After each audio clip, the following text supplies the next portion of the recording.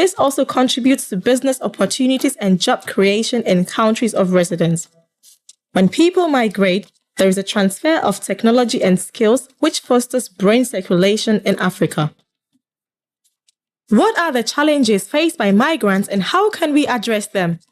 As the world faces increasing instability from climate change, poverty, wars, health crisis, and social unrest, migrants of all sorts are more and more being treated with suspicion, prejudice, and even violence. The African Union and UN instruments ensure that migrants have the right to protection.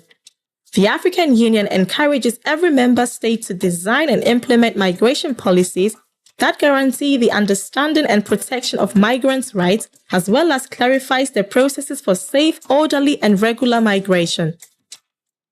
What is the Migration Policy Framework for Africa, MPFA, and its plan of action?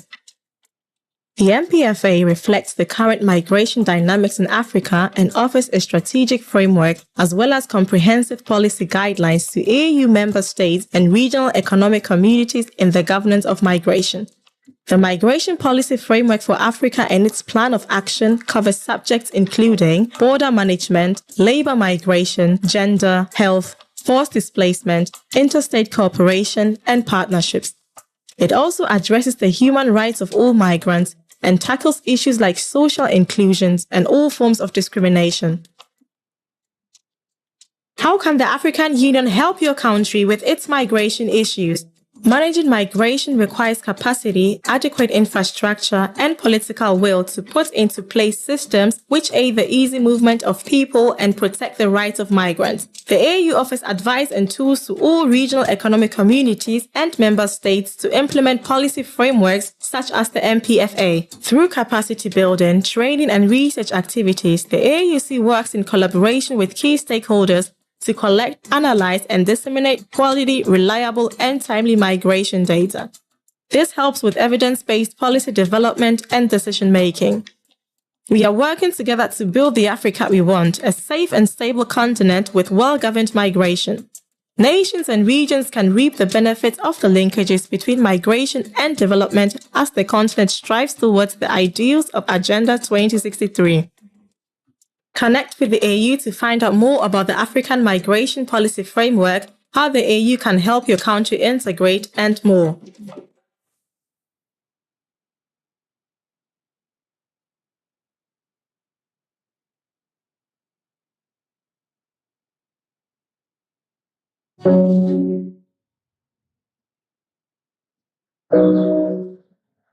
Zola, do you ever think about what Africa would look like in the next 50 or 100 years? Africa? What's there to think about Africa? I mean, I'm here to figure out my life, not to talk of almighty Africa. Anyway, why do you ask? Well, given the situation of Africa in the past, and I wonder if things will get better by then. You know, I read in the news that in some parts of Africa, people don't even have access to good schools, proper healthcare, and even basic amenities everyone should have. 50 years is a long time, but I believe things will be better then. Me too. You know, sometimes I just wish I had the power to change things. As African youth, we have the power to create the Africa we want. My goods have been there for over 5 months. I haven't been able to trade because they've shut down the borders. Wow, Charlie, you are still worried about your goods. My business has been shut down because of inadequate power supply. I wonder when we'll have steady power supply in this part of Africa, eh? I wonder too. It's just so annoying. We desire and demand an Africa that is peaceful and secure.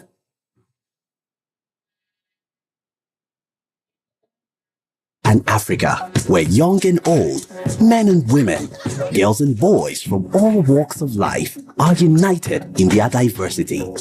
An Africa whose growth and development are sustainable and inclusive, benefiting and bringing prosperity to all its citizens. An integrated continent, politically united, based on the ideals of Pan-Africanism and the vision of Africa's renaissance. An Africa where good governance, democracy, respect for human rights, justice, and the rule of law are the guiding principles of our society.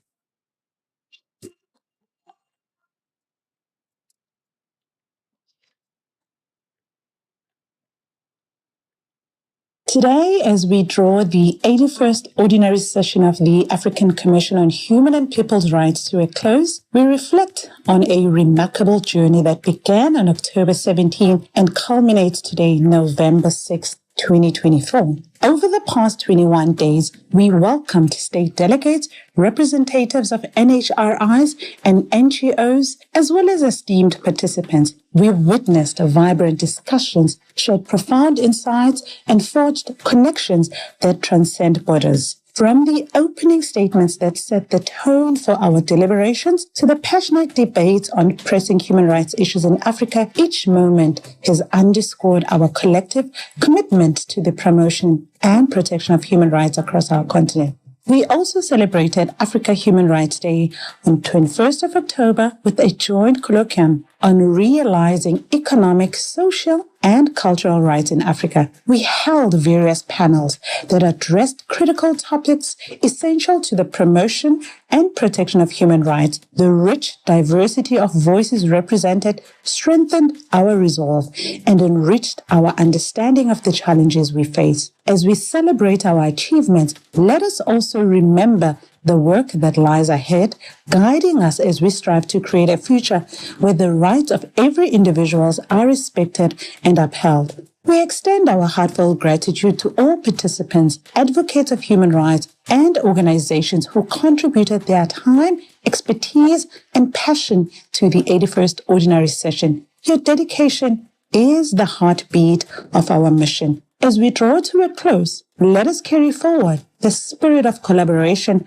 and solidarity that has defined these discussions. Together, we can build a brighter future for all Africans, ensuring that the principles of human dignity, equality, and justice remain at the forefront of our efforts. Thank you for your invaluable contributions and for your unwavering commitment to human rights. Safe travels, and we look forward to reconvening in the spirit of progress and unity. And as we part, may we always remember that human rights is our collective responsibility.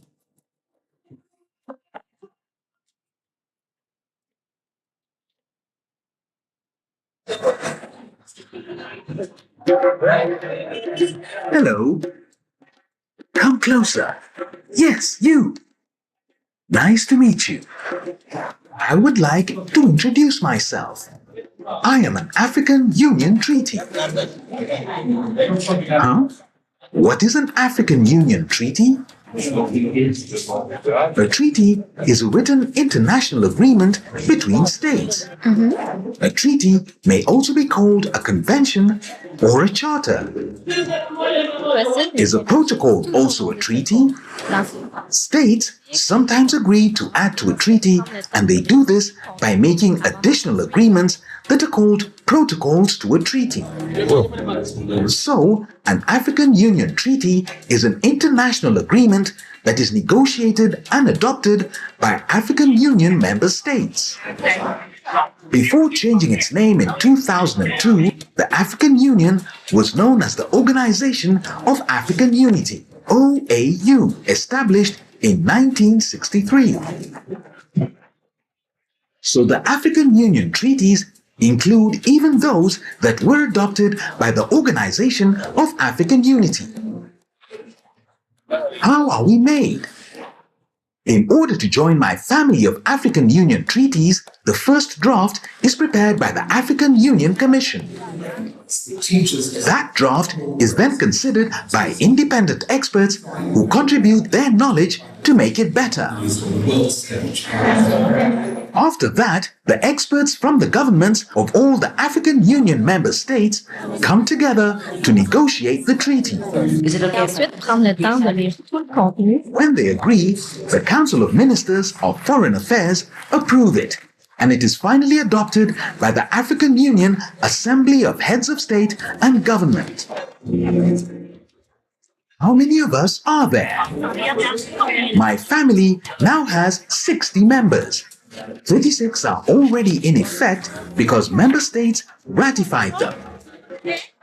However, many of us are still waiting to spring into action because we require member states to ratify us. Why? Why, you ask?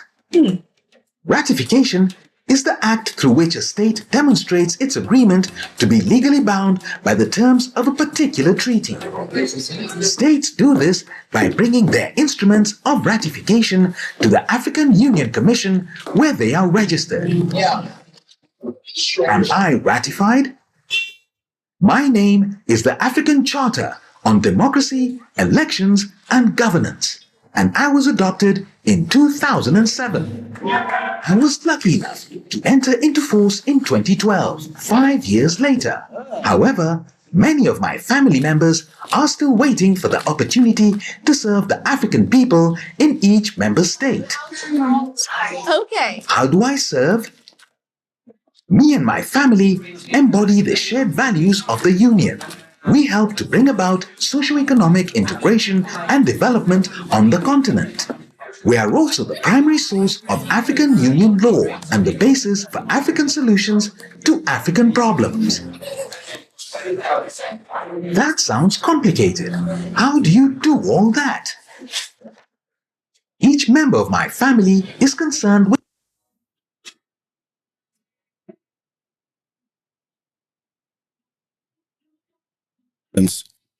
and the right of establishment. Free movement, we need to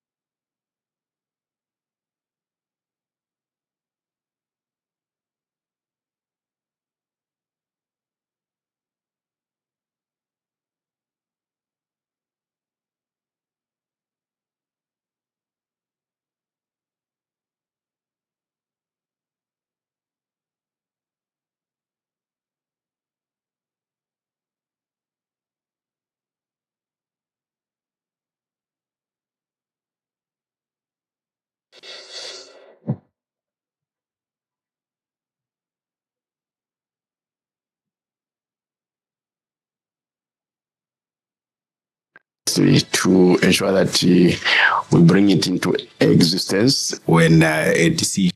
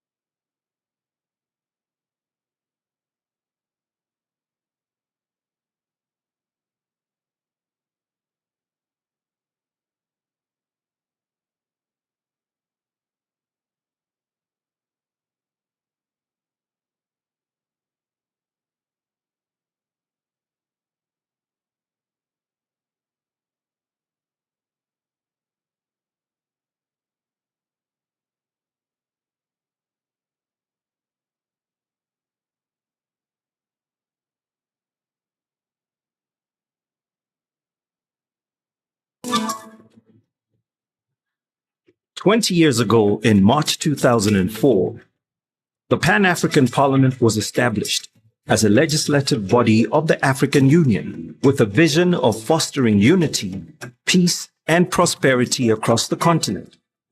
Today, we celebrate 2 decades of its journey and achievements. The establishment of the Pan-African Parliament amongst the African Union organs signaled a historical milestone and perhaps the most important development in the strengthening of the African Union institutional architecture. It laid solid grounds for the democratic governance and oversight within the African Union system and provided a formal platform for the peoples of Africa to get involved in discussions and decision-making on issues affecting the continent. The genesis of the Pan-African Parliament can be legally traced back from 1991 with the adoption of the treaty establishing the African Economic Community, adopted on the 3rd of June 1991 in Abuja, also known as the Abuja Treaty. This treaty defined the pillars and grounds of realizing economic development and integration in Africa and called for the creation of a continental parliament amongst a set of organs as tools for the realization of African integration and economic development. This call was re-emphasized in the Sirte Declaration of 1999, which called for the accelerated implementation of the provisions of the Abuja Treaty. At the time of the transformation of the Organization of African Unity into the African Union, the Constitutive Act of the African Union, in keeping with the vision of the signatories to the Abuja Treaty and the Sirte Declaration, set out the AU institutional architecture, which included the PAP. The Pan-African Parliament celebrated its 10 years of existence in March 2014, a year which coincided with the adoption on 27th June 2014 in Malabo, Equatorial Guinea, of the Protocol to the Constitutive Act of the African Union relating to the Pan-African Parliament, PAP Malabo Protocol, which once in force will transform the PAP into a quasi-legislative body of the AU. While the PAP Malabo Protocol requires 28 ratifications for its entry into force, it has to date been ratified by 15 AU member states with 21 signatures. For the time being, the PAP continues to operate under the Sirte Protocol, which defines its mandate. 6 parliaments have been inaugurated since 2004. So we cannot revolutionize the situation of Africa if we don't take the women seriously and don't change the work of women into a better, with technology, applying technology and science.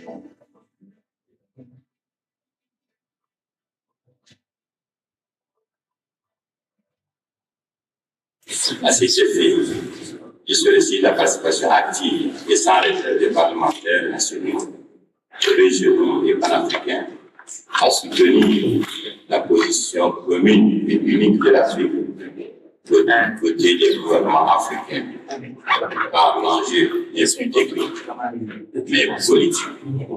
Il s'agit d'affirmer le soutien des parlementaires et des sommes à tous les échelons régionaux pour que vive le protocole de Keynote pour la survie de notre continent. The Pan-African Parliament remains a platform for African people and their grassroots organizations to make an input into the decision-making process on the challenges and problems facing our continent. La première leçon que je tire, c'est que le Parlement est en bonne voie. La deuxième leçon, c'est que nous avons pris un certain nombre de résolutions, notamment cette résolution concernant la ratification du protocole de Malabo, qui fera du Parlement panafricain un organe législatif. Et nous pensons que ce message doit aller dans chaque État partie pour que nous puissions ratifier. We've gone some way in reviving renewing, repositioning, and reinvigorating the Pan-African Parliament in line with our whole strategic track. We have a lot of issues on this continent.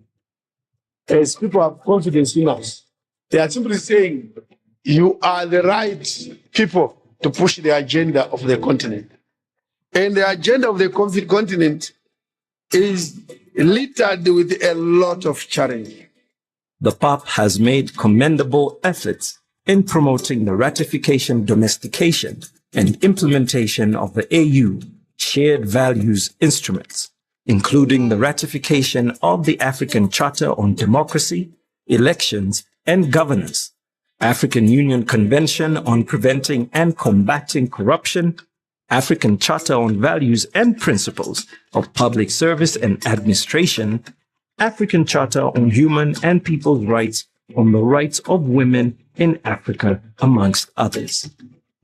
The 20th anniversary commemoration serves as a platform to educate citizens about the PAP and ignite conversations about the future of the Continental Parliament in line with its mandate. The occasion further serves as a reminder to decision makers around the continent to fulfill their commitment to the PAP by ratifying its revised protocol, now 20 years after sanctioning its establishment. The Parliament has embarked on a process of reviving, renewing, repositioning, and reinvigorating itself to outline a vision for the future, identifying key areas for improvement and expansion, and emphasize the role of the Parliament in the African Union's Agenda 2063 and other regional development initiatives. It's time to reflect on the journey and chart a path forward.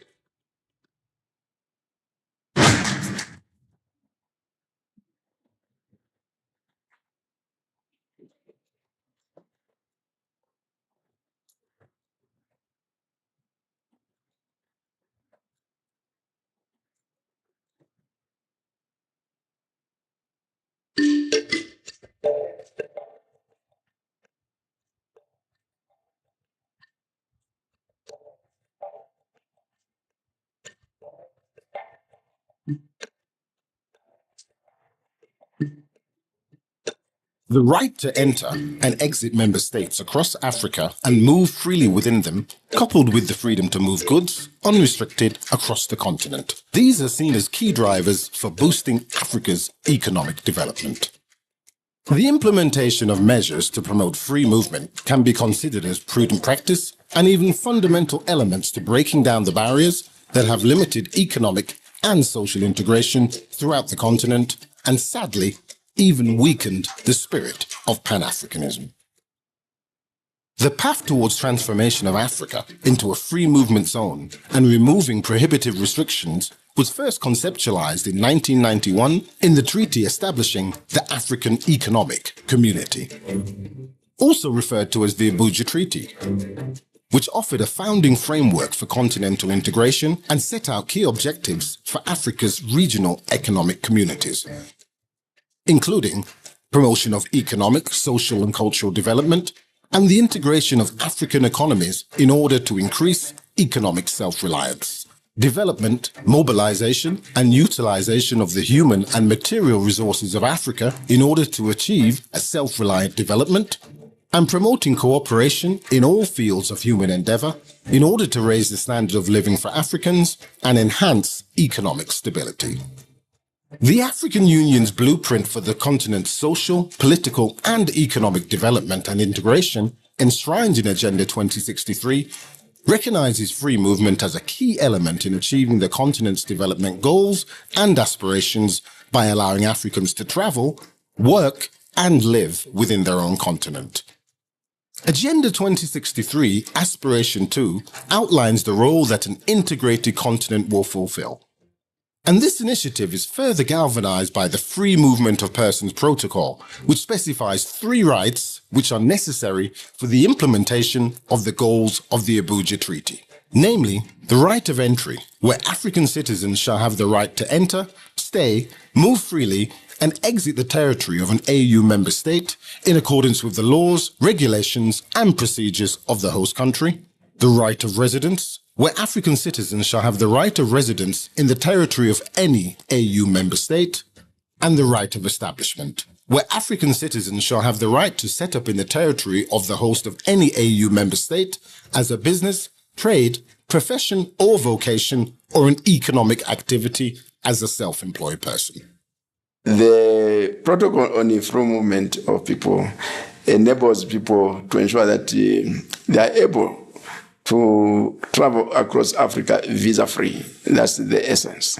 It is also going to facilitate a right of residence and right of establishment. So, giving the example of a business person from Lesotho, if they want to set up a business in Kenya, under the protocol, they would have every right. They can establish that. If somebody wants to reside in another African country other than their country of origin, they have the right to do that. And then, most important, it is also going to facilitate a mutual recognition of professional qualifications. At the end of the day, your qualifications, if you are from Lesotho, should be able to be recognized in another African country. So those are the benefits that it offers. The commitment to Africans moving in their own continent is a top priority, therefore. It's the top priority. And this is why the idea of free movement of persons then became one of the flagship projects of Agenda 2063, the Africa we want. You cannot talk of continental free trade agreement, goods and services, right? Moving across borders without labor and business people. It doesn't make sense. It will not make sense. So that is why, therefore, the protocol that was signed, I think, in 2016, is extremely important because it allows Africans to feel at home in their own continent. With the current exponential growth of Africa's youth population, the transformation of the continent into a prosperous, peaceful, and integrated powerhouse can only become a tangible reality when the walls come down between member states and free movement for people and goods is implemented. As provided in the African Continental Free Trade Area, free movement between countries will require the harmonization of immigration and other laws, infrastructure, and updated institutional practices, while also opening up commercial and job opportunities for Africa's youth, and thus contribute meaningfully to the demographic dividend. In essence, free movement cannot and does not exist in a vacuum. The free movement paradigm also converges with other continental ambitions of integration across Africa today, namely promoting Pan-African identity and social integration, promoting intra-African trade and commerce, incentivizing tourism and leisure travel from inter-African travelers, improving knowledge transfer and skill sharing, bolstering trans-border infrastructure and resources, facilitating labor, mobility and diversification, and improving legal protection and human rights for all citizens. These long-term benefits, coupled with the legal safeguards contained in the African Union's Protocol on Free Movement of Persons, will ensure protections for all nationals. We cannot have free trade without free movement. If we don't have free movement, how we can move goods? How our citizens, our young people can move and have job opportunity and to study we have good universities. We have to go with free movement to allow our citizens to move within our continent. I always imagine that the free movement we have in our economies now, and the CFTA and the free movement of services, if we have the opportunity of having the free movement of people linked to it, imagine that. It means more jobs it will be created in the continent. It means more opportunities for our young people in Africa. It means more opportunities for skills development for these young generations. It means that they can have the opportunity to fulfill their aspiration within the continent. The Agenda 2063 flagship projects of the Single African Air Transport Market and the Commodities Strategy are inextricably linked to that of free movement on the continent. Moreover, the Single African Air Transport Market is predicated and reliant upon the ability and free movement of people to fly into one another's national airspace, while the Commodities Strategy will only be a viable framework if goods transported between member states are able to leave and arrive unhindered without interference between neighboring countries. These linkages illustrate the pivotal role that free movement will play in the sphere of not only political integration for Africa, but also its social and economic impact on the shifting demographic related to labor and other trends across the continent. The movement of capital, the movement of physical technology, the movement of raw materials goes in tandem with the movement of people.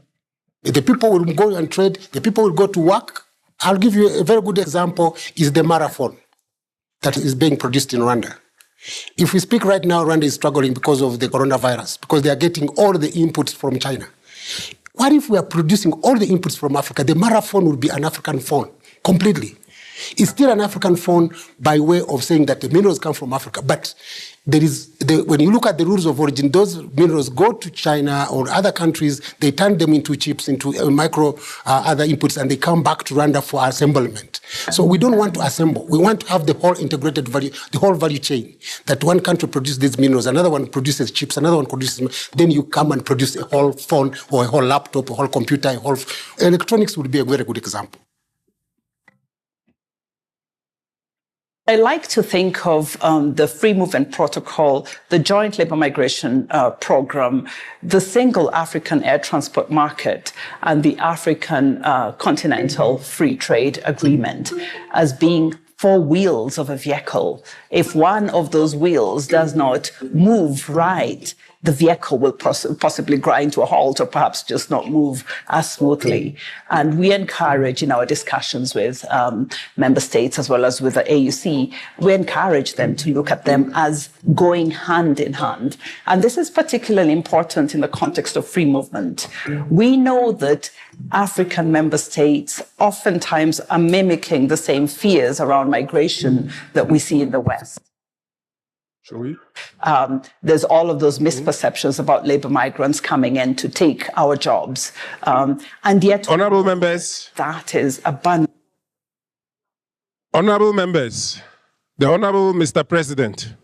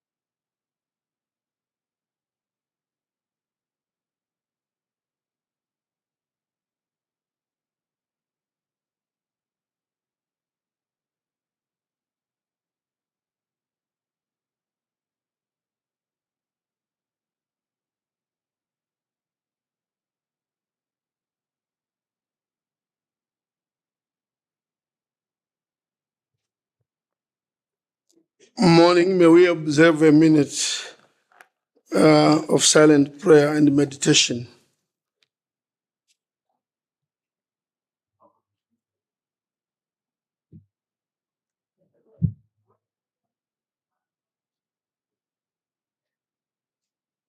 Thank you. We now listen, follow, and sing the African Union anthem. Let us all unite and celebrate together. Let us song for our liberation. Let us dedicate ourselves to rise together. liberty and unity. Oh, fils de l'Afrique, chérie soleil, chérie du ciel, Africa, where the vie. Let us all unite, singing together, to uphold the bond of frame and destiny. Let us dedicate ourselves to fight together for give peace and justice on earth. You speak after Africa, essência do som, essência do ser. Façamos da África toda a vida. Let us all unite and talk together to give the best we have to Africa.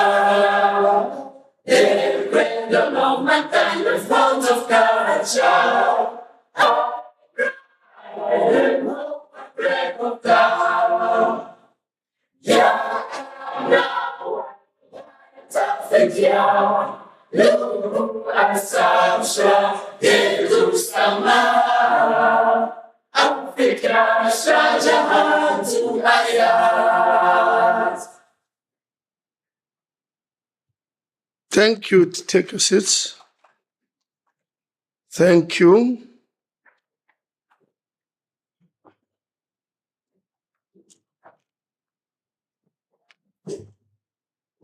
Wow.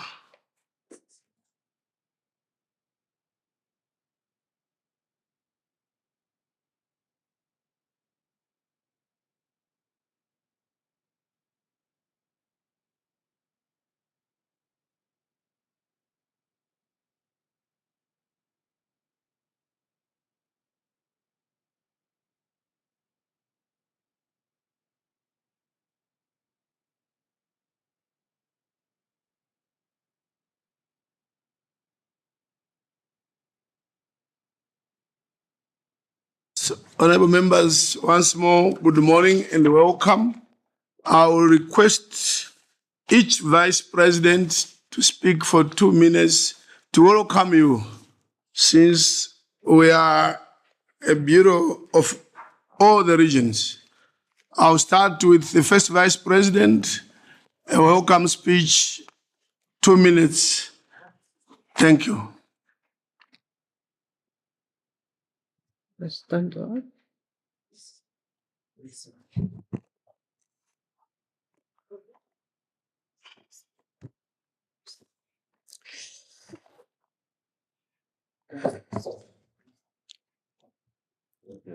بسم الله الرحمن الرحيم والصلاة والسلام على النبي الكريم. شكرا سيد الرئيس.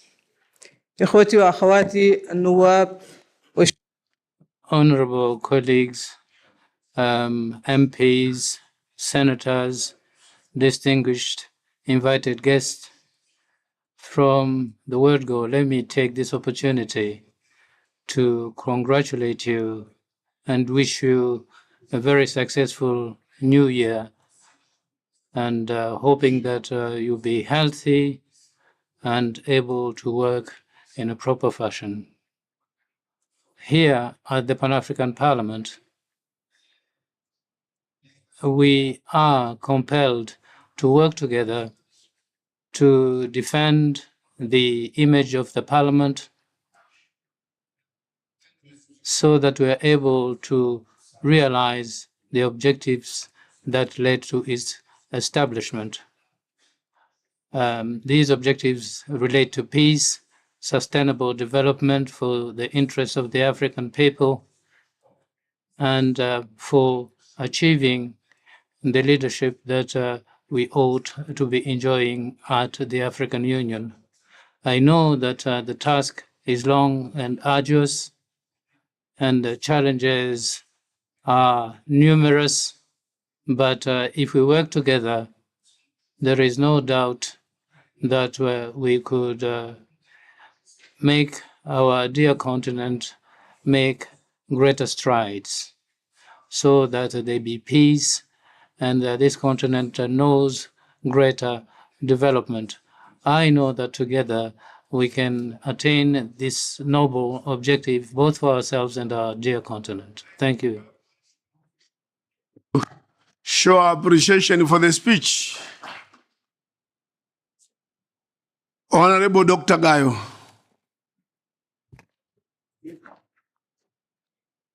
Good morning, Honorable President, honorable members of Pan-African Parliament, Bureau, staff, and our Clerk of Parliament. Welcome to Pan-African Parliament for this sitting. Excellencies, we are holding this sitting on the morning of election of our leaders of African Union. Let me also congratulate Djibouti and Algeria for assuming that positions as the chair and deputy chair, respectively. Excellencies, we are deeply connected with the African Union, and it's high time to work together. We have great leaders who can help and work with us. We know Djiboutian who has elected as a chairperson, hopefully, who will help us, who will help all this mess, all this problem as the African Union, a budget problem, the alignment program, the rules of procedures and protocol, which should be worked seriously with the African Union. As Pan-African Parliament, we should stay united, work together in the best interest of the continent, as we don't have a choice. It's not a choice, it's a must. We need to stay united. We need to work together. Yes, we might have problems. Those problems should be sorted. We can always, as a parliamentarian, as a politician, we can discuss, we can talk, we can negotiate, we can give and take. That's the way forward as a politicians. Excellencies, I hope we will live at the expectation of people of Africa, and I hope we will have fruitful deliberations under His Excellency President, leadership of President of Pan-African Parliament, Chief Charumbura. Today, your Bureau is united, we are working together, and we count on your support. I thank you, Excellencies. Honorable Lucia Passos.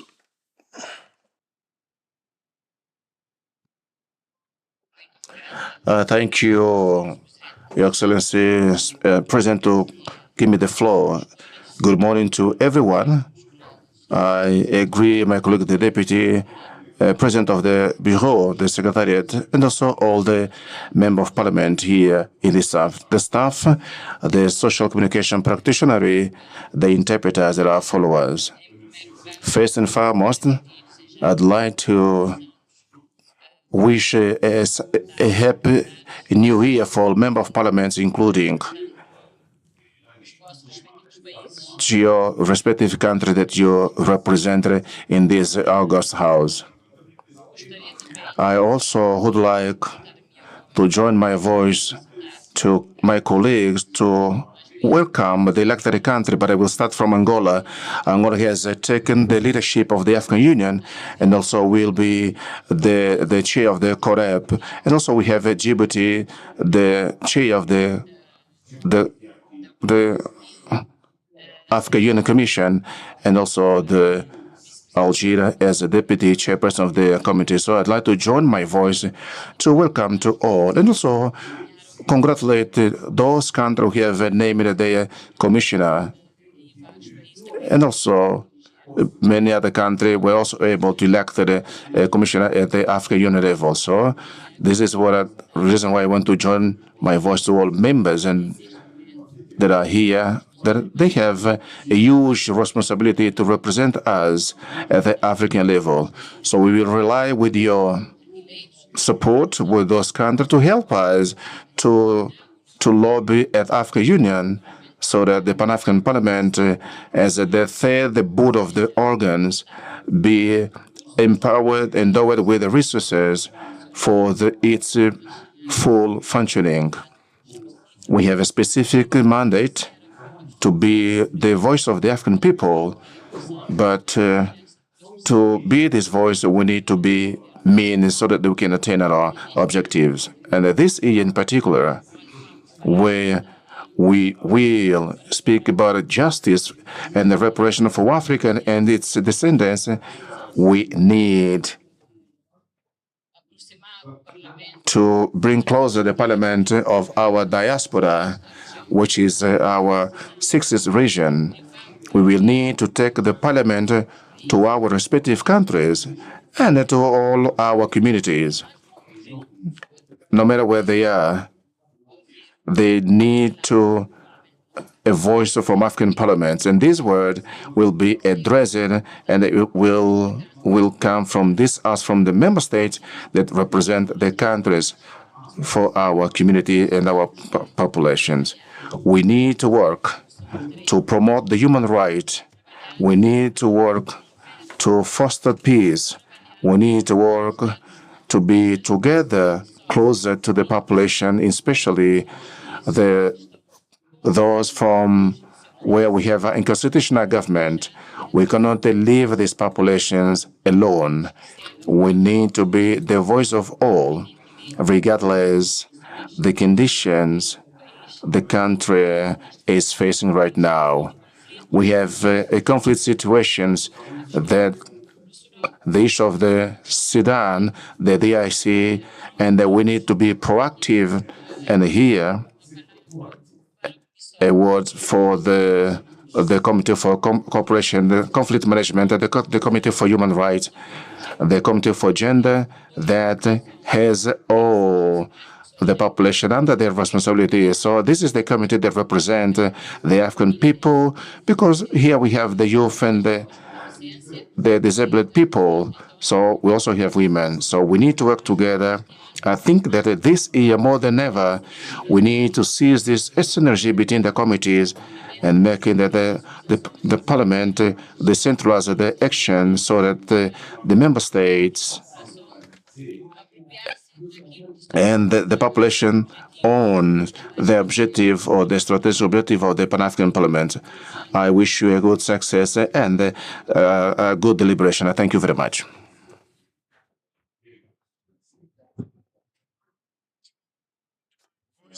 Coming you.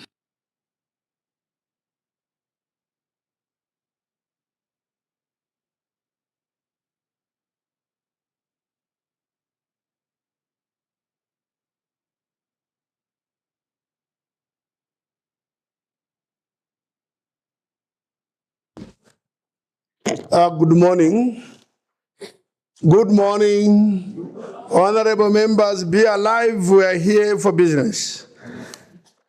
May I start by recognizing the bureau members that are here.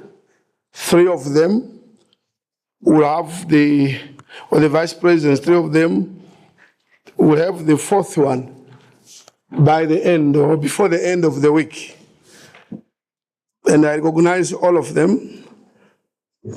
I recognize His Excellency Lady Justice Imani, who is somewhere nearby and will be joining us just now. Honorable, that is the President of the African Court. And then Honorable Remy Lumbu, the Chairperson of the Banjul Commission, Ebivecho, the Vice President. Then I move on to the Deputy Minister of International Relations and the Cooperation of the Republic of South Africa, Honorable Thandi Moraka, Excellency Ambassador Marie Antoinette of the APRM, Dr. Barry Biekam, Board of Chairperson of the African Union, African Diaspora, 6th Region, High Council, Dr. Tumenta Kennedy Commission, African Diaspora Development Agency, the Dean of the African Ambassadors, His Excellency Ambassador Andre Zapaeke, the Ambassador of Palestine, Her Excellency Hanan Jara, Excellency Deans of Regions, our own members of this Parliament, the Pan-African Parliament, representatives of the African Union Commission, our clerk, Lindwe Kumalo, clerk of the Pan-African Parliament, and then the representatives of the Department of International Relations and Cooperation, we call DECO, or the Foreign Affairs of South Africa, who are in this room, distinguished invited guests, members of the media, staff of PAP, ladies and gentlemen. This is to welcome you. This is to welcome you to this session of committees where we prepare for the main plenary in May, June, thereabouts. So we are going this week to come up with issues of the continent per committee. Each committee will try and identify and engage on those issues that can uplift our people, citizens of this continent. And that's why we are here to meet in committees. Today, we are simply saying we are here for this purpose. Just to remind you why we are here. To inspire you, to motivate you in your committees of transport. So that at the end of the day, transport committee tell us that we no longer need to fly outside Africa to come back to Africa. And other digital issues, other digital artificial intelligence, we expect them. Those in health will do the same. In education, will do the same. The women's caucus, youth caucus will tell us, will engage on these issues. And when we come back for the main plenary, they will then do the presentations here. High quality, results-oriented presentations. I'll come back on the floor to say more, but at this moment, I wanted that we rise, we observe a moment of silence in honor of His Excellency Samuel Safishuna Nyoma, the former president of Namibia, a revolutionary icon, an unwavering Pan-Africanist, a freedom fighter. I can go on and on. A moment of silence in remembrance of our His Excellency Sam Nyoma.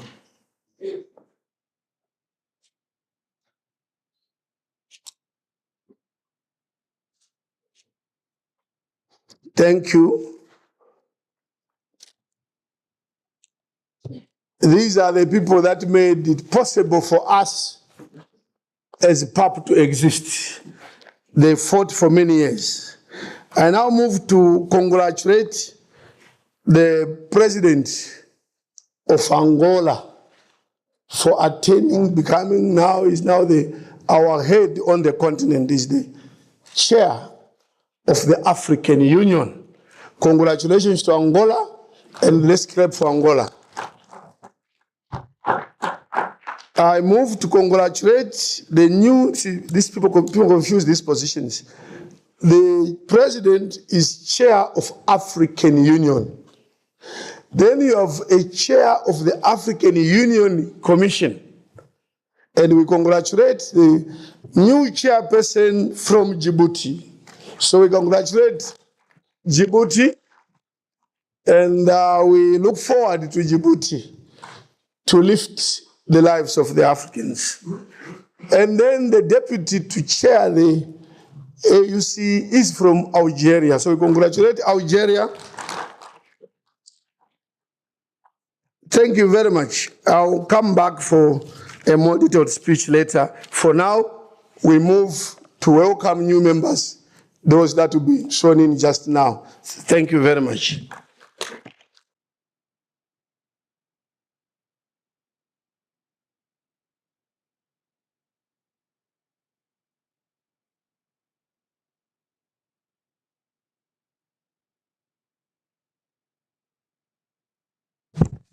Madam Clerk Lindwe Kumalo will lead us in the swearing-in ceremony.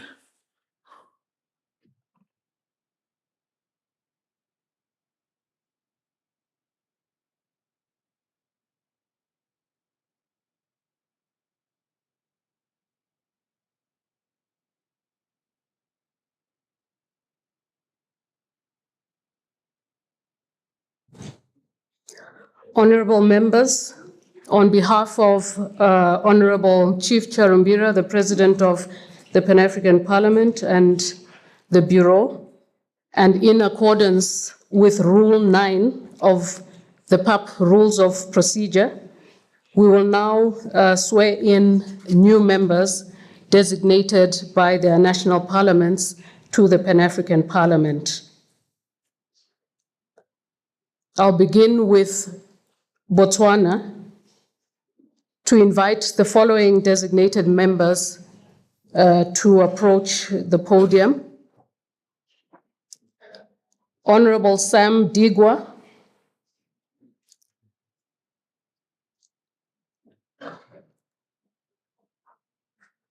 Honorable Arafat K. Khan, Honorable Dr. Kesetegile Kobotswang, Honorable Kagiso T. Musi, and Honorable Mosadi Seboko.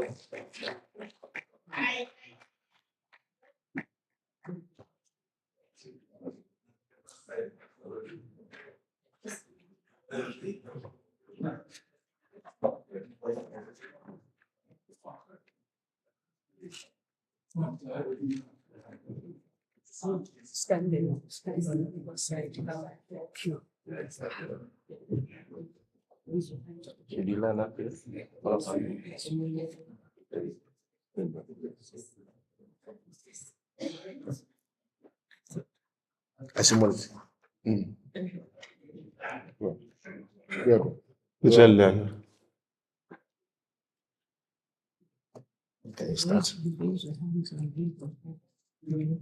You all do it at the same time, I, Semu Wonyem Dihwa, Arafat Kitokan, hereby swear solemnly declare that I will inform my functions as member of the Pan-African Parliament to the best of my ability and will honor and dignity in the service of the people of Africa. I will be faithful and bear true allegiance to the African Union and will preserve, protect, and defend the Constitution Act of African Union and the protocol to treaty establishing the African Economic Community relating to the Pan-African Parliament as by law established, and I will promote, adhere to the principles of good governance, democracy, human rights, international humanitarian law, peace, stability, and all objectives of the Pan-African Parliament. So help me God. Thank you.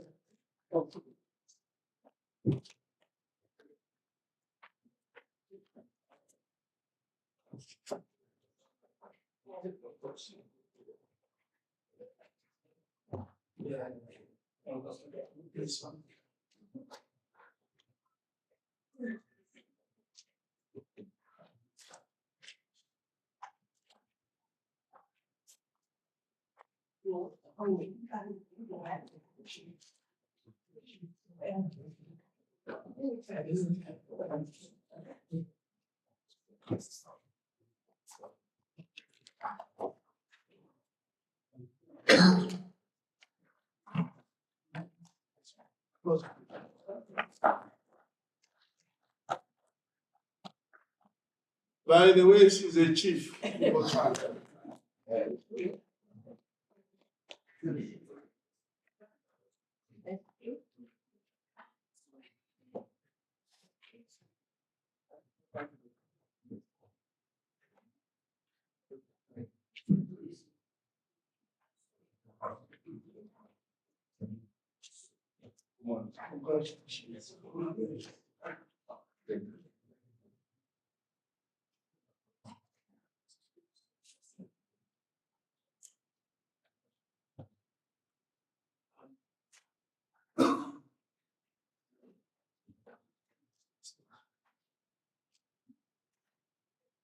Thank you.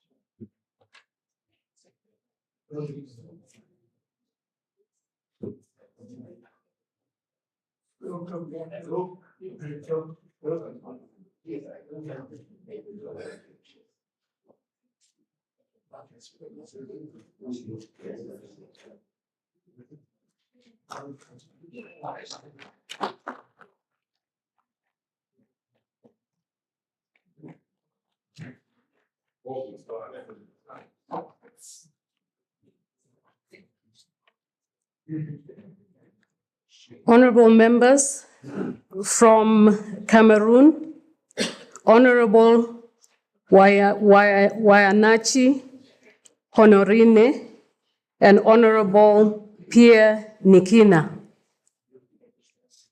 Okay, they are not in the chamber. From Chad, Honorable Jida Mahamat, Honorable Amina Yaya, Honorable Professor Mahamat Yusuf, and Honorable Mahamat Kaya. Honorable Amina Ali Idris.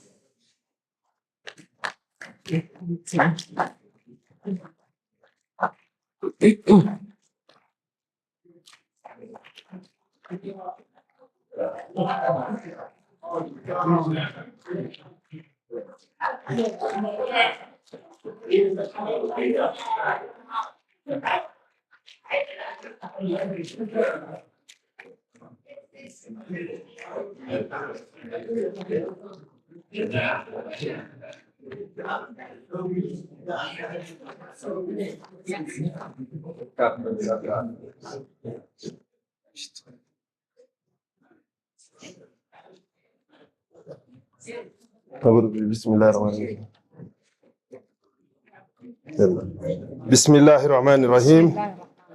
Moi, Jida Mamar Mohammed.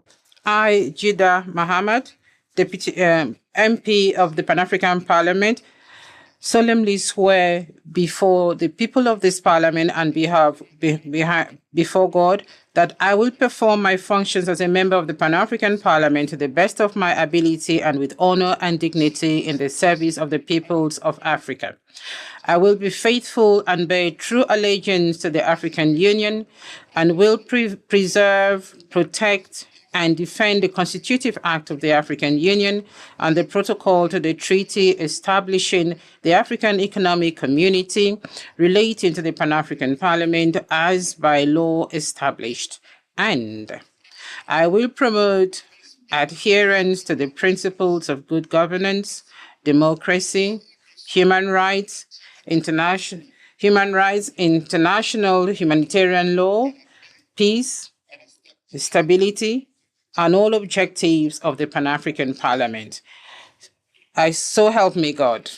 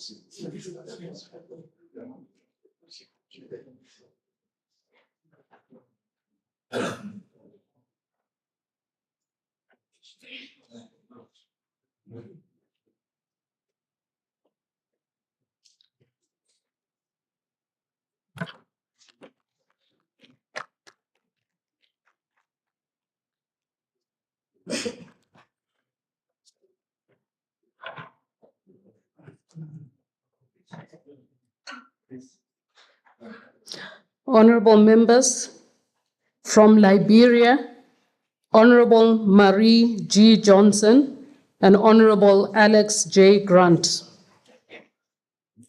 Okay, not in the chamber.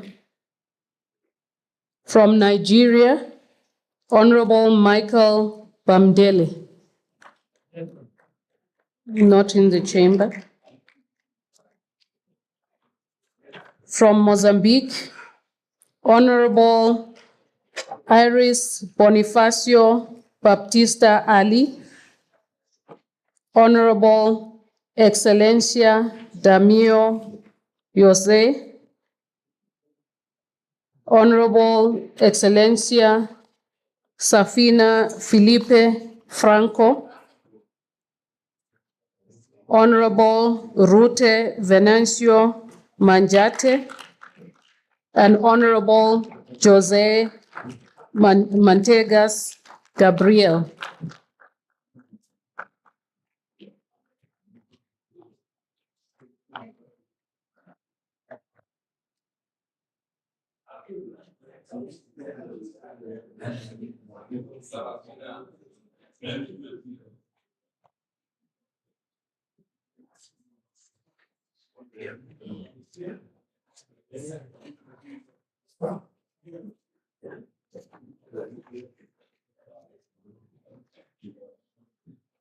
Can we start? You, I, Haj Bonifacio Batista Ali, hereby solemnly swear that I will perform my functions as a member of the Pan-African Parliament to the best of my ability and with honor and dignity in the service of the peoples of Africa. I will be faithful and bear true allegiance to the African Union and will preserve, protect, and defend the Constitutive Act of the African Union and the protocol to the treaty establishing the African Economic Community relating to the Pan-African Parliament as by law established. And I will promote adherence to the principles of good governance, democracy, human rights, international humanitarian law, peace, stability, and all objectives of the Pan-African Parliament. So help me, Allah.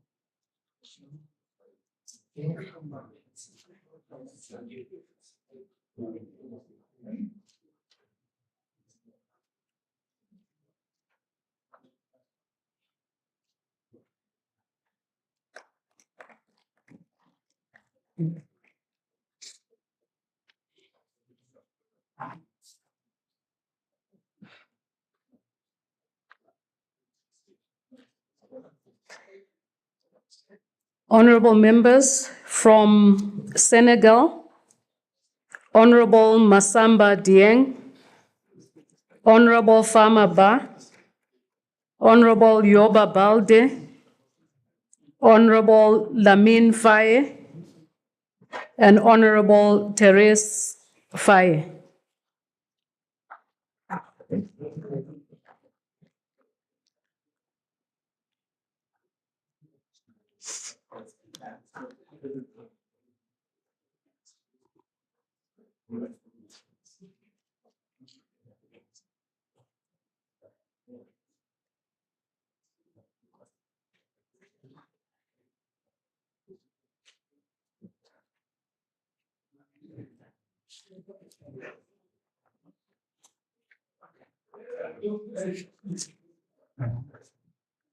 So,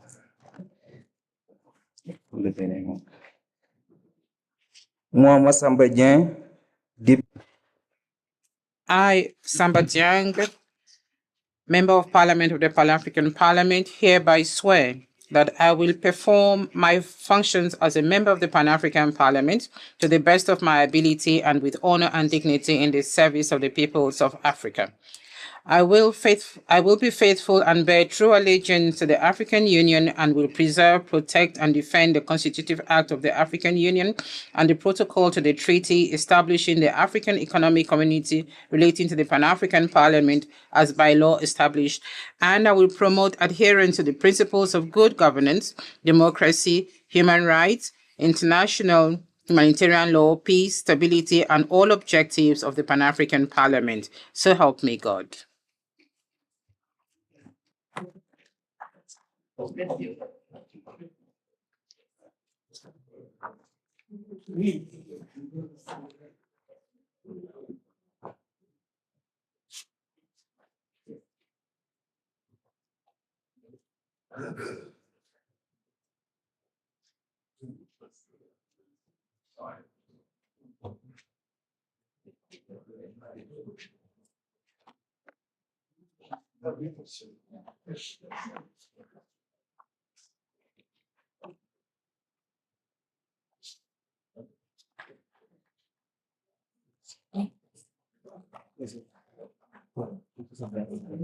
She's coming from. So the president of Zambia will go to him there. He will come here. Oh, yeah. But it's not so.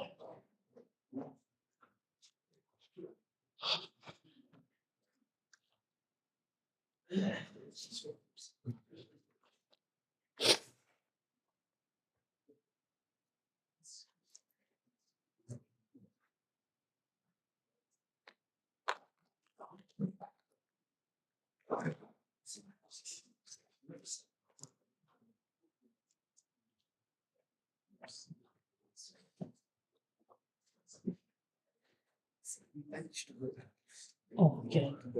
Okay. All right. Okay.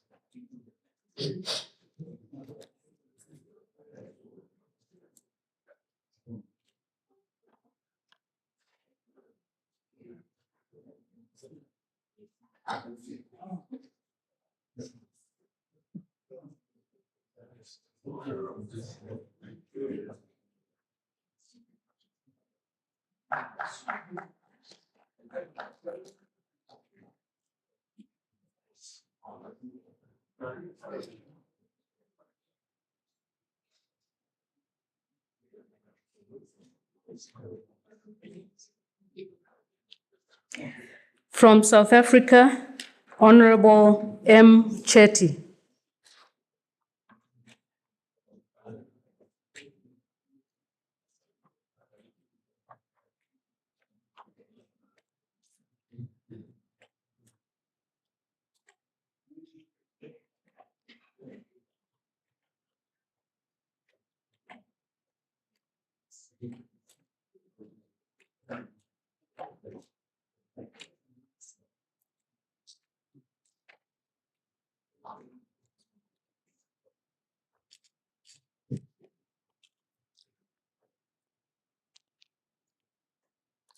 I, Morgan Chetty, hereby swear I will perform my functions as a member of the Pan-African Parliament to the best of my ability and with honor and dignity in the service of the people of Africa. I'll be faithful and bear true allegiance to the African Union and will preserve, protect, and defend the Constitutive Act of the African Union and the protocol to the treaty establishing the African Economic Community relating to the Pan-African Parliament as by law established. And I will promote adherence to the principles of good governance, democracy, human rights, international humanitarian law, peace, stability, and all objectives of the Pan-African Parliament, so help me God.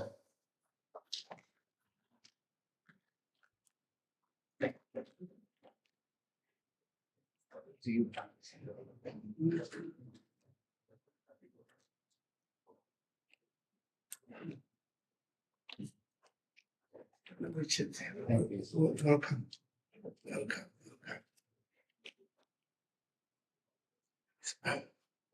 Yes.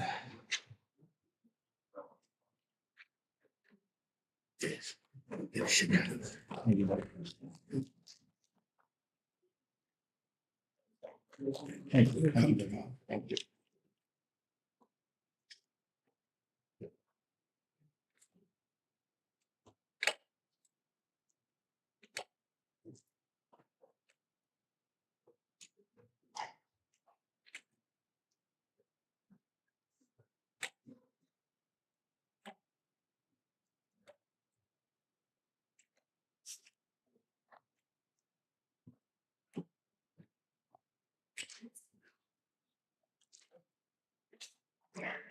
Honorable President, this brings to an end the list of members designated by national parliaments to the Pan-African Parliament for this sitting.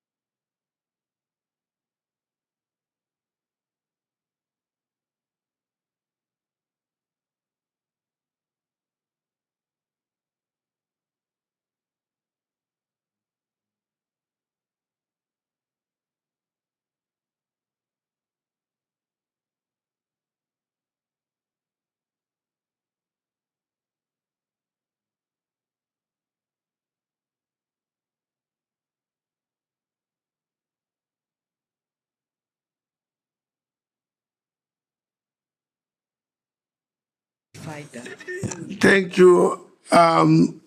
We have to have all the brains in the secretariat to make sure we get it right.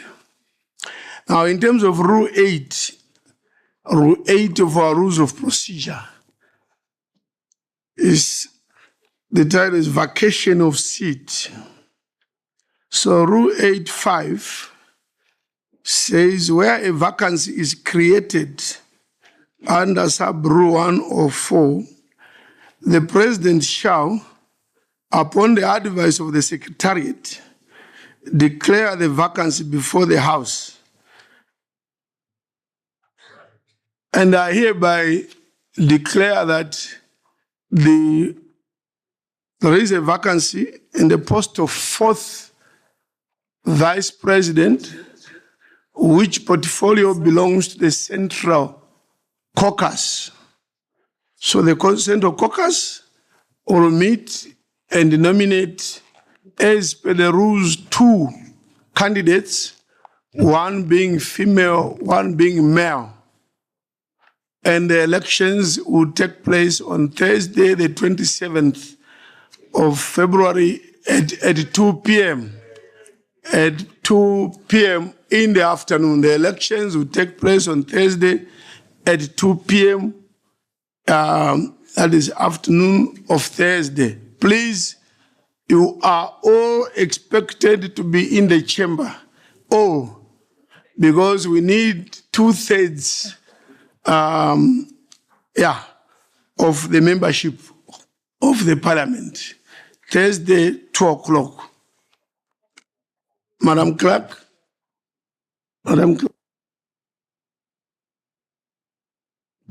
On this note, we move to invite our main speakers and guests of honor.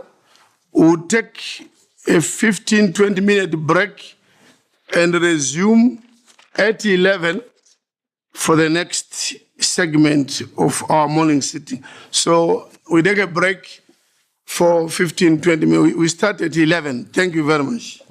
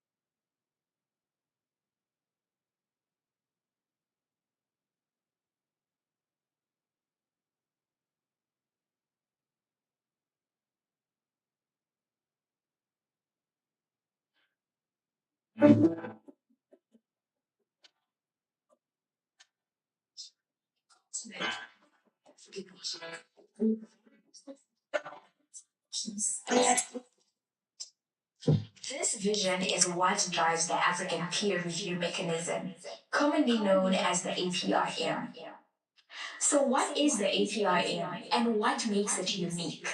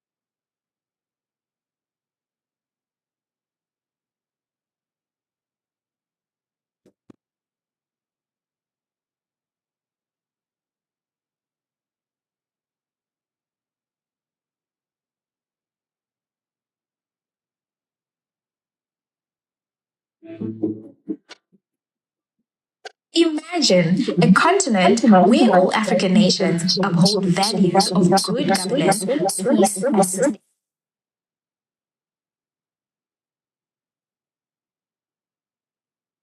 Commonly known as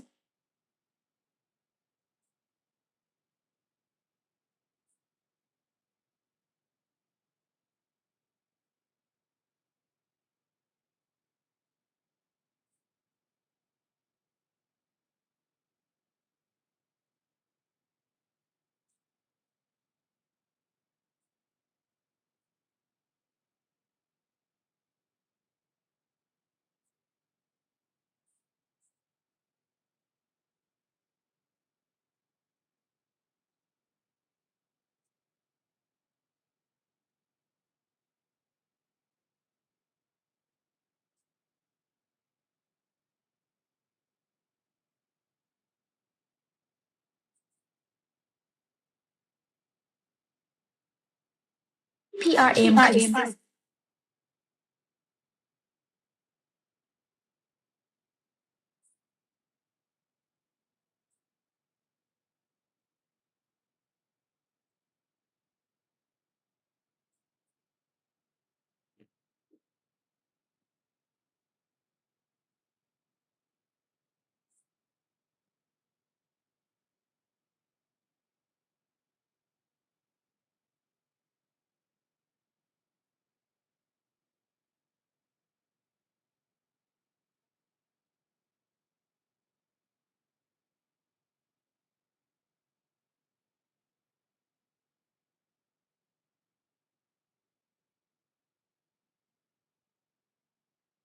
supported by 4 directorates, namely Country Review,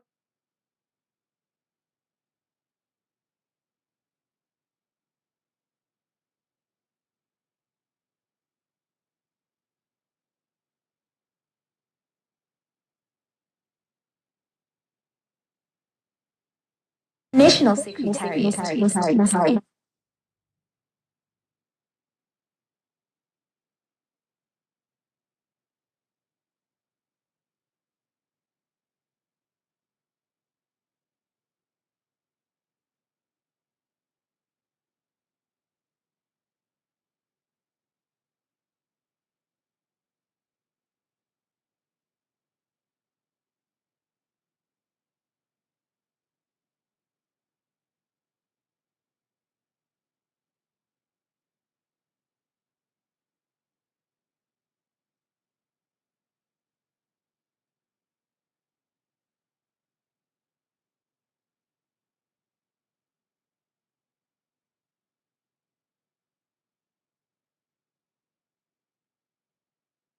Continue.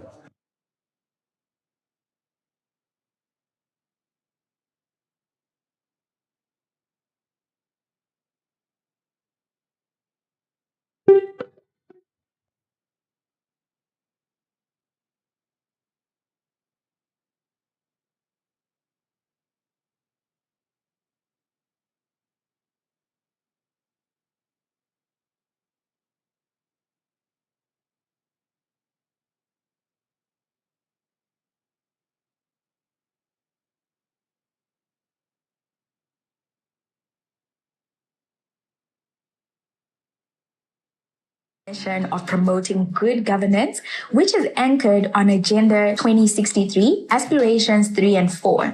Its role has significantly expanded. The APRM now plays a key role in tracking the implementation of both aid. Imagine a continent where all African nations uphold values of good governance, peace, and sustainable development. This vision is what drives the African Peer Review Mechanism, commonly known as the APRM. So what is the APRM and what makes it unique? The APRM was founded in 2003 by the African Union Heads of State and Government as an autonomous entity of the African Union. The APRM is a self-assessment and peer review process where member states voluntarily participate to promote good governance, transparency, peace, and sustainable development. It's about African countries reviewing each other, sharing best practices, learning from one another, and working collectively to strengthen governance across the continent. The fact that it is the only African-owned and African-led governance assessment and peer review mechanism, which makes it very unique. The APRM consists of continental structures and national structures. At the continental level sits the APR Forum of Heads of State and Government, the Committee of Focal Point, APR Panel of Eminent Persons, and the APRM Continental Secretariat. The Continental Secretariat is led by a CEO appointed by AU Heads of State and Government. The APRM plays a crucial role in helping governments govern themselves more effectively by providing a platform for self-assessment and peer review. It bridges the gap between the people and policymakers, ensuring that the voices of citizens are heard and reflected in governance. Its office is supported by 4 directorates, namely Country Review and Assessment, Monitoring and Evaluation, Governance, and Specialized Reporting and Operations. On the other hand, the APRM national structures are represented by a focal point who reports to the head of state, a national secretariat, a national governing council or commission that includes all non-state actors, and particularly women, youth, CSOs, private sector, and the media.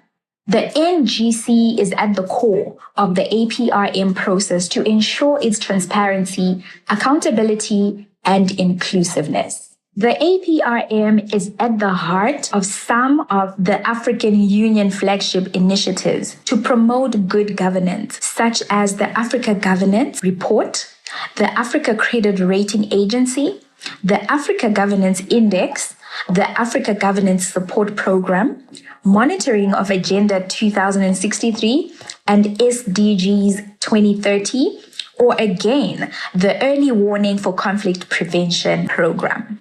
Over 21 years, the APRM has implemented its inclusive and transparent review process in more than 26 out of 44 participating states.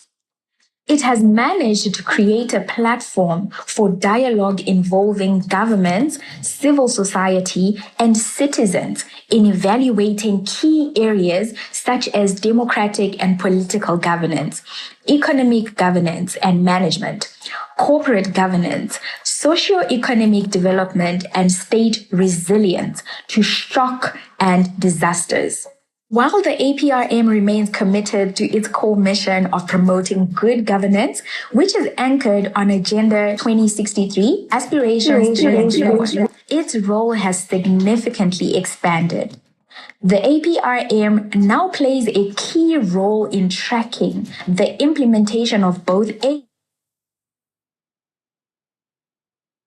Sustainable Development Goals, SDGs 2030, across the continent. Additionally, the APRM has been tasked with contributing to early warning systems for conflict prevention in Africa. The APRM's expanded role contributes further to building a stable, secure, and prosperous Africa, guided by the principles of good governance and homegrown solutions. Today, the APRM stands as a symbol of Africa's commitment to homegrown solutions. It's more than just a governance tool. It's a movement towards accountability, shared learning, and sustainable development. Together, we are building the Africa we want, driven by transparency, peace, and prosperity for all.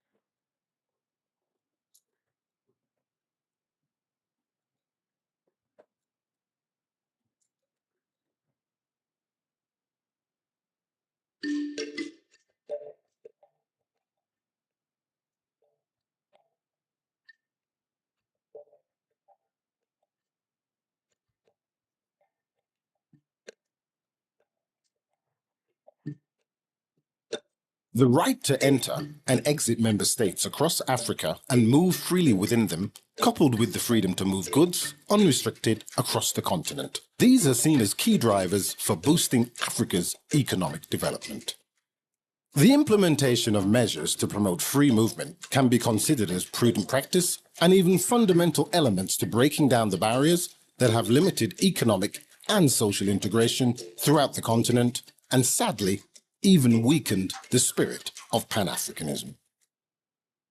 The path towards transformation of Africa into a free movement zone and removing prohibitive restrictions was first conceptualized in 1991 in the treaty establishing the African Economic Community, also referred to as the Abuja Treaty, which offered a founding framework for continental integration and set out key objectives for Africa's regional economic communities, including promotion of economic, social and cultural development, and the integration of African economies in order to increase economic self-reliance. Development, mobilization, and utilization of the human and material resources of Africa in order to achieve a self-reliant development, and promoting cooperation in all fields of human endeavor in order to raise the standard of living for Africans and enhance economic stability. The African Union's blueprint for the continent's social, political, and economic development and integration, enshrined in Agenda 2063, recognizes free movement as a key element in achieving the continent's development goals and aspirations by allowing Africans to travel, work, and live within their own continent. Agenda 2063, Aspiration 2, outlines the role that an integrated continent will fulfill. And this initiative is further galvanized by the Free Movement of Persons Protocol, which specifies 3 rights which are necessary for the implementation of the goals of the Abuja Treaty. Namely, the right of entry, where African citizens shall have the right to enter, stay, move freely, and exit the territory of an AU member state in accordance with the laws, regulations, and procedures of the host country. The right of residence, where African citizens shall have the right of residence in the territory of any AU member state, and the right of establishment, where African citizens shall have the right to set up in the territory of the host of any AU member state as a business, trade, profession or vocation, or an economic activity as a self-employed person. The protocol on the free movement of people enables people to ensure that they are able to travel across Africa visa-free. That's the essence. It is also going to facilitate a right of residence and right of establishment. So, giving the example of a business person from Lesotho, if they want to set up a business in Kenya, under the protocol, they would have every right. They can establish that. If somebody wants to reside in another African country other than their country of origin, they have the right to do that. And then, most important, it is also going to facilitate a mutual recognition of professional qualifications. At the end of the day, your qualifications, if you are from Lesotho, should be able to be recognized in another African country. So those are the benefits that it offers. The commitment to Africans moving in their own continent is a top priority, therefore. It's the top priority. And this is why the idea of free movement of persons then became one of the flagship projects of Agenda 2063, the Africa we want. You cannot talk of continental free trade agreement, goods and services, right? Moving across borders without labor and business people. It doesn't make sense. It does not make sense. So that is why, therefore, the protocol that was signed, I think, in 2016, is extremely important because it allows Africans to feel at home in their own continent. With the current exponential growth of Africa's youth population, the transformation of the continent into a prosperous, peaceful, and integrated powerhouse can only become a tangible reality when the walls come down between member states and free movement for people and goods is implemented. As provided in the African Continental Free Trade Area, free movement between countries will require the harmonization of immigration and other laws, infrastructure, and updated institutional practices, while also opening up commercial and job opportunities for Africa's youth, and thus contribute meaningfully to the demographic dividend. In essence, free movement cannot and does not exist in a vacuum. The free movement paradigm also converges with other continental ambitions of integration across.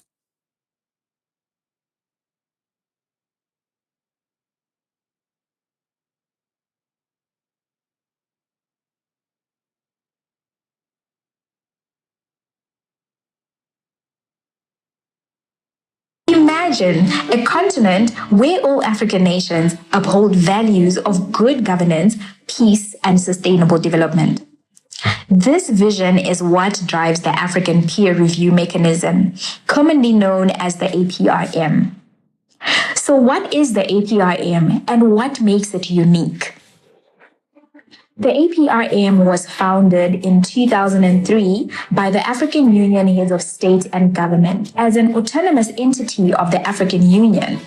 The APRM is a self-assessment and peer review process where member states voluntarily participate to promote good governance, transparency, peace, and sustainable development. It's about African countries reviewing each other, sharing best practices, learning from one another, and working collectively to strengthen governance across the continent. The fact that it is the only African-owned and African-led governance assessment and peer review mechanism, which makes it very unique. The APRM consists of continental structures and national structures.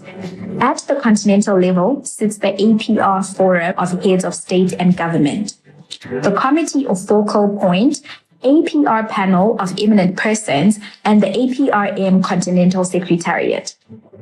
The Continental Secretariat is led by a CEO appointed by AU Heads of State and Government. The APRM plays a crucial role in helping governments govern themselves more effectively by providing a platform for self-assessment and peer review. It bridges the gap between the people and policymakers, ensuring that the voices of citizens are heard and reflected in governance. Its office is supported by 4 directorates, namely Country Review and Assessments, Monitoring and Evaluation, Governance, and Specialized Reporting and Operations. On the other hand, the APRM national structures are represented by a focal point who reports to the head of state, a national secretariat, a national governing council or commission that includes all non-state actors and particularly women, youth, CSOs, private sector, and the media. The NGC is at the core of the APRM process to ensure its transparency, accountability, and inclusiveness. The APRM is at the heart of some of the African Union flagship initiatives to promote good governance, such as the Africa Governance Report, the Africa Credit Rating Agency, the Africa Governance Index, the Africa Governance Support Program, monitoring of Agenda 2063 and SDGs 2030, or again, the Early Warning for Conflict Prevention Program. Over 21 years, the APRM has implemented its inclusive and transparent review process in more than 26 out of 44 participating states. It has managed to create a platform for dialogue involving governments, civil society, and citizens in evaluating key areas such as democratic and political governance, economic governance and management, Honorable members, corporate governance, please may we get seated. Economic development. Honorable members, please let's get seated.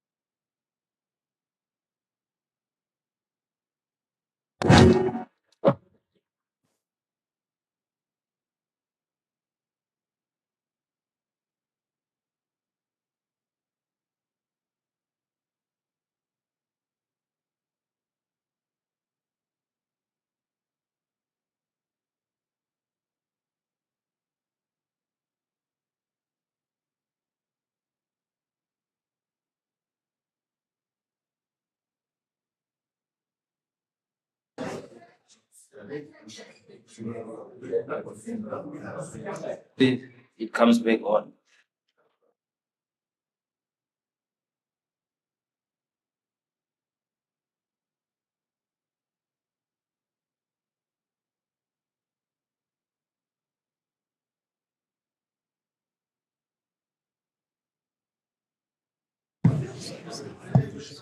Honorable members, please, could we take our seats? Stop ringing the bell.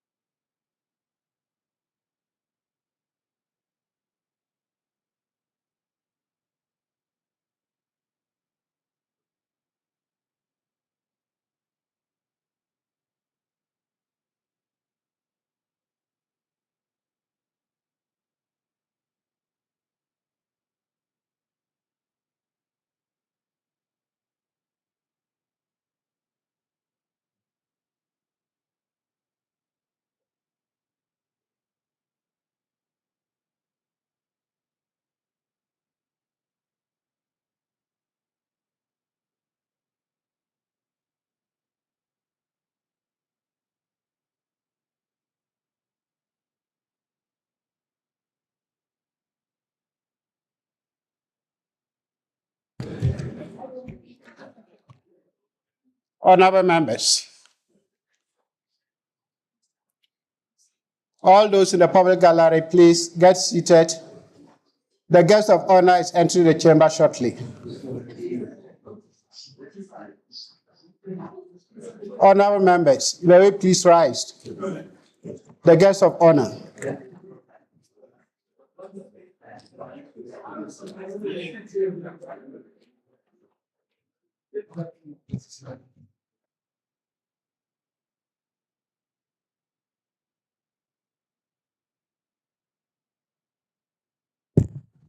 Yeah, you can take seats for now. Thank you. Take your seats for now. In terms of pursuant to Rule 38.1, it is with great pleasure that I invite our guests into the chamber to deliver their speeches.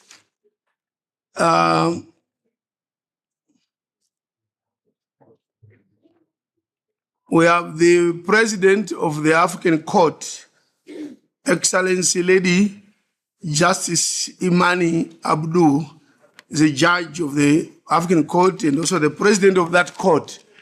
He is our guest of honor today. Can she come through?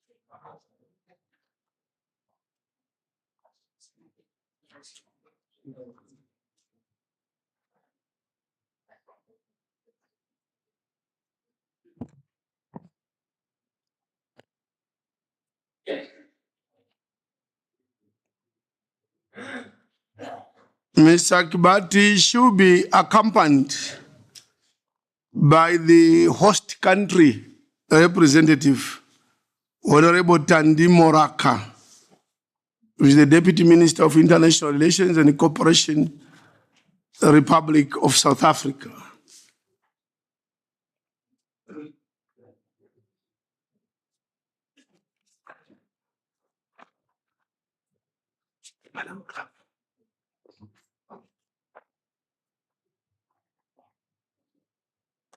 Yeah, we can rise.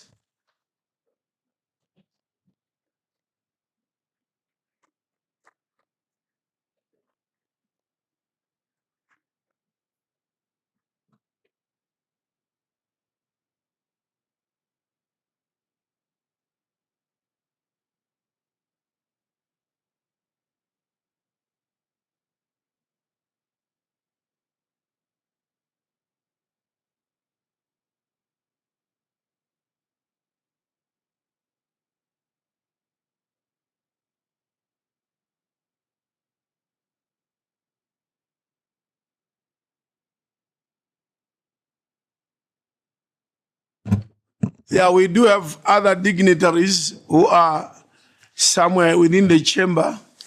The clerk will invite them to enter the chamber.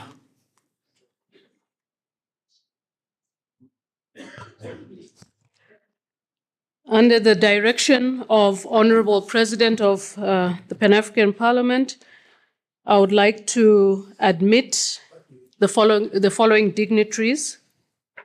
Honorable Monique Nsazabaganwa, the Deputy Chairperson of the African Union Commission, online. Her Excellency Ambassador Marie Antoinette Rose Quatre, the Chief Executive Officer of the African Peer Review Mechanism, physically. His Excellency Hanan Jarrah, Ambassador of Palestine, present physically.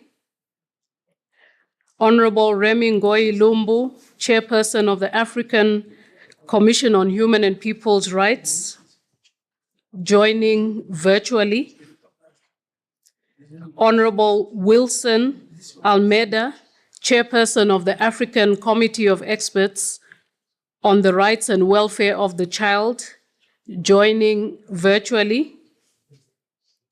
Dr. Barry Bakeman, Board Chairperson of the African Union African Diaspora, joining physically.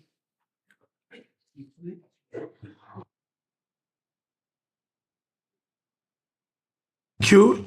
You are welcome in the chamber. We also understand we do have ambassadors representing some member states in South Africa. The ambassador of Senegal. The ambassador of Senegal is here. Burundi. How many do we have? Ambassadors. You can actually come in and take the front seats. You are welcome into the chamber. I'm aware Ambassador of Senegal is around. Then Burundi. Then we have Palestine, Ambassador Hanan, Seychelles, Senegal, the head of the Arab League. You can come and take the front seats.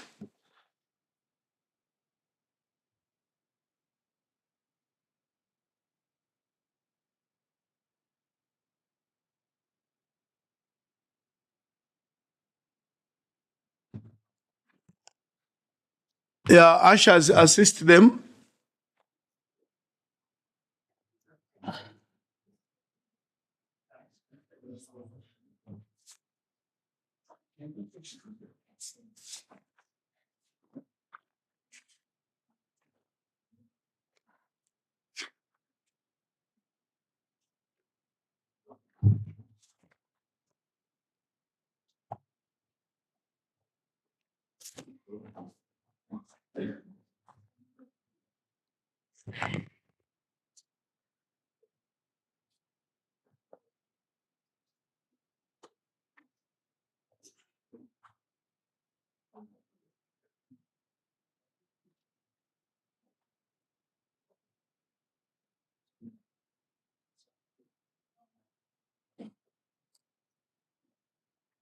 Thank you. We now commence the opening ceremony, and I salute Excellency Lady Justice Imani Abdul, Judge and President of the African Court, Honorable Remy Goi Lumbu, Chairperson of the Banjul Commission, who will deliver a speech virtually. Our Vice President of the Pan-African Parliament, Deputy Minister, Honorable Tandi Moraka, Deputy Minister of International Relations and Cooperation, Republic of South Africa, we recognize you. Ambassador Mary Antoinette Rose, CEO of the African Peer Review Mechanism. I have not seen her. You are there. Thank you. Welcome. Dr. Barry Beckman, Board Chairperson, Africa Union, African Diaspora, 6th Region High Council. Sorry? Oh, yes. Thank you. You are welcome. Dr. Tumenta Kennedy, Commissioner, African Diaspora Development Agency. Sorry? Oh, thank you. The Dean of African Ambassadors, His Excellency Ambassador Andre Zapaeke. I have not seen him this morning. The Ambassador of Palestine, Her Excellency Hanan Jara, she's here, and we should clap for you, you are here.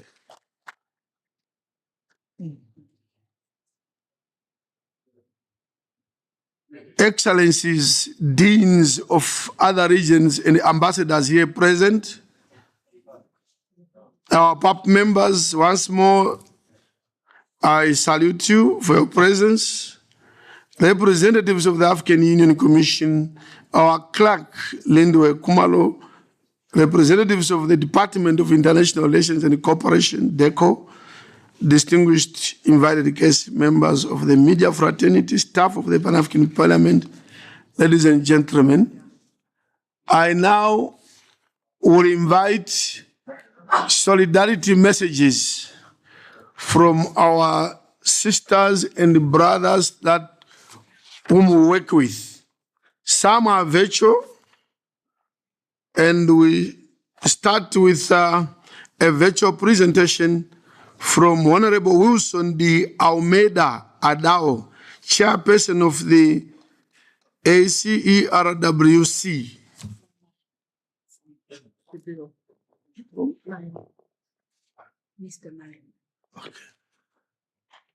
Thank you very much. Can we have the virtual presentation, please?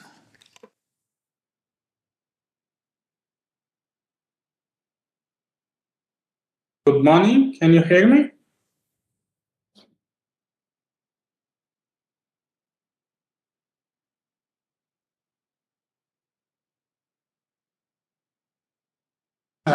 Good morning. Can you hear me?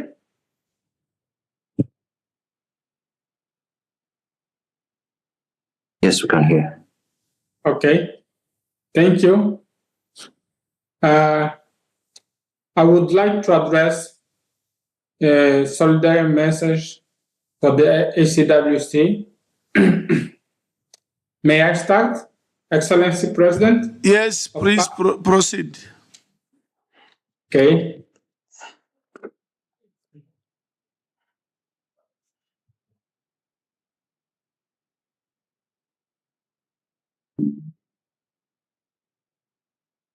Excellency, Honorable Chief Fortune Sharumbira, President of Pan-African Parliament, His Excellency Dr. Monique Zambwaga, Deputy Chairperson of the African Union Commission, Honorable Remy Lombo, Chairperson of Banjul Commission, His Excellency Ambassador Marie-Antoine Katz, CEO of African Peer Review Mechanism, Dr. Barry Bickman, Board Chairperson of African Union Diaspora 6 Region High Council, Excellency Dr. Anna Jarai, Ambassador of Palestine, Excellencies, ladies and gentlemen, all protocol observed.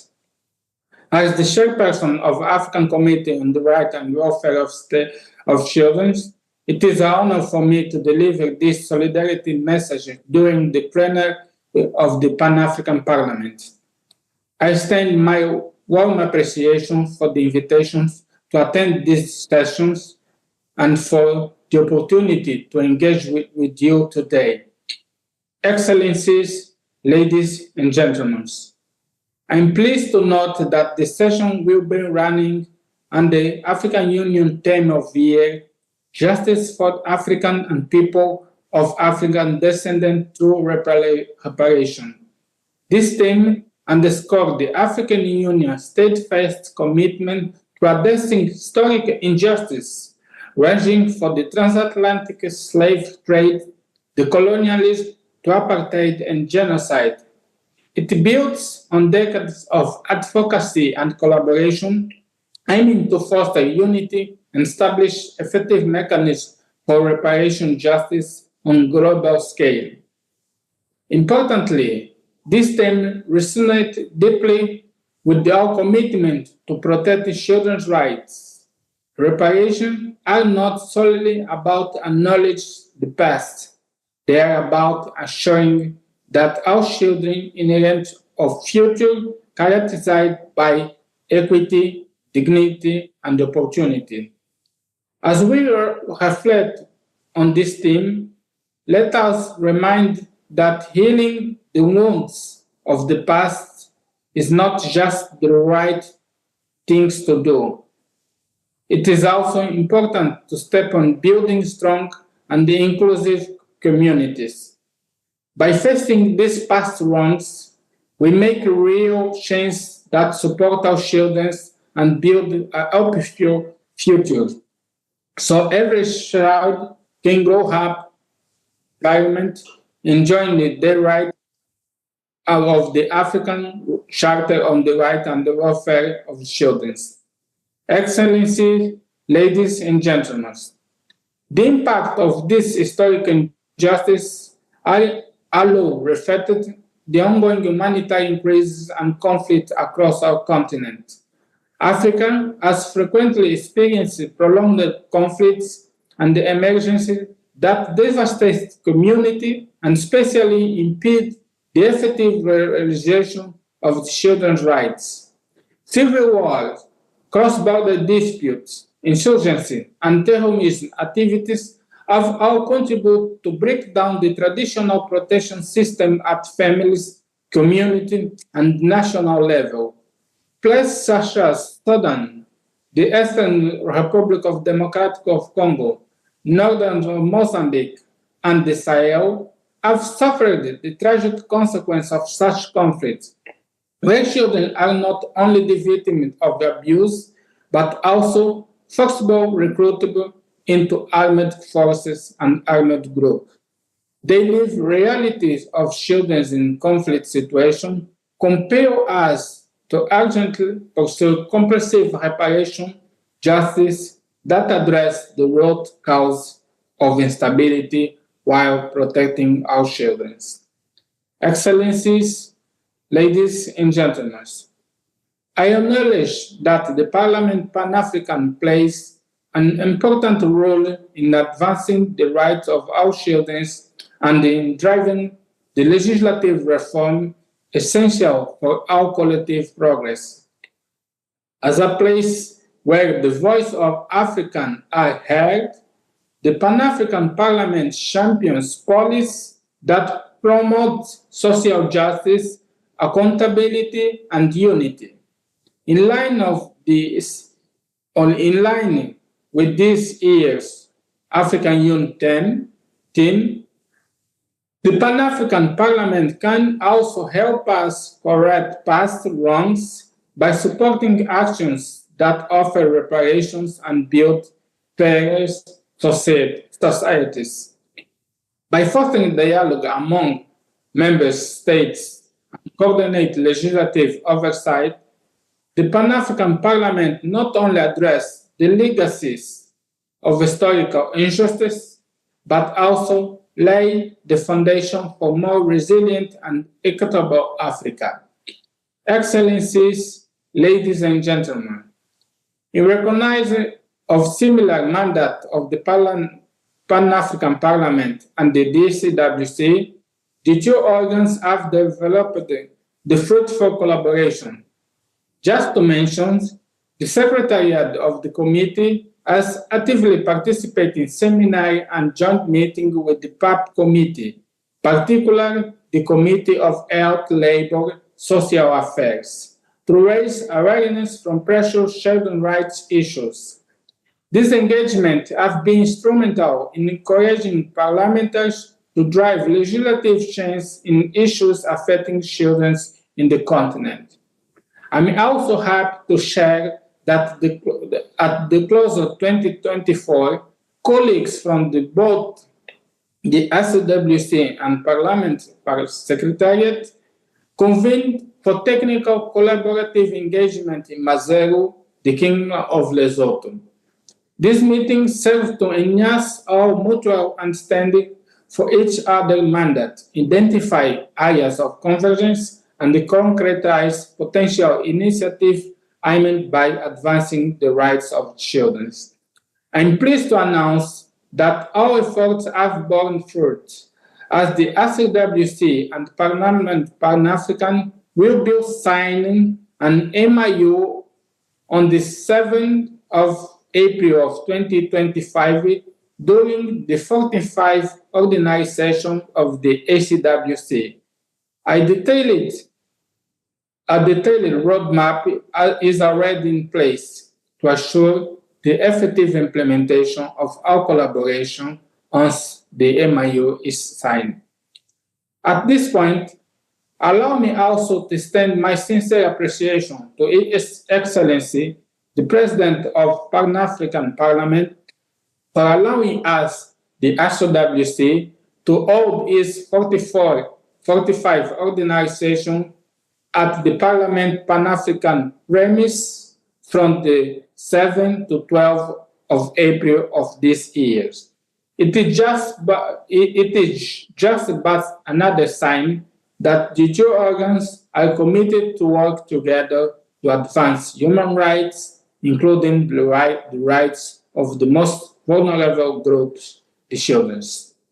Excellencies, ladies and gentlemen, as we gather today, let us reaffirm our commitment to justice, reparations, and protection of our children's rights.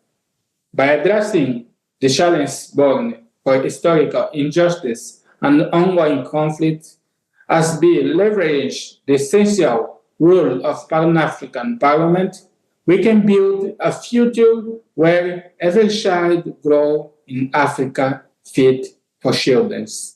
Together, let us towards an united Africa where justice prevails and our children enjoy their rights. Thank you, Excellency.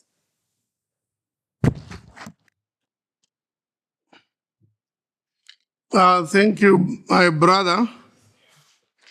And I'm aware your offices are based in Lesotho, Southern Africa. I now call upon Honorable Remy Ngoi Lumbu, Chairperson of the African Commission on Human and People's Rights, through a virtual presentation.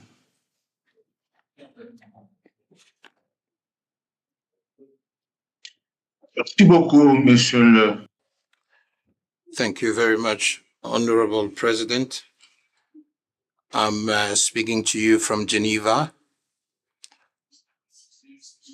and I'm here to participate in the 50th session of the Human Rights Council, and it is the reason why I'm unable to participate in the session currently taking place in South Africa. Excellency Monique Chabagwanza,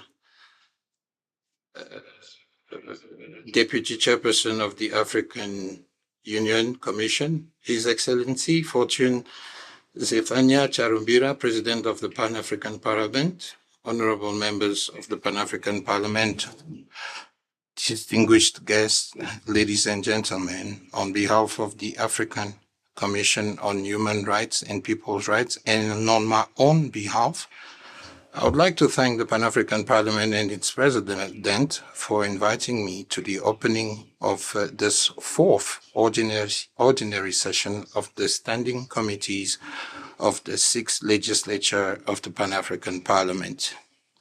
This is the second consecutive time that our institution has been invited and associated with the activities of the Pan-African Parliament. I had the opportunity to address a message of solidarity at the opening ceremony of the ordinary session of the 6th Legislature held in November 2024. Your Excellencies, distinguished guests, ladies and gentlemen, it is perhaps worth recalling that there is an institutional link of collaboration between the Pan-African Parliament and the Commission. Indeed, under the terms of the protocol establishing the Pan-African Parliament, one of its objectives is to promote human rights in Africa in accordance with the African Charter on Human Rights, on Human and People's Rights, and other relevant human rights instruments.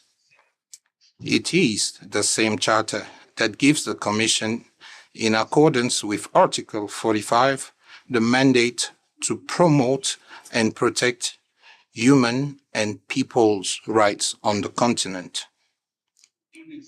In carrying out its mandate, the Commission develops standards and non-binding legal instruments, in particular model laws. The Parliament does the same work.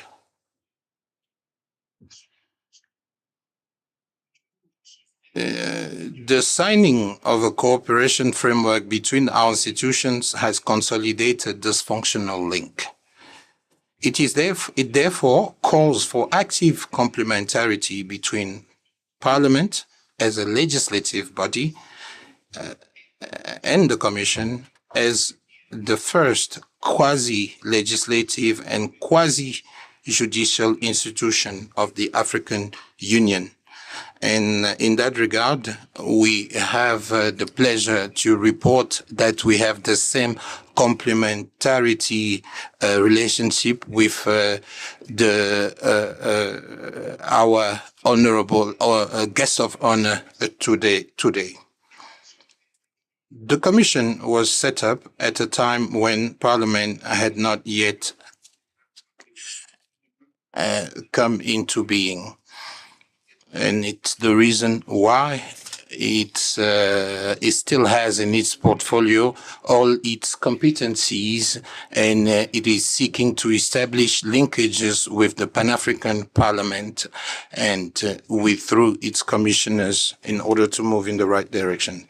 Your Excellencies, distinguished guests, ladies and gentlemen, the theme chosen by the Pan-African Parliament for the committee meetings is very interesting. Justice for Africans and people of African descent through reparations. It is consistent with the theme chosen by the African Union. This subject is at the heart of the Commission's mission. Indeed, there can be no effective justice without reparation measures that are adapted and applied effectively to meet the specific needs of victims and redress the harm suffered. The Commission plays a pivotal role in recognizing human rights violations and issuing relevant decisions and recommendations. However, this recognition is only meaningful if it is accompanied by effective reparations, in particular through the implementation of the decisions rendered, which is the only way to guarantee adequate reparation to the victims of human rights violations on the African continent. Justice cannot be real without an effective mechanism for the victims of rights violation, and this requires the genuine will and commitment of all stakeholders. The committee meetings on this theme will therefore serve as a platform for discussion and exchanges between parliamentarians in order to reflect on innovative strategies for establishing internal mechanism capable of advancing justice for Africans and people of African descent through reparations. Let's not be naive. It's not only about financial reparations. There are other forms of reparations that are consistent with the values and cultural traditions of Africa. The mea culpa of Buru and the declassification of archives and the restoration of cultural assets and other mechanism. Some of these elements were raised during the 38th General Assembly of the African Union held in Addis Ababa from the 15th to the 16th February 2025. Ladies and gentlemen, the Pan-African Parliament has a legislative and diplomatic role to play to bring a reparation to the people of the continent. And I appreciate the work that will be done during these sessions and reiterate the support of the African Commission on People and Human Rights to the Pan-African Parliament in order to achieve, along with the African Union, the objectives of the continent. Together, let's make Africa's voice heard in the quest for historical justice and a fair future. I would not finish my speech without congratulating the Pan-African Parliament Bureau under the leadership of Honorable Fortune Charumbira for the successful organization of this commission.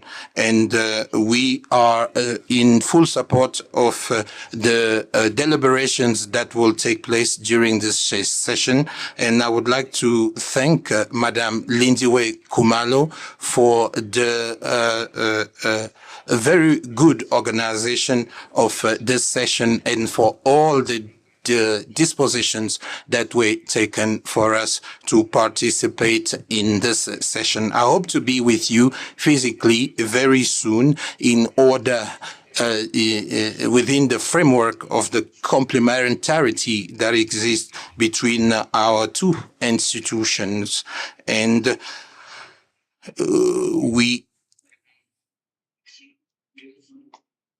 I would then like to thank you for your kind attention. Thank you.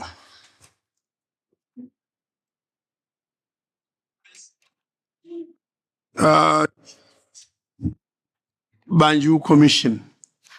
The next virtual presentation is from the Deputy Chairperson of the African Union Commission, the outgoing Dr. Monique. But before that, there will be an interlude of music. Then we invite Dr. Monique. She would have come maybe much later, like number 7, but because she's virtual, we can't keep her to listen to physical speeches for 4 more while she's waiting. So enjoy the music for now, Dr. Monique, the entertainment to celebrate your next speech, and then you take the floor.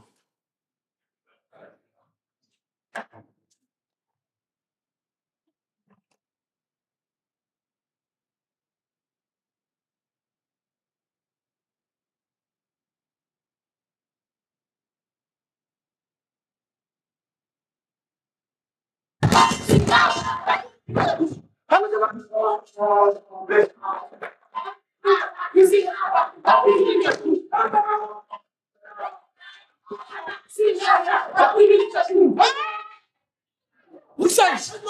Who says? Who says? Who says?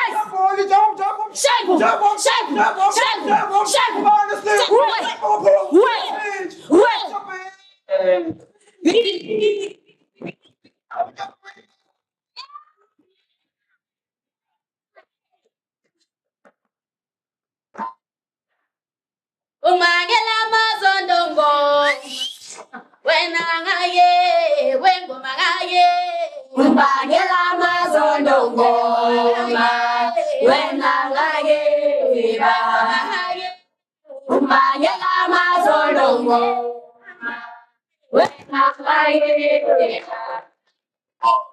ya mazondishu wenangaye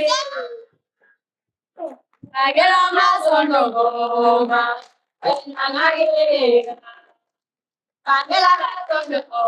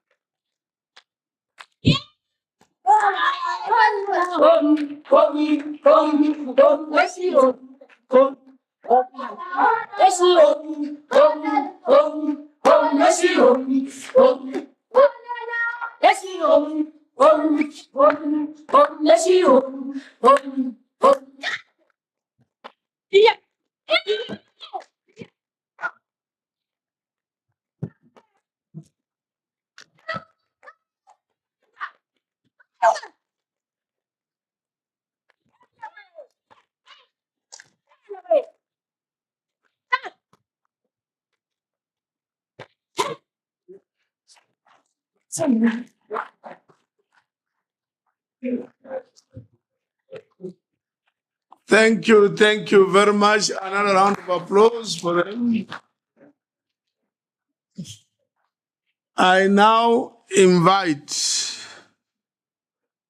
Her Excellency Dr. Monique Sanzabaganwa, Deputy Chairperson, the outgoing Deputy Chairperson of the African Union Commission, to present a speech virtually.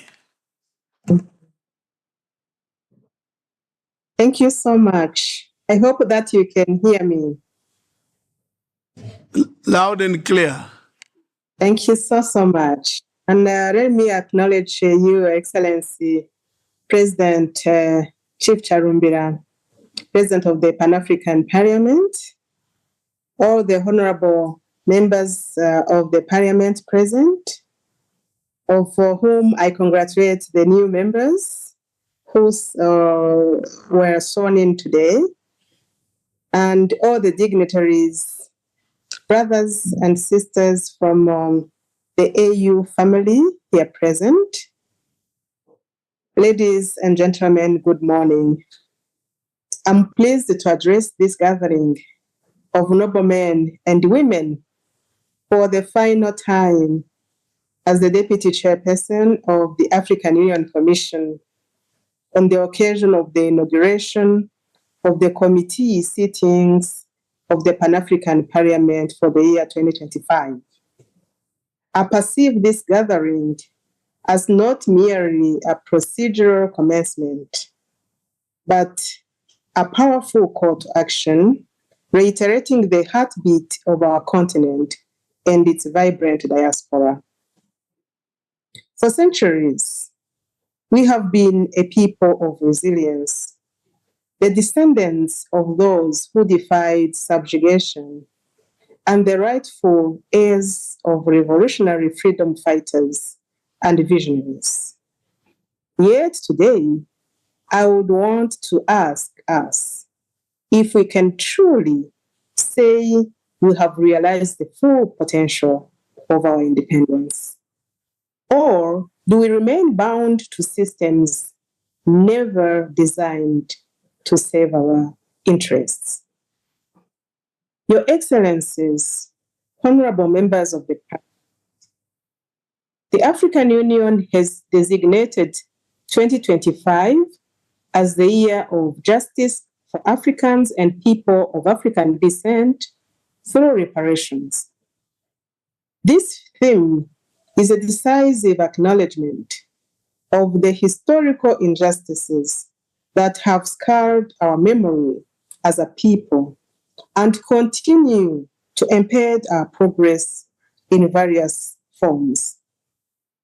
The trade of enslaved people from Africa to around the world, colonial exploitation, apartheid, genocide, neocolonialism, and systematic discrimination have left indelible marks manifested in economic disparities, social fragmentation, and cultural dislocation.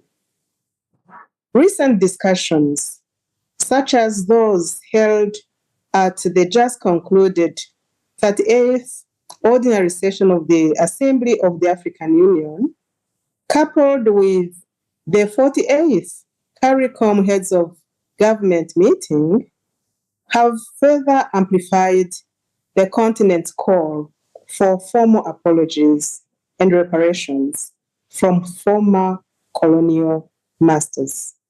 These dialogues emphasize the global significance of our quest for justice and the necessity for a unified viewpoint. The economic ramifications of these injustices are staggering.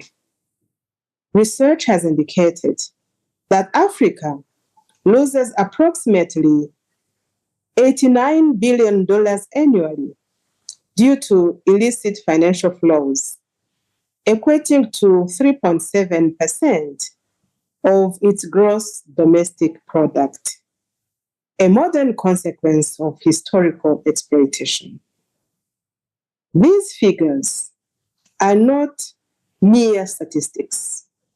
They represent opportunities stolen from generations of Africans. Your Excellencies, reparative justice transcends financial compensation and encompasses the restitution of our cultural heritage, institutional reforms, and the dismantling of structures that perpetuate inequality. It is about the restoration of dignity, affirmation of our worth, as well as the creation of an equitable foundation for future generations. We hope that in the future, as advocated by the outgoing Commission leadership, that the Pan-African Parliament ascends to its truly legislative role to be instrumental in this transformative journey. It would steer the enacting laws that recognize and redress historical injustices. It would advocate for policies that promote reparative justice at national, regional, and international level. Also, spur collaborative efforts with global partners to build a cohesive front in the pursuit of justice, as it also oversees the implementation of reparative measures, ensuring they translate into tangible benefits for our communities. The journey towards justice is not an easy one, but it is a necessary one. It is a journey that demands courage, resilience, and unwavering commitment to the values of equity, human dignity, and unity. Today, as you commence your committee sittings, I humbly request that your deliberations be guided by the principles of justice, equity, and solidarity. I urge you to establish actionable strategies that resonate beyond this hall to inspire meaningful change across the continent and its diaspora. May our unity ignite progress, our acknowledgement bring healing, and our actions pave the way for justice. Together, let us transform our shared vision of the Africa we want into impactful reality. I thank you for your kind attention. May God bless you all. Thank you very much, Dr. Monique. You are outgoing, but you are also going to be part of our future of PAP with your experience of the union and also the money issues and the administration issues. You come now as an expert to assist us as PAP to improve our budget allocations and any other issues on the continent, including the reparations theme. So we are still together.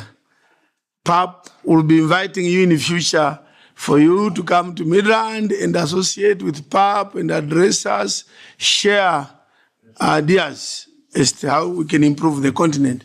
Thank you very much. Honorable members, can we give her the loudest applause? We thank you. We thank you. Merci beaucoup, shukran. Asante sana. We now move to the next presentation, which is physical. Dr. Barry Beckman, Board Chairperson of the AU, African Union Diaspora Council. In front here. Come and present from the podium here. Here. I can cook this. Yes. Oh my God. Not me.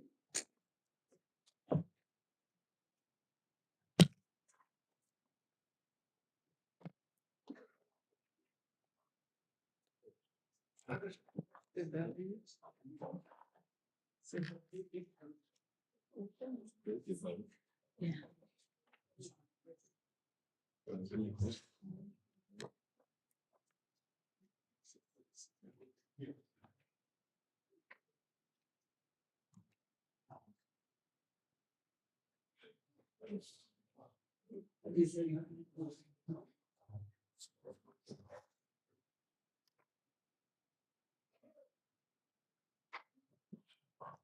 Greetings, family, Ubuntu connected friends and family. President of the Pan-African Parliament, His Excellency Chief Fortune Charumbira, the President of the African Court on Human and People's Rights, Her Excellency Lady Justice Imani, Honorable Vice Presidents of the Pan-African Parliament, Honorable Dr. Fatimetou Habib, Dr. Ashibir Gayo, Honorable Lucia dos Passos. Honorable members of the House, Excellencies of Protocol, distinguished guests, ladies and gentlemen. On behalf of the African Union, 6th Region High Council, and the over 300 million members of the diaspora spread across the Americans, Latin America, the Caribbean, Asia, Europe, Australia, the Pacific, and returnees without recognition here on the African continent. I also speak as a princess of the Kingdom of Kush, tirelessly working to create a space where we can unite historical Africans in diaspora and promote development in a spirit of unity. I extend my deepest gratitude for this invitation to address this historic committee sitting. Your invitation, Mr. President, is a profound honor, a powerful acknowledgement of the vital role the global African diaspora plays in the sustainable development of our continent and the advancement of the worldwide African community. It speaks volumes about your recognition of our skills, capacities, and unwavering commitment to the struggle for justice, recognition, and development. The three inextricably linked pillars of the United Nations International Decade for People of African Descent, the roadmap towards reparatory justice. And this invitation is not just symbolic. It is a demonstration to the Pan-African Parliament's commitment to implementing Article 3Q of the African Union Constitutive Act, adopted in July 2003 in Maputo, Mozambique. This act, a cornerstone of our shared vision, calls for the integration of Africa and the global diaspora. This journey, a journey we have embarked on together, with various EU organs and bodies, has led us to this moment, to the establishment of the Diaspora High Council, a leave no community behind government structure born from over 125 years of struggle. I speak with regards of the struggle that began after the first Pan-African Congress in London, where the integration of the diaspora and the fight against colonialism were first articulated. I speak of the 140 years struggle since the Berlin Conference, the scramble for Africa, whose scars remain deeply engraved on our continent. Mr. President, I ask you and all of us to close our eyes for a moment. Imagine the unimaginable. Imagine the terror, the dehumanization. Imagine the sheer brutality of being enslaved. Reflect on the devastating impact of enslavement, genocide, and ethnocide. Contemplate what might have been.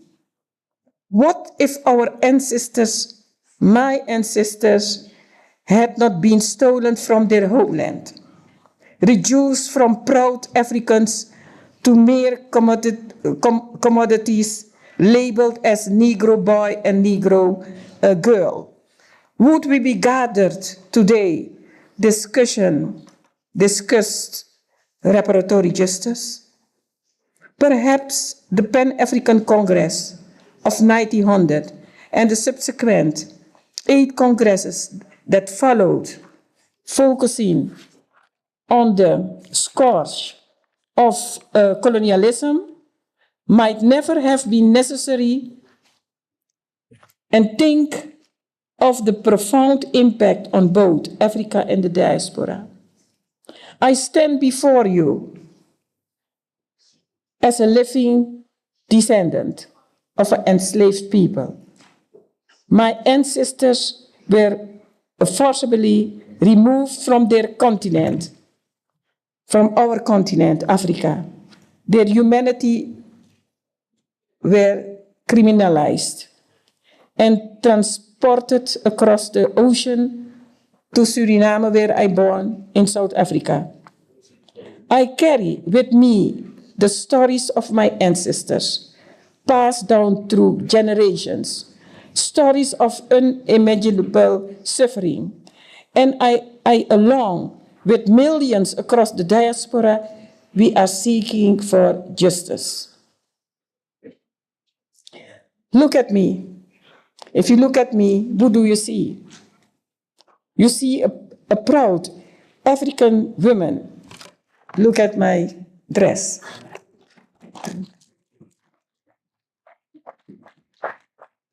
I'm deeply connected to her roots, to the roots. Honored to be here in this moment with you. That is a very historic moment. Proud to embrace you, to be who I am. I was always meant to be. And this is the profound significance of our presence here today. And for this, we thank you. My presence here today with Dr. Tumenta Kennedy of the African Union Development Agency. My presence here today embodies the resilience of our people and serves as a testimony to the enduring connection between the diaspora and the African continent. The manuals that dictated the treatment of Africans, enslaved Africans, the Negroes and Negresses, are filled with heartbreakingly cruel, pseudo-scientific, and utterly delusional ideas. They detailed methods of perpetual oppression. The infamous Code Noir of King Louis XIV and similar codes enacted by slaveholders across the Americas from the United States to the Caribbean, codified the power of imbalance between whites and black. These codes dictated every aspect of the lives of enslaved Africans, of enslaved African people, from curfews and restrictions on gatherings and cultural expression to the denial of our basic human rights, including family life. Love was criminalized. Families were torn apart and women were subjected to sexual racism, treated as property to be exploited. These measures, these prohibitions, were designed to perpetrate white supremacy and maintain the brutal system of enslavement. Their effects continue to reverberate across generations. Chair, I'm coming to a closing. I have 1.5 page. And yet we, the historical diaspora, stands before you today. I stand before you today, and I'm very proud that the world knows. And we endured the most brutal system of enslavement ever inflicted upon our people. And we emerged with resilience, with skills, with an unwavering spirit, stripped of our indigenous heritage, our dignity, and our identity. We never lost our faith in our African identity. It is this faith that sustained us. It is this faith, the same faith, that now guides our engagement with the African Union, particularly in the context of the Ubuntu Leave No community behind High Council model. We are committed to building a sustainable partnership with the Pan-African Parliament, a partnership grounded in our shared history, our shared aspirations, and our unwavering belief in the power of our collective future. Mr. President, Vice Presidents, honorable members of the House, distinguished guests, ladies and gentlemen, Ubuntu connected family and friends, we see Africans increasingly asserting their place on the global stage, participating in international organizations. However, we also witness a concerning trend of nations withdrawing from multilateralism. This presents an opportunity for us as the African diaspora and people of African origin. We are larger than any single multilateral organization. We must capitalize on the potential of our people across the globe to build a stronger, more integrated Africa. And as a young girl, I often contemplated the true meaning of African, through years of work. I've come to understand that by harnessing the collective competencies of people of African descent, we can project a stronger, more unified image of Africa to the world. The diaspora extends beyond the CARICOM states. The 6 region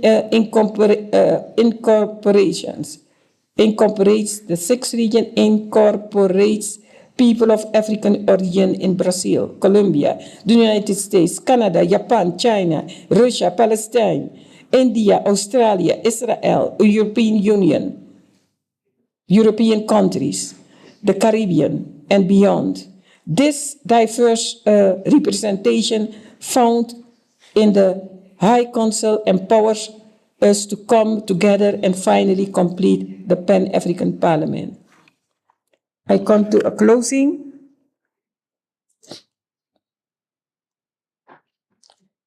Mr. President, honorable members of the House, distinguished guests, Ladies and gentlemen, we salute your unwavering leadership and steadfast commitment of the African cause.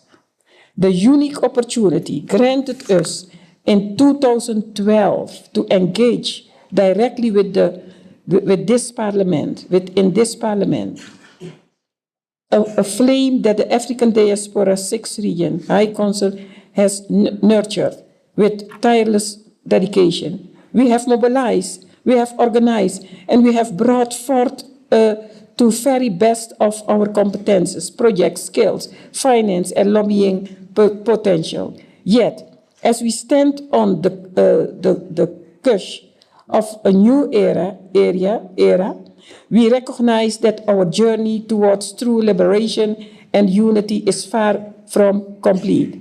We implore you, continue to walk alongside us, to amplify our voices, and to champion the cause of justice, recognition, and development that binds us as one Africa.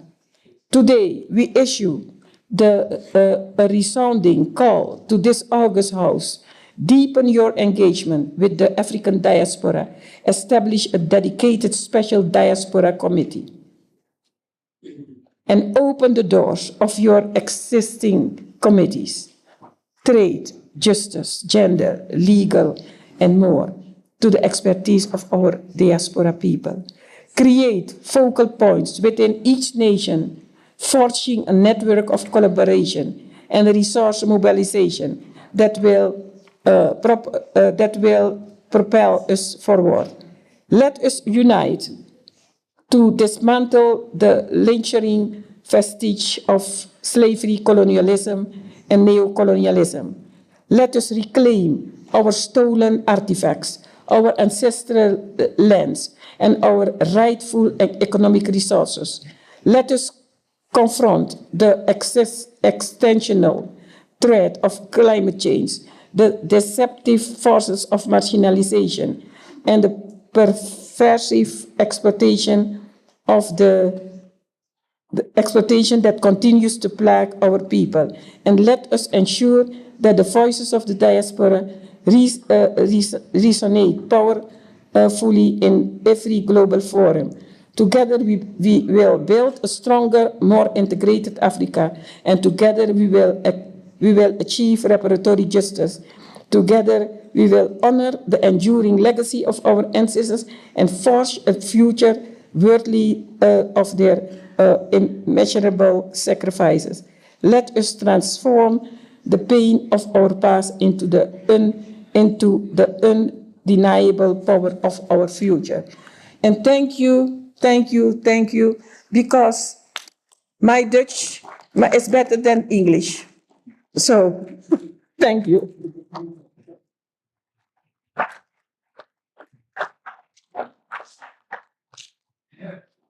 Indeed, thank you very much for addressing the Pan-African Parliament.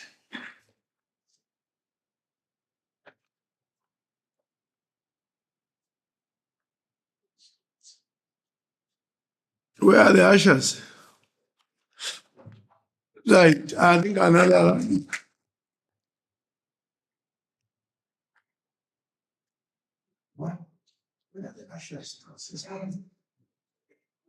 Thank you very much. I now call upon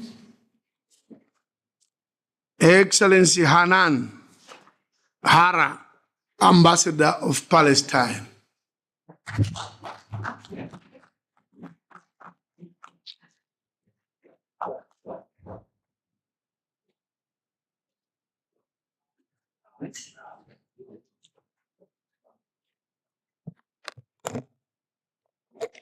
Your Excellency, I would love to say first that we as Palestinians, we are humbled and honored with your graceful invitation to present our situation today in front of the Pope. And I would love to start by asking everyone to join me in a big round of applause for your excellency, for your dedication, for your commitment, and for your solidarity. Thank you. In these testing times, we need someone like you. Before you proceed, I also want to share with honorable members that even at the African Union 2 weeks ago, the president of Palestine was invited to AU Assembly Heads of State, and the president of Palestine addressed heads of state of this continent in Addis Ababa 2 weeks ago. So PAP is in the right direction by associating also our session with Palestine. Please continue. Thank you. معالي السيد His Excellency Mr. Fortune Charompera, the President of the Pan-African Parliament. Honorable Vice Presidents of the Pan-African Parliament. Her Excellency Tandem Waraka, Deputy Minister of International Relations and Cooperation in the Republic of South Africa. Your Excellencies, honorable members of the Parliament, Your Excellencies, ambassadors accredited to the Republic of South Africa, distinguished guests, peace, mercy, and blessing of God be upon you. It is a great honor for me to once again stand on the platform of the African continent to speak about what our Palestinian people are exposed to, like massacres, displacement, and systematic destruction that we have endured for more than 77 years. And from this platform, from this podium, I am pleased to convey to you the greetings of the Palestinian people and their political leadership. We also extend our deepest gratitude to His Excellency, the President Charompera, for his personal commitment to ensuring that Palestine has a permanent platform before this Parliament. It has been 36 days since the ceasefire agreement came into effect.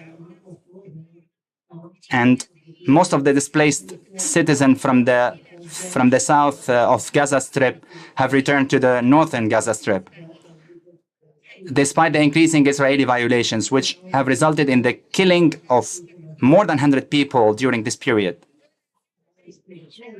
The occupation army continues to prevent the entry of fuel for personal use into Gaza, as well as the entry of caravans, tents, and other humanitarian necessities in a sufficient number.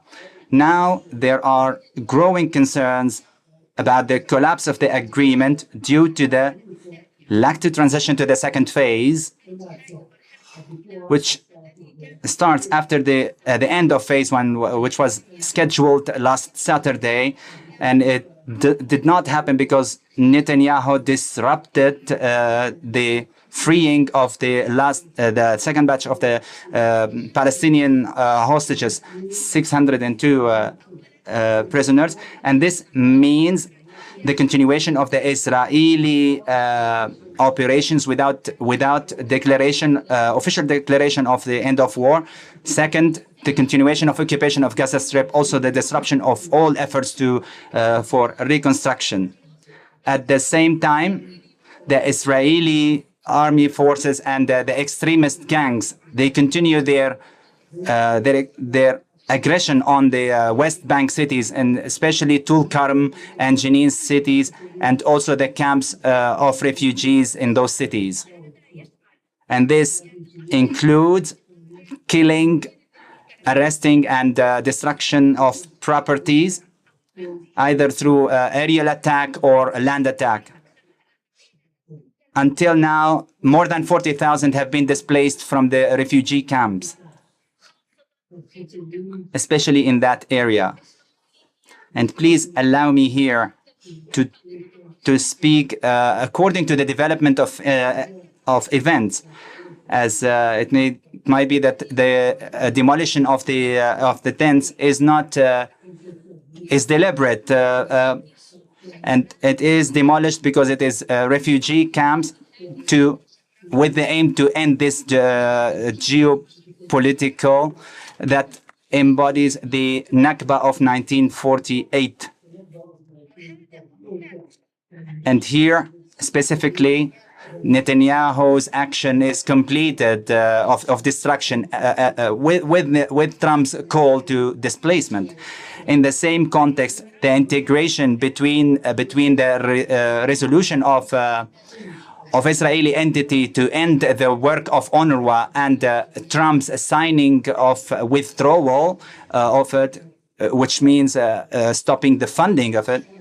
And in the same context, we reaffirm as Palestinians and as Arabs that the Trump's plans and his resolutions to displace the Gaza residents, either forcibly or voluntarily, and his encouragement to Israel to erase or wipe Gaza from the map for his investment or colonialism projects is a crime against humanity, and it is an ethnic cleansing crime and genocide crime according to 4th Geneva Convention and the Roma Statute. And in this context, we value the positions of all nations around the world that categorically rejected Trump's illegal plans.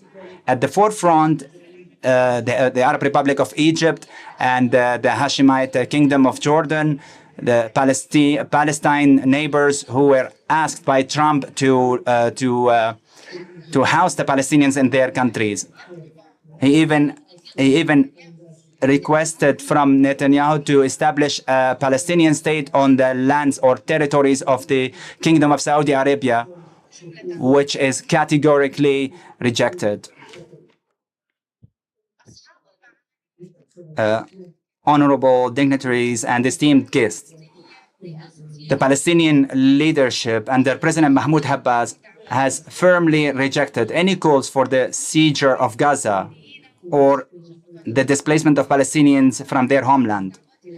And in response to the American proposals advocating displacement, he declared, and I quote here, "We will never allow any infringement on our people's right, for which we have struggled for decades and made immense sacrifices," stressing that the Palestinian people will never relinquish their land or sacred sites. Gaza also is an integral part of the state of Palestine, and the legitimate rights of the Palestinian people are non-negotiable.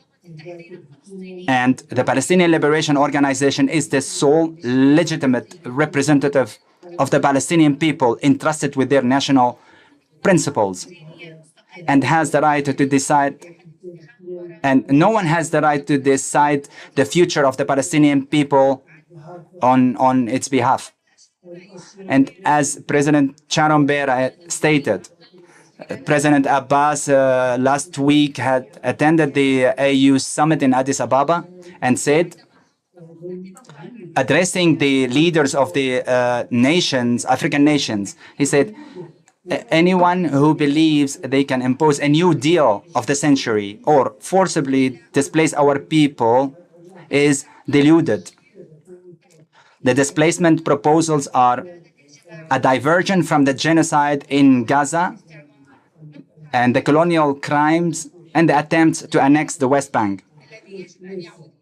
The only place Gaza's refugees they should return to is their towns and villages which they were expelled in the 1948. Honorable dignitaries and esteemed guests, we express our profound gratitude and appreciation to all African nations, your nations, that supported the final resolutions of the current African Union Summit, which strongly condemned Israel's war and the aggression against Gaza, and rejected Israel's violation of international law by its targeting of civilians and infrastructure. And the final communique had stressed on accounting or Israel to hold accountable for committing genocide, and also called for ending the normalization and cooperation with Israel until it ceases its occupation and aggression against Palestine. It also demanded the immediate release of all Palestinian prisoners, especially women and children. And from here, we call on the August Pan-African Parliament to adopt those resolutions in support of Palestine and its people. In the same context, we also highly value the efforts of the Republic of South Africa in being affirmed to hold Israel accountable before the International Court of Justice and the International Criminal Court, as well as we value the successes achieved in both courts, especially the ICC, which has issued 2 arrest warrants against the Israeli, against Netanyahu and his Minister of Defense. Additionally, we also thank the Republic of South Africa for the support to establish the High Group last month, which consists of 9 countries alongside Palestine. It includes the governments of South Africa, Namibia, Senegal, Malaysia, Bolivia, Colombia, Cuba, Honduras, and Belize. For all of them, they have our utmost appreciation and gratitude. This group wants to coordinate all efforts against the Israeli violations of international law. And those countries comprising this group rejecting, remaining silent towards the crimes committed by the occupation forces since its aggression on Gaza or even before, as they declared their commitment to impose a ban on supplying weapons to Israel, and also stressing the Palestinian right in self-determination, calling all nations of the world to join them to promote an international system based on the justice and the rule of law. We also value the declaration by President Cyril Ramaphosa in his annual State of Nation address, the continuation of supporting Palestine and that South Africa will not be intimidated by any threats to retreat from supporting the people who have suffered the impacts of apartheid and occupation. We urge this esteemed Parliament to stand in solidarity with South Africa and its efforts to against any imposing any U.S. sanctions on it. Your Excellencies, honorable members, the Palestinian people, in all its aspects, by both Muslims and Christians, political, they aspire to free themselves from the long-standing occupation and enjoy their recognized rights of freedom and independence and the ability to practice their religious rituals in their churches and mosques without daily violations by the occupation. And in this context, His Excellency President Mahmoud Abbas will present the Palestinian vision to confront the occupation and its racist policies and the arbitrary American decisions at the Arab League Summit in Cairo, scheduled in the first week of next month. As the Palestinian vision consists of the elements that would maintain or preserve our rights and to prevent the attempts of displacing it and to reconstruct what the occupation have destroyed in Gaza and West Bank. And also to enable the Palestinian state and its rightful administration to assume its responsibilities in Gaza Strip through a group of mechanisms and methods. In conclusion, please allow me, Your Excellencies and honorable guests, to call you for more cooperation and solidarity to achieve a better future of our people. And in that context, we call upon you to organize a solidarity event with the Palestinian people during the next session in May, in coincidence with the Palestinian people commemoration of the 77th anniversary of the Nakba, or the catastrophe, on May 15, as the United Nations has officially recognized the term Nakba to describe that historical catastrophe that befell on the Palestinian people, including massacres, displacement, and forced expulsion. Please allow me, in conclusion, to inform you from this podium about the resolution of President Mahmoud Abbas to thank to honor His Excellency President Fortune Sharon Bera as a token for his appreciation for appreciation and gratitude on behalf of our people, and to appreciate his efforts to promote the Palestinian rights in this esteemed forum. In conclusion, I extend my sincere gratitude once again for the opportunity to address you directly with my best wishes for the success of this session in achieving its desired goals. Long live Africa, long live Palestine, and long live the free people of the world. Thank you.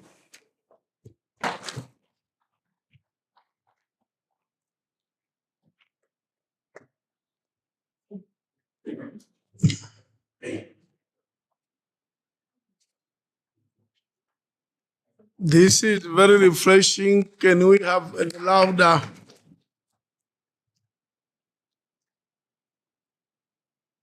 Now, in support of Palestine, the Northern Caucus initiated a resolution that they would like this parliament to support the efforts that are going on in Palestine. And I'll read it for this sitting to endorse. It reads, we express our grave concern over the catastrophic humanitarian situation in the Gaza Strip due to Israel aggression.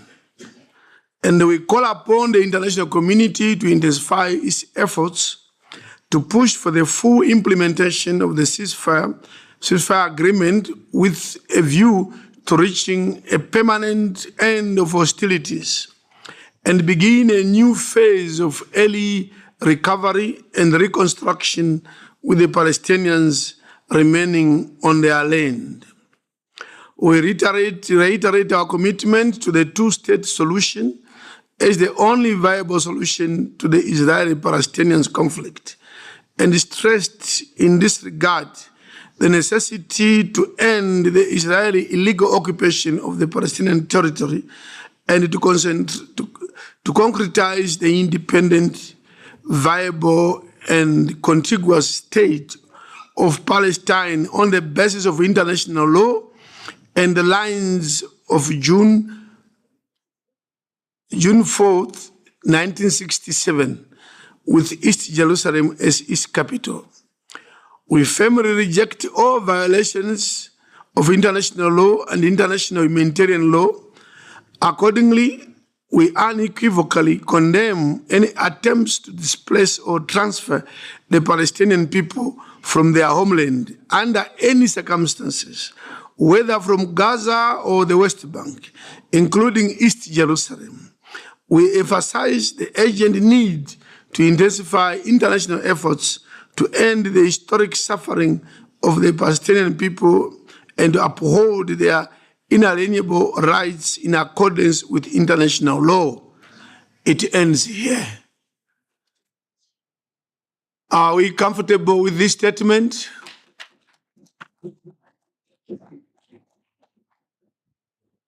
Thank you very much. It will be published accordingly. I now invite Excellency Ambassador Marie Antoinette Rose, CEO of the APRM.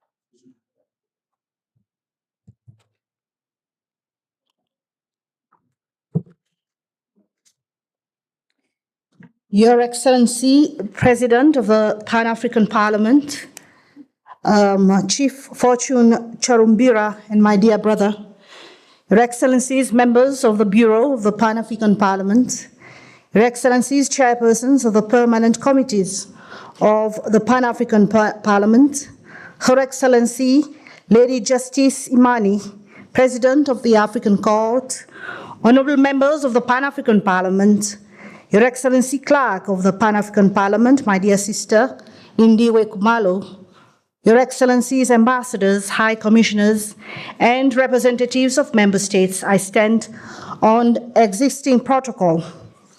It is both a privilege and an honor to address this esteemed assembly, the fourth ordinary sitting of the permanent committees and the sixth Pan-African Parliament.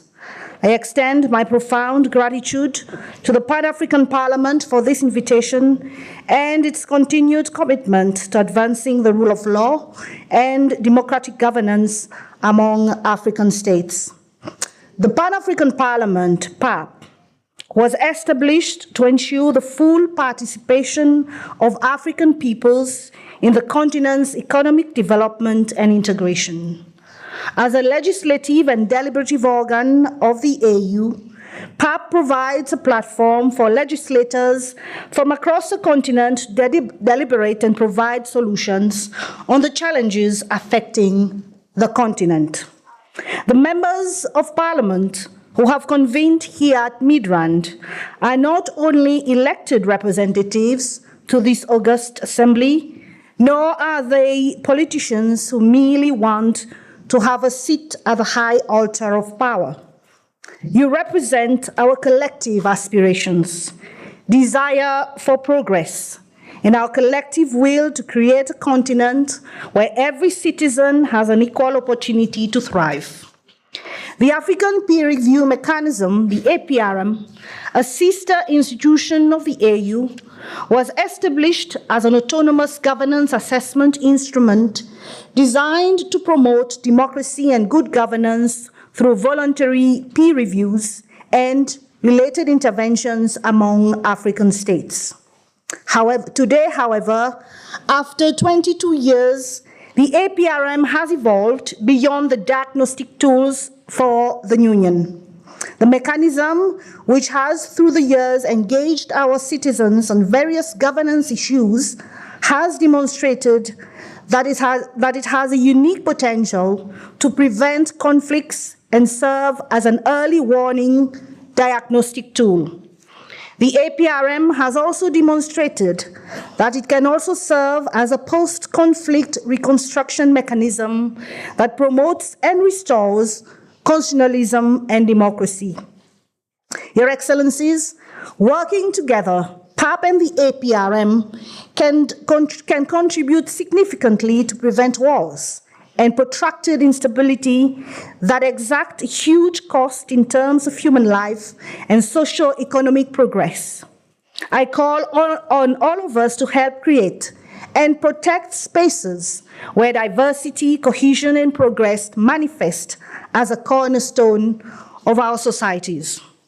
My dear brothers and sisters, Africa is facing unprecedented challenges from rapid and drastic shifts in the post-Second World War world order. As Africans, our concerns should go beyond the debates on a unipolar, bipolar, or multipolar world. We must necessarily focus on how we can best come together and chart our path forward to ensure that Africa emerges as a strategic global player from a position of our interest and agency. To achieve this first, we must recognize that Africa is too well endowed with natural resources to be poor. Africa also has the most youthful population, with almost 1 billion children and youths beyond the age of 35. This means that once we develop critical skills in this population, Africa will easily become the future innovation and productive center of the world. The growing incomes in this demographic would also make Africa one of the biggest markets of the future. Key to the attainment of this goal is democratic governance. Yet, an Afrobarometer report of August 2024 indicates that although African youth prefer democracy to any kind of authoritarian alternative, they are more likely than their elders to be dissatisfied with the way democracy works in their countries. Therefore, PAP and the APRM need to reflect seriously on these views. We must work together to address the challenges which in many ways add to public dissatisfaction and conflict on our continent. For our part, I'm working towards getting the Africa Governance Architecture and the APRM to consider the theme, Youth and Governance in Africa towards Global Leadership, as a theme for the Africa Governance Report 2027.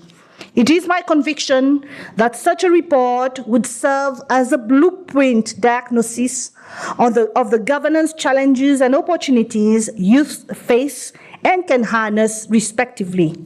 Such a report would better inform Your Excellencies, lawmakers and politicians of the choices we need to make to address the persistent and unaddressed challenges facing our youth. I invite PAP to support this agenda and to work together with us on this endeavor. Africa is too rich to have poor citizens. According to the African Governance Report 2025 on Natural Resources Governance in Africa, adopted by the 30th Ordinary Session of the Assembly of Heads of State and Government of the African Union last week, Africa accounts for 30% of the world's known mineral resources. The continent has significant reserves of critical minerals and is uniquely positioned to contribute to delivering on green tech, an energy efficient and a secure future. Africa also holds 60% of the world's uncultivated arable land and has the potential to become the world's breadbasket. The report also highlights the immense potential of Africa's blue economy, which currently generates nearly $300 billion for the continent. Distinguished representatives, these facts considered in the context of the ongoing changes in narratives about aid call for serious revision of our circumstances. This is not the time to lament about dwindling foreign aid. It's a time to think about where we invest our resources, build the human capital we need, and put our house in order. As the AGR 2025 report sums it, the political economy dynamics, the interplay of global governance paradigms, domestic power structures, and shifting narratives about Africa's role in the global economy all have a profound influence on the governance of natural resources. These dimensions shape and determine how resources are controlled, distributed, and utilized, and underline the need for governance systems that prioritize equity, sustainability, and African agency. This is a call to the African agency, which requires that we rethink our laws and the role our policy makers in protecting and optimizing the value derived from our natural resources. In simple terms, PAP and the APRM must do their part in protecting our wealth and ensuring that it is used to improve the material conditions and lives of every African citizen. Allow me to emphasize this point. We need laws that protect our businesses and investors, protect our workforce, and put African enterprise first. We need laws that protect foreign enterprises and corporations, not laws that protect foreign enterprises and corporations at the detriment of our own.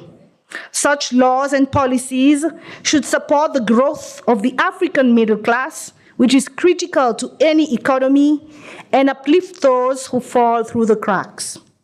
Second, allow me to share with you the progress the APRM has made in the operationalization of the African Credit Rating Agency, AFCRA, scheduled to come to fruition in the second half of the year. As you may be aware, AFCRA is being established to contribute to the marketplace of opinions on the creditworthiness of our sovereigns and firms. The establishment of AFCRA has been necessitated by shortcomings of the three dominant international credit rating agencies, all of which have been documented for years. African governments have for years raised concerns over the impact of their biases against the continent, which have to some degree negatively affected the cost of capital and investor appetites. It is also envisaged that AFCRA's independent and accurate credit ratings for sovereigns, sub-sovereigns, and corporate entities will improve investor decision-making and promote fair competition between credit rating agencies. Therefore, I call on PAP and members here to promote this agenda in your respective national parliaments. The APRM stands ready to render any support required for this agenda. Your Excellencies, finally, let me speak to the African Union's theme of the year for 2025, Justice for Africans and People of African Descent through Reparations. This theme is both timely and crucial in addressing historical injustices and the socio-economic disenfranchisement that comes to affect Africans and people of African descent to this day. This theme underscores the need to recognize the historical injustices, including colonialism, slavery, and economic exploitation, and the legitimate call for reparative justice through economic compensation, institutional reform, and policy redress. A global advocacy campaign for fair trade, debt relief, and economic sovereignty is imperative. Restoration and development through investments in education, health, and technology must underline Africa's cooperation with Europe and the rest of the world. This should not be misconstrued as a call to propagate victimhood, but a legitimate reconfiguration of our relations with the global North and an opportunity for both the global North and South to create a better world. Let us be reminded what the great Marcus Garvey said in 1919 on reparations, and I quote, "America claims she has nothing for us, and England says she has nothing for us. France, so, and the different European governments say they have nothing for us. But we have decided we have something for ourselves, that we possess something of ourselves, that we have understood that somebody has been keeping it for us. And we are saying, hand it back. We're ready to give up even the last drop of our blood for the redemption of motherland Africa." Your Excellencies, lastly, it will be remiss of me if I do not seize this opportunity to talk about our security challenges, be it the greatest humanitarian crisis in the world unfolding in Sudan, escalating tensions in the DRC, the persistent challenges in the Sahel region, or post-election conflicts and youth uprisings in various parts of our beloved continent. Africa continues to face serious security challenges that are, among others, underlined by profound governance challenges. According to the Mo Ibrahim report of 2024, the super election year, and I quote, "Over the past decade, across the 17 countries with scheduled elections, the 2024 report shows concerning deteriorations in critical participatory and democratic measures. Although security and rule of law has shown a considerable decline, Participation rights and inclusion are also crucial in driving the continental stagnation in overall governance. Distinguished members, this decline in governance was supported by APRM's AGR 2023. The nexus between governance and peace and security is therefore undeniable. Yet the narrative which places governance as a foundation upon which all our aspirations rests has been increasingly ignored in the political and economic discourses of our time. This is evident in our union's meager budget allocation to the AGA platform members and the APRM in particular, a huge contrast in comparison to the volumes allocated to the peace and security efforts of the union. The Pan-African Parliament has also experienced similar deficits as far as budget allocations are concerned. In my view, this may wrongly suggest that our union has misplaced priorities and result into aggravated conflicts within and across member states. Similarly, as organs of the AU, we must remain also vigilant against external threats and redouble efforts towards the realization of a united Africa. Only through greater continental unity can Africa defend its interests against foreign interference and secure a prosperous, independent future for its people. Whilst we aim for the stars, we must do it with the sobriety of mind and soul for us to unite and progress as one Africa. As the African proverb reminds us, even as the archer loves the arrow that flies, so too he loves the bow that remains constant in his hands.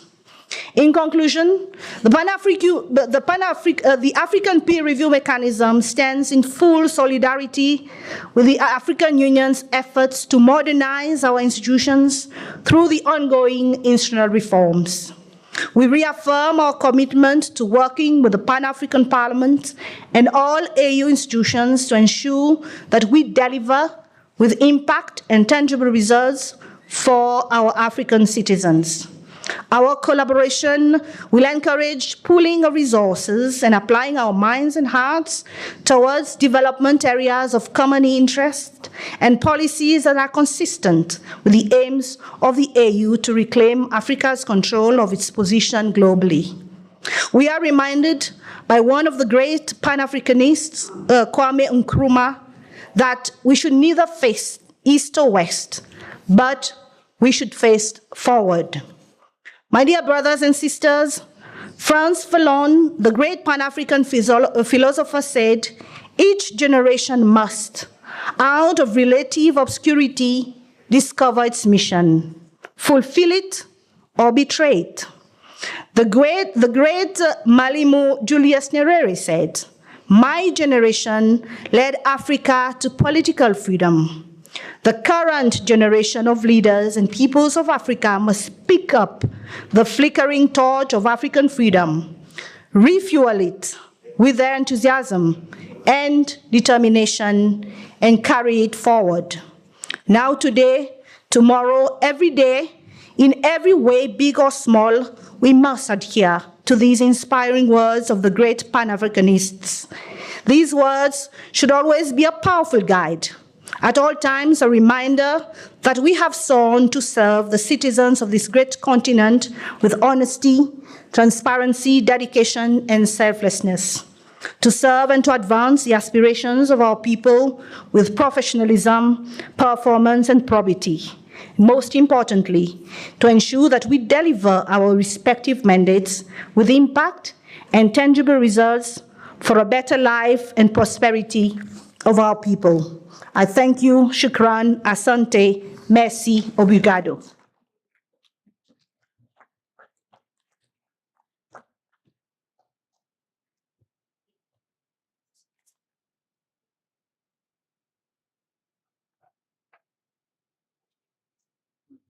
Thank you, APRM. Another round of applause. I now call upon Honorable Thandi Moraka, Deputy Minister of International Relations and Cooperation, representing the host government.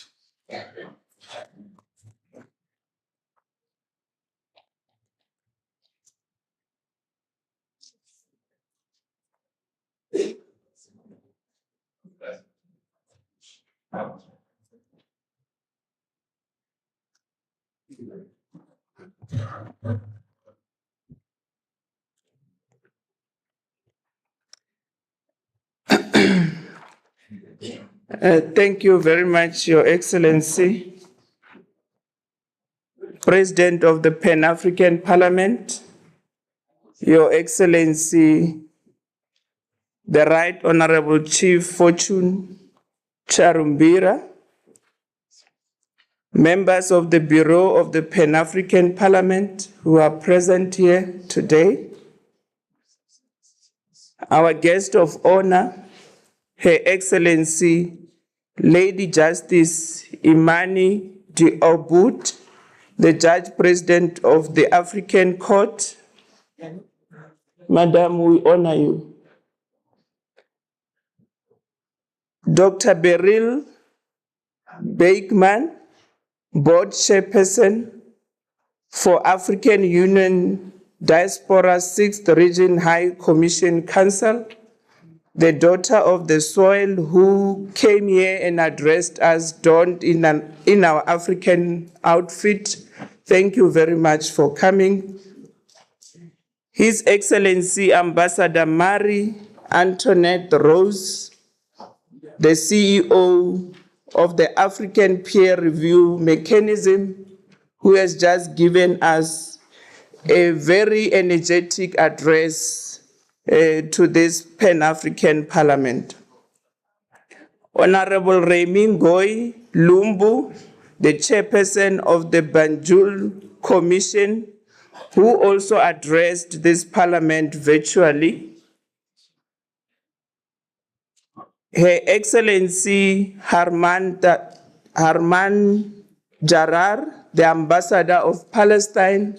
Madam, we thank you very much for your energetic address also on behalf of the people of Palestine. Distinguished members of this august House, members of the diplomatic corps, Excellencies, ladies and gentlemen, good afternoon.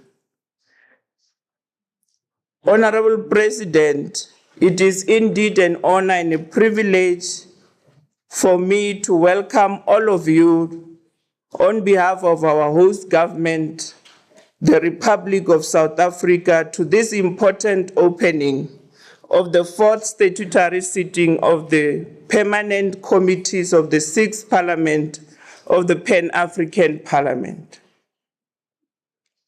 Honorable President and members who are meeting here today amidst the current unfolding geopolitical tensions that are taking place here in the continent and also globally. And I want to reiterate our call for the peaceful resolution of conflicts through dialogue and mediation, because that, Honorable President, has been the backdrop of our own foreign policy as the Republic of South Africa. Honorable President, the sitting also is convened at a historic moment marked by the recent appointment of African Union Commission senior leadership. We also need to take this opportunity to congratulate and acknowledge on behalf of the host government of South Africa to the Pan-African Parliament, the new senior leadership of the African Union following the successful election, which were held during the 38th ordinary session of the Assembly of Heads of States of Government at the AU on the 15th of February 2025.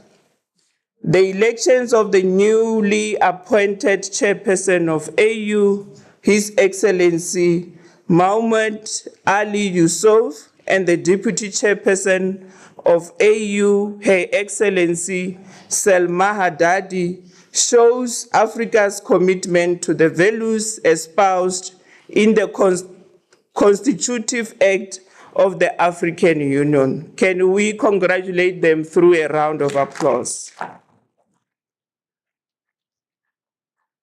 Similarly, Honorable President and members, I wish to also acknowledge and congratulate the newly appointed African Union commissioners who were elected during the recently concluded 46th ordinary session of the Executive Council that was recently held in Addis Ababa, wherein we have seen the humbling support of your esteemed countries, wherein you ensured that South Africa got the position of the Commissioner for Infrastructure and Energy.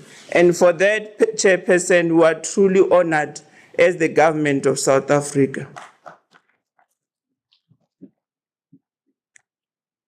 Mr. President, you will know that our continent is plagued by a myriad of challenges, including threats to democratic governance, issues of peace and security, and the issues of inter- and intrastate conflicts, wherein we continue to see issues of food insecurity and energy insecurity that is affecting mainly the poor and the poorest of our people. We are also continuously experiencing issues of inadequate infrastructure in the continent of Africa, but we continue to say that Africa is endowed with mineral resources. And I think it's high time as the people of the continent of Africa, we ought to sober up and make it a point that that endowment of resources that we have in the continent really benefit the people of the African continent.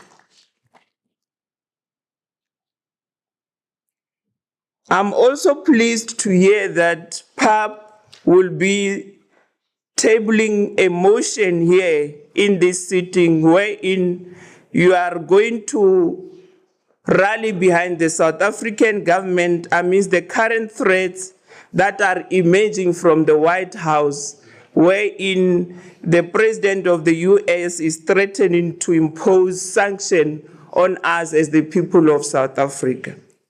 And really, it is pleasing to hear that PAP is willing to say, not one of our own, not in our name. We will defend what is best for the African people. Really, it is pleasing to hear that kind of a support coming from all of you. It is indeed our hope that the new leadership of the AU Commission, as it was recently elected, will bring to its effect of being in the office the energy to the organization of AU Commission, the fresh ideas, and also an invigorated resolve to respond to the challenges that we desperately need to address as the people of the continent of Africa, including the process of achieving and championing the Agenda 2063, the Africa that we want. Moreover, in this critical period of the second 10 year of the implementation of that Agenda 2063. Indeed, Honorable President and members, African problems really needs African solutions. And it's high time we need to move beyond just mere words and move towards actioning what we have been calling for. Mr. President, the African Union theme for 2025 that is titled Justice for Africans and People of African Descent through Reparations, close quote, is really timely and welcomed by the 7th administration of the Government of Africa, and it also helps us to define and chart the way forward, even for the Pan-African Parliament, And we want to call upon Pan-African Parliament to make it a point that that particular theme is being realized by all of us, because we have been victims of slave trade, we have been victims of colonialism, we have been victims of racial discrimination as the people of the continent of Africa. So we can't shy away from addressing issues of reparatory justice. Honorable President, I wish to make it clear here that the time to comment on numerous initiatives on reparatory justice that has to be undertaken by the Organization of African Unity and the AU respectively, spanning from the first Pan-African Conference on reparatory justice that was held in Abuja, Nigeria in 1993, ought to be delivered by all of us, irrespective of where we're coming from. Because it is in that conference where there was a resolution on the issue of racial discrimination and also a resolution on xenophobia and other related intolerant issues that continues to befall our continent of Africa. President, we are pleased as the government of South Africa that under your leadership, the Pan-African Parliament will contribute to a concrete proposals towards the advancement of the reparatory agenda for Africans and the people of African descent, which will be occasioned by the transatlantic slave trade and also slavery and apartheid and colonialism and neoliberal tendencies that were bestowed on us by the superpower house that used to operate during those times. Mr. President, the Executive Council and the Assembly has adopted several critical decisions which will see the work of the Pan-African Parliament elevated in this regard. And let me applaud the House and in particular your sterling commitment and the leadership alongside the Bureau to ensure that critical issues affecting the Pan-African Parliament are raised at the Executive Council.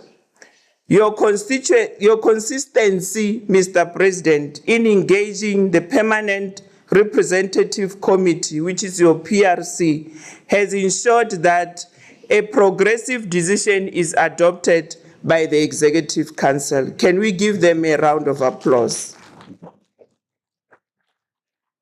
Mr. President and members, one of the decisions of the Assembly has been a request for member states to implement the theme of the year in their respective countries, and also to make available adequate resources for the implementation of the theme of the year at the national level. It is indeed in this respect that South Africa will also be playing its meaningful role in terms of the implementation of the theme and also sharing of its experiences, including partnership with the sixth region in the continent of the Africa and also in the context of the reparation theme that we have all adopted. For this part, Mr. President, South Africa has fully committed to this endeavor, and our foreign policy, as led by our own President, His Excellency, Mr. Cyril Ramaphosa, is grounded on the ideals of Pan-Africanism and the further wish to advance South Africa's relations and also multilateralism together with the African Union Commission.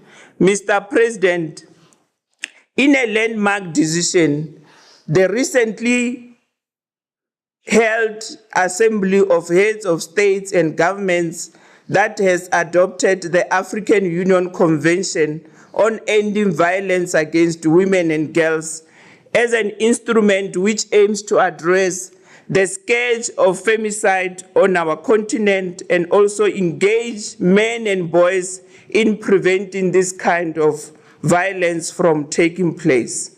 This is a positive step towards a process wherein we are going to ensure that everyone who lives in our continent is safe and secure. In this respect, Mr. President, we look forward to the long outstanding matter of the hosting of the Women's Conference by the Pan-African Parliament during this year, 2025. Finally, Mr. President, we ought to share with you the momentous occasion of South Africa's presidency of the G20 under the theme Solidarity, Equality, and Sustainability. Mr. President, the G20 presidency of South Africa presents an opportunity to work in a collaborative manner and also work closely with the African Union in the priority areas that we have all set for ourselves, which are directly aligned to those of the AU's priorities. And we want to urge you that all of you, as the people of Africa, consider yourselves as the presidents of the G20. It is our own collective effort.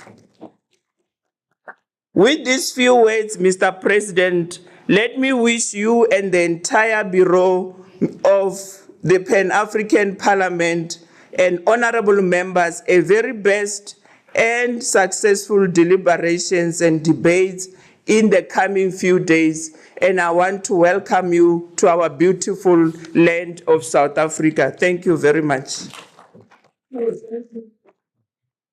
Thank you, Minister.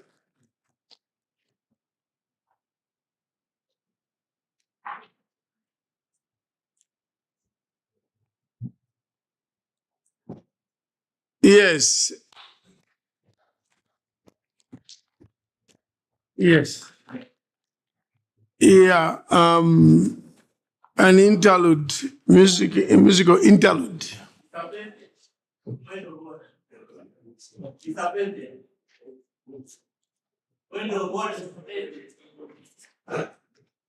We are moving to the musical interlude now. We are moving the music to the interlude, musical interlude.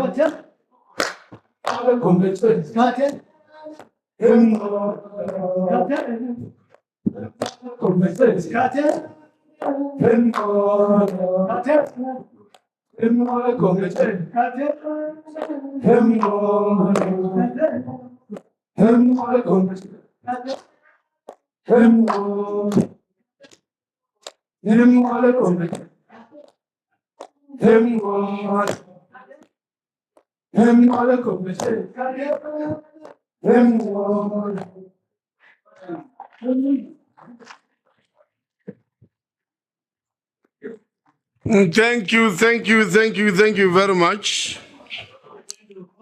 May I now call upon our guest of honor, Excellency Lady Justice Imani Abdu, the Judge President of the African Court, to deliver her address. Yes, you should come. Can you put it in writing? Because this is an orderly thing that we cannot interrupt. The guest of honor, take the floor, please. Take the floor, guest of honor. No problem, you can put it in writing. This is an official opening ceremony.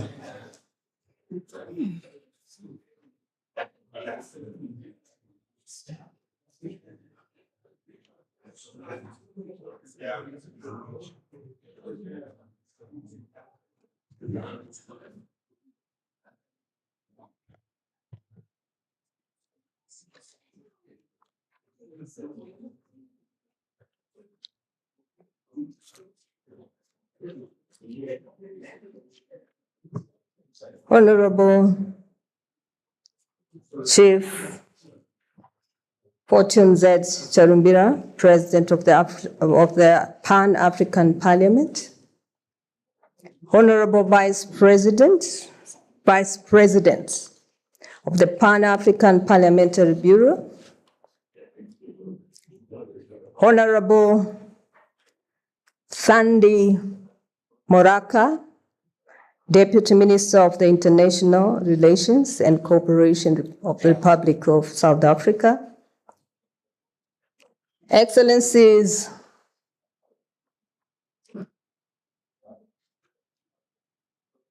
my colleagues, heads of organs, Excellency Remy Lumbu, Chairperson of the Banjul Commission, Excellency Wilson de Almada Adao, Chairperson of the African Committee of Experts on the Rights and Welfare of the Child, my dear sister, Excellency Monique Nsanzabaganwa, Deputy Chairperson of the African Union Commission, the outgoing one, honorable members of the Pan-African Parliament, Her Excellency Ambassador Marie Cotard, CEO of the APRM, Dr. Beryl Beckman, Board Chairperson, AU Africa and Diaspora 6 Region High Council, members of the diplomatic and consular corps present, distinguished invited guests, distinguished ladies and gentlemen. I think it's afternoon now. Good afternoon. It is indeed an honor and a privilege to stand before you today to deliver this keynote address at the opening of the 4th ordinary sitting of the permanent committees of the 6th Parliament of the Pan-African Parliament.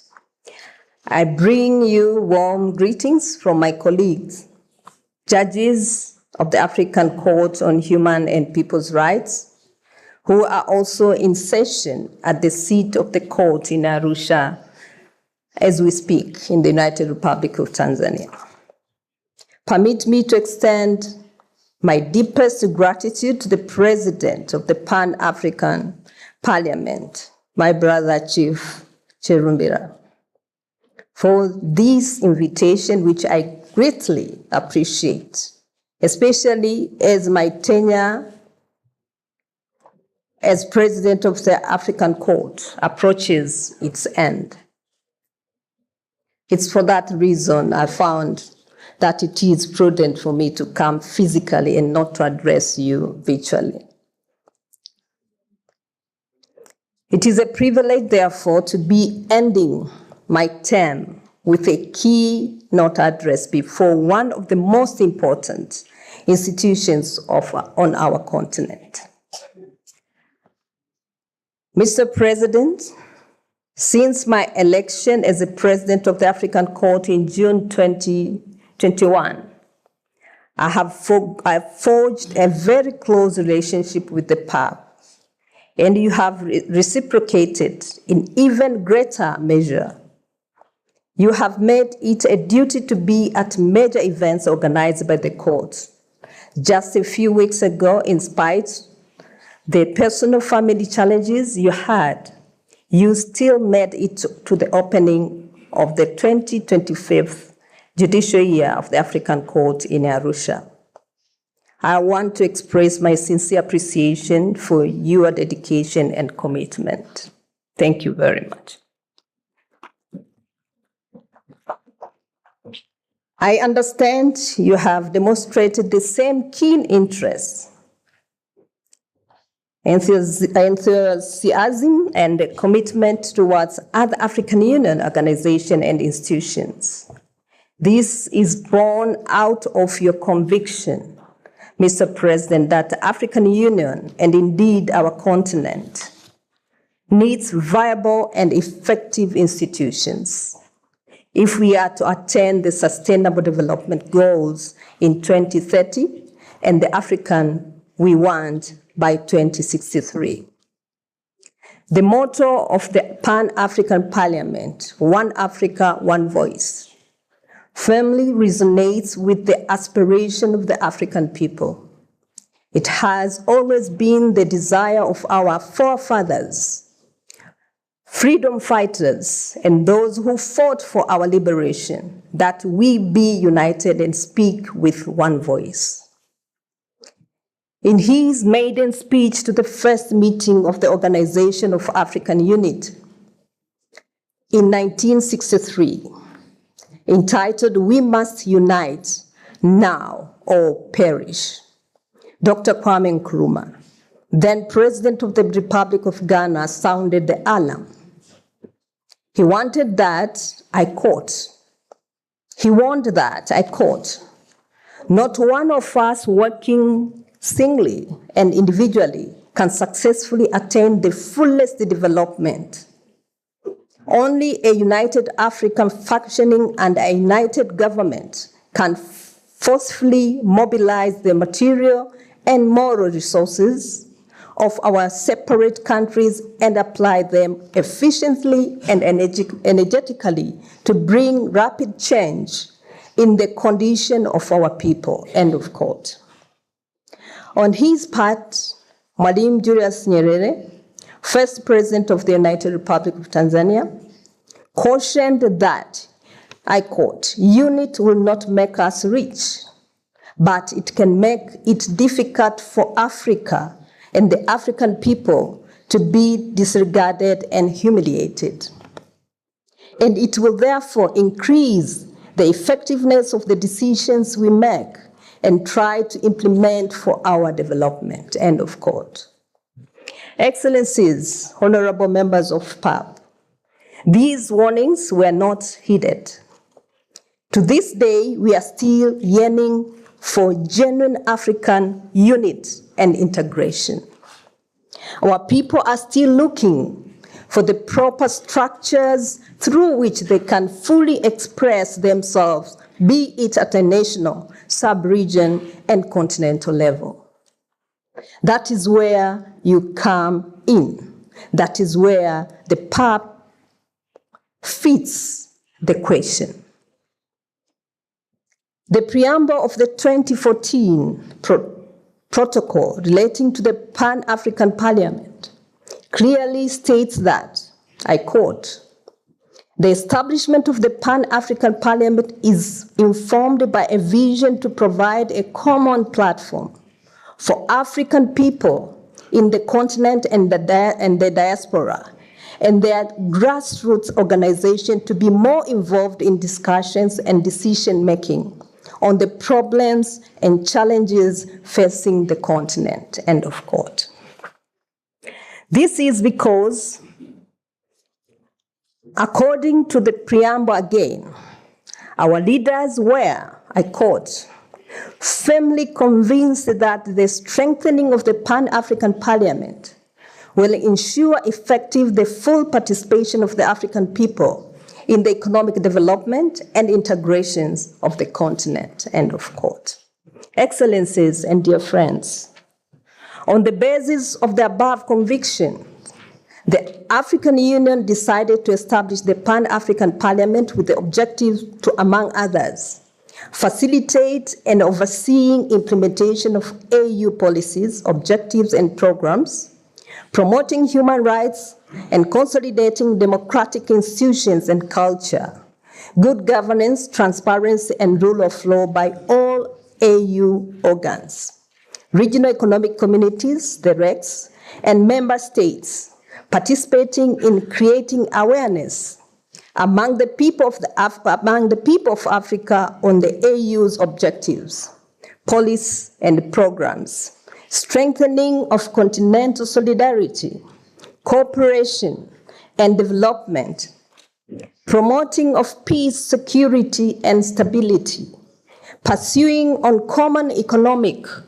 recovery strategy, and contributing to the harmonization and coordination of member states' legislations. I look at the objectives of the PAP, reveals that it was actually meant to be a people's house, where all the issues relating to the socio-economic and political aspirations of the African people will be discussed. These objectives of PAP are constant with a reinforce the seventh aspiration of Agenda 2063, which, I quote, "reflect our desire for sharing prosperity and well-being, for unity and integration, for a continent of free citizens and expanded horizons, where the full potential of women and youth are realized, and with freedom from fear, disease, and want," end of quote.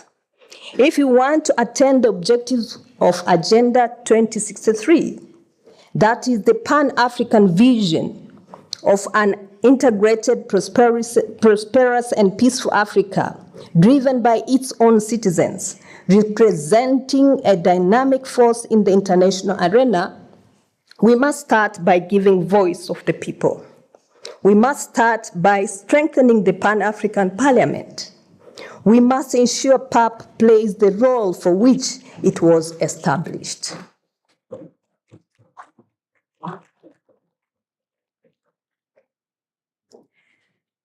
Excellencies, in spite of the strategic importance of PAP in the development and integration of the continent, I note with regret that more than 10 years after the adoption of the 2014 protocol, only about 14 countries have ratified the same. I take this opportunity to call on those countries that have not already done so to take urgent steps to ratify the protocol to enable PAP play its full legislative and oversight functions. Excellencies and dear friends, the challenges you are facing notwithstanding, let me recognize the tremendous contribution you have made to strengthen Africa's democratic institutions, promote justice and human rights, and amplify the voice of African people. Through your relentless effort in legislative oversight, model laws, policy formulation, and advocacy for the protection of human rights, you are shaping the future of Africa towards Agenda 2063, the Africa we want. I encourage you to remain steadfast in your mission. A Pan-African Parliament with full legislative power can play a vital role in advancing the African cause. The African Union has declared as the theme for 2025, justice for African and people of African descent through reparations, and is seeking reparation from the West. This is a cause which can be effectively championed by PAP by advocating for reparative justice within its committees. PAP can be the drive force behind the campaign for reparations through, among other means, legislative and political efforts and encouragement of parliaments in different parts of the world. PAP can use its platform to not only raise awareness, but also to develop policies and lobby for legal frameworks that hold former colonizing powers accountable. By pushing for the creation of binding agreements, encouraging African governments to unite in their stance on reparations, and fostering collaboration with international organizations, PAP can contribute significantly to the realization of reparations as a legitimate means of justice for Africans and people of the African descent.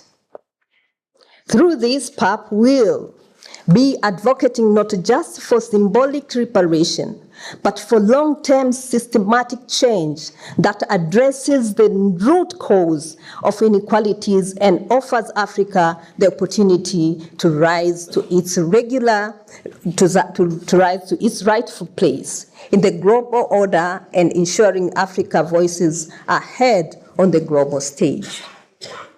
Honorable President, honorable members and distinguished delegates, the legislative arms of the African Union is capable of intervening in every crisis situation because it has the potential to do so. Today, we are witnessing several crises in several countries on our continent. Wars and constitutional change of government, poverty, human rights violations, mercenaries, exploitation of minerals, etc., all at the detriment of the development and integration of our continent.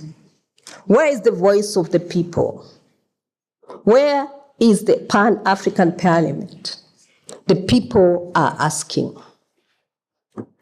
With the various committees established, the Pan-African Parliament must use its influence to intervene in crisis situations, mediation efforts, and peacekeeping initiatives.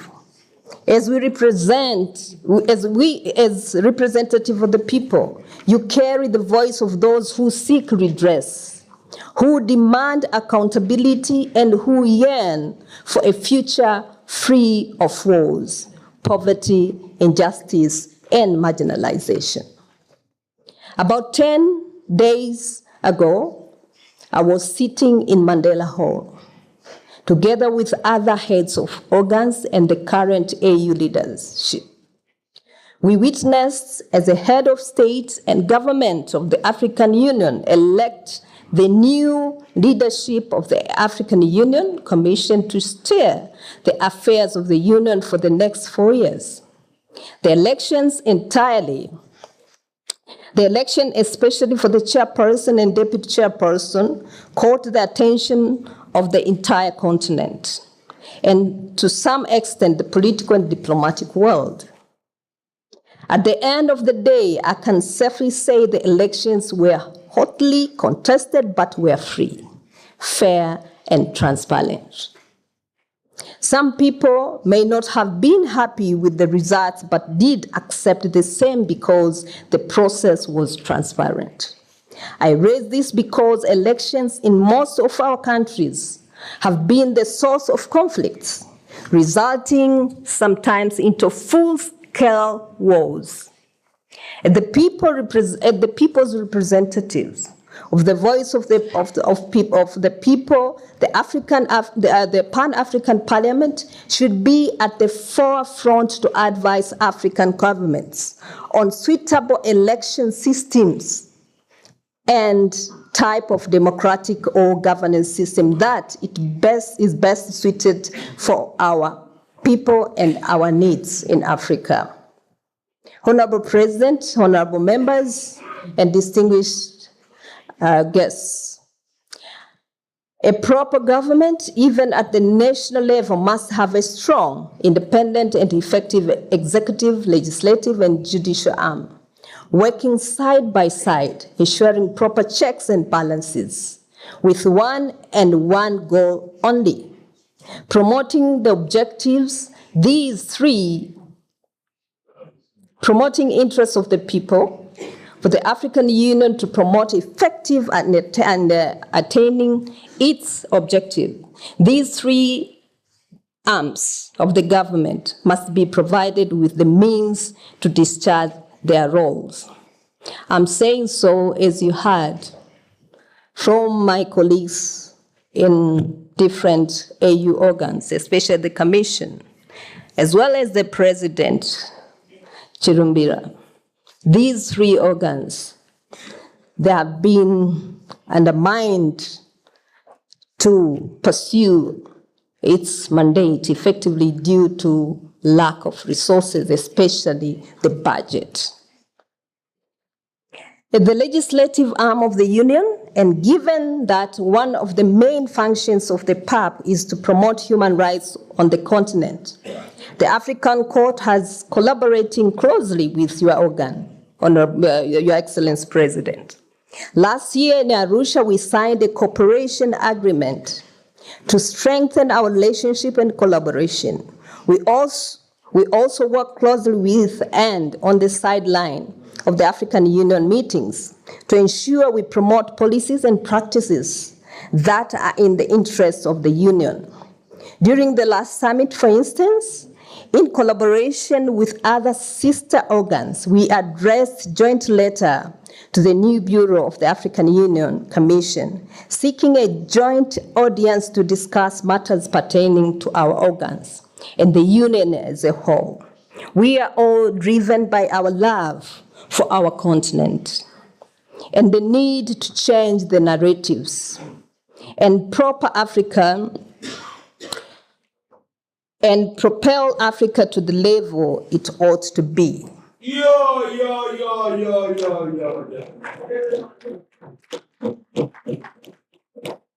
It is my firm belief that through strengthening synergies between the African Court, the Pan-African Parliament, and other AU organs and institutions, we can push forward an agenda that will rewrite our history, and push for the Africa we want. Together, I'm confident we can do it. Honorable President and the member of Parliament of PAP, distinguished guests, the African Court on Human and People's Rights stand as a pillar of justice, providing legal redress to those who seek it, ensuring that human rights are respected across the continent. However, despite our unwavering commitment to uphold these values, we continue to face significant obstacles that hinder the court's ability to function effectively. One of the most pressing challenges is the non-compliance with the court's decision by states. When states fail to implement the court's decision, they not only undermine the credibility of our judicial systems, but also deny justice to those who need it most, leaving individuals and communities vulnerable and without recourse. This disregard for the African Court decisions damage the very foundation upon which our effort to promote justice, equality, and human rights is founded. Another major challenge we face is the failure of many states to ratify the protocol establishing the court and deposit the declaration under Article 34, sub 6 of the protocol establishing the court, which allows individuals and non-governmental organizations, NGOs, to directly access the court. Without ratification and declaration, countless Africans are unable to bring their cases before the court, thereby limiting their access to justice. This creates a significant barrier to the realization of human rights across the continent. The non-ratification of the protocol establishing the court by some countries and the withdrawal of deposits under Article 34, sub 6 by others has only deepened this challenge. The Pan-African Parliament has an important role to play in advocating for the strengthening of the African Court on Human and People's Rights, encouraging states that have not already done so to ratify the protocol and deposit the Article 34, sub 6 of declaration, as well as to comply with the court's decisions. A strong and full-functioned African court is not just essential for the protection of human rights, but is also fundamental for fostering solidarity among African nations. Without it, political interests will continue to overshadow the need for justice and accountability, and the realization of a peaceful, democratic, and just Africa will remain an elusive goal. We must not allow these challenges to persist, but instead work together to ensure that justice is not only promised, but delivered. I take this opportunity to call on all PAP members, especially those from countries that have not ratified the protocol establishing the African Court, or that may have ratified but not deposited the Article 34, sub 6 declaration, to use their legislative power to table this in their national parliaments, to call on their government to do so. This is not a political matter. This is not a party matter. This is a matter for social, economic, and political development and integration of our continent. This is about the future of Africa, the next generation and generations to come. We must play our role, either individual or collectively. Let history remember you as the one who, as a member of PAP, made a change in the protection of human rights in your country and the continent at large. Let history remember you as the one who, as a member of PAP, brought about genuine development and integration of the continent. Let history remember this sixth parliamentary of the Pan-African Parliament, the one that decided to change the narrative by taking bold steps to promote the socio-economic and political development of our continent, by putting the people of Africa above all else. Honorable President, the honorable members of this Parliament, as I near the conclusion of my tenure, I reflect on the journey we have taken together. It has been an honor to serve as the President of the African Court on Human and People's Rights, and I'm proud of what we had accomplished so far. But there's still much work to be done. I leave you with a challenge, Honorable President and your colleagues. Continue the fight for justice, continue the fight for peace, and continue the fight for a united and prosperous Africa.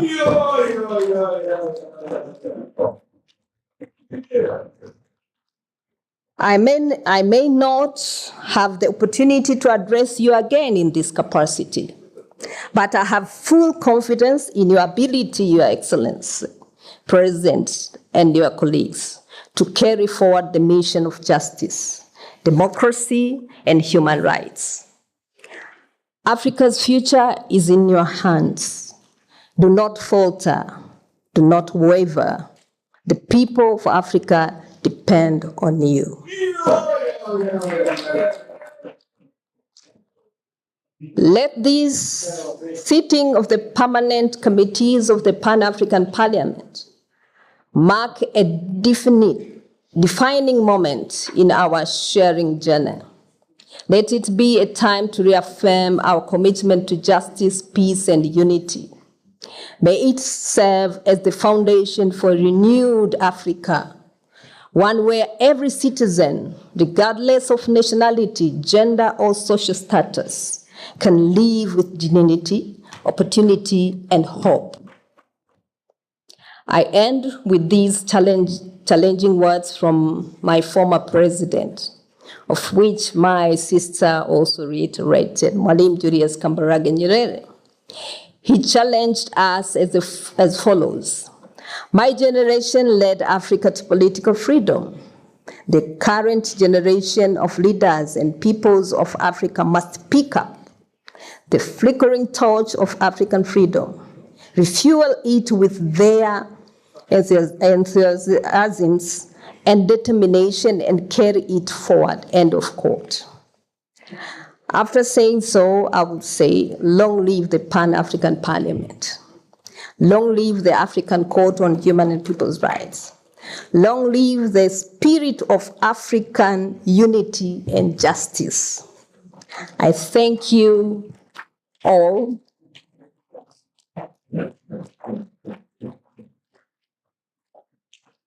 Asanteni sana. Shukran. Muito obrigada. Merci beaucoup. Gracias. Yes. And wish you productive deliberations.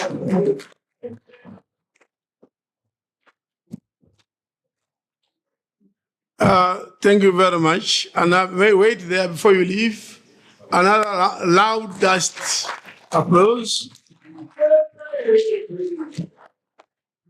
Remain there, President, the first Vice President. Please, can you approach, go where she is?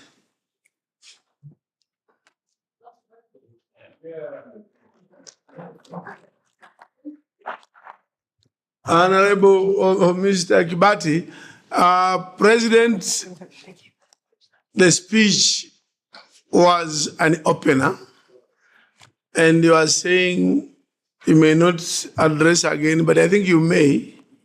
But we have some token to remember Pan-African Parliament for. So that will be presented to you by the first Vice President.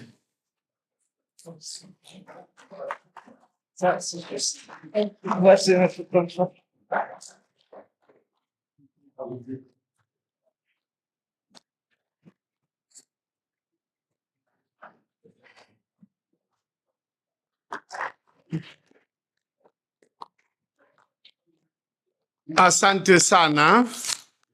Thank you very, very, very much.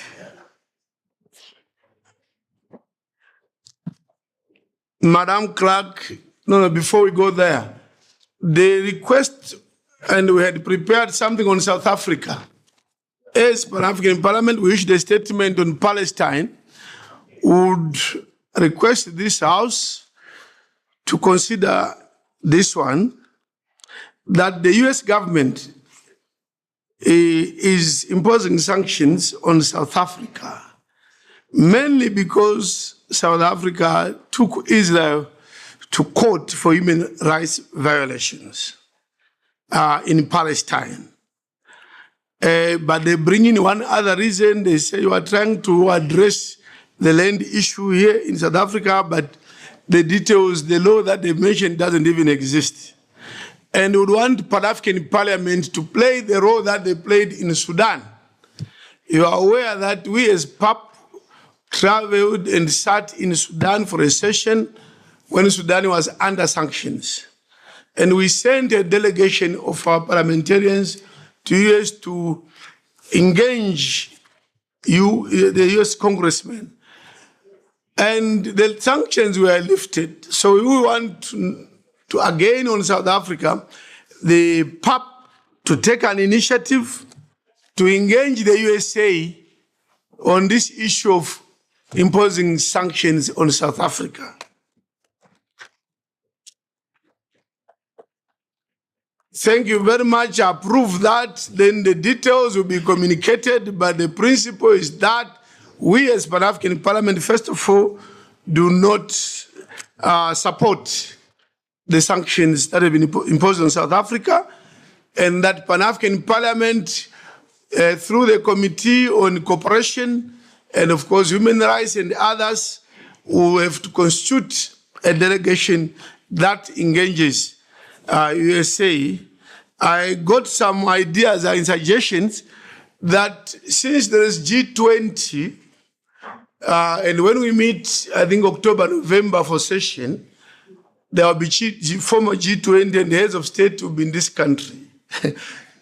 Please listen to this one. Some have suggested, let's invite President Trump to come to PAP and address parliamentarians, and so that they can engage with him in a debate as Africa. Okay, we'll try and pursue that one. But it's a suggestion. It can be improved. If there are any other views on it, we are sitting on 2 p.m. 2 p.m. We are supposed to be back here at 2 p.m. But now it's 2 p.m. Madam Clerk, any announcements?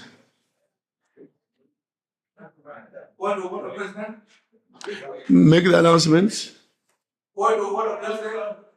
First of all, this is not a debating session. This is a prescribed opening session. And yes, but we cannot give preference to anyone. This would be wrong for us to start debating in a prescribed opening session. We are not in debate, Mr. Yes, please, you are ruled out of order. Thank you. Yes, you are ruled out of order. Can we have the announcements, Madam Clerk? Yes, please take your seats. Take your seats. Take your seats. We have to speak in our presence. She's a lawyer. She's a judge. Who's a judge? Yes, but she can come back for debate. Madam Clerk. All right. I'm told the Central Caucus will remain in this room. The new members will be put in committees by the Bureau of each caucus, that the chairperson, and the deputy, right, and the bureaus will deploy. And then Central Caucus, you remain here. The House President, the House allow people to speak. The House reconvenes at 2 p.m. We are reconvening at 2 p.m. 2 p.m. we reconvene. The House is adjourned. until 2 p.m., 3 p.m. We come back at 3 p.m. We come back at 3 p.m. This is wrong. This is not a farm. This is not a kingdom. This is parliament. It is the focus and human committees, not the bureau. That's the bureau. That's the bureau. This is not the kingdom. The order paper is not followed.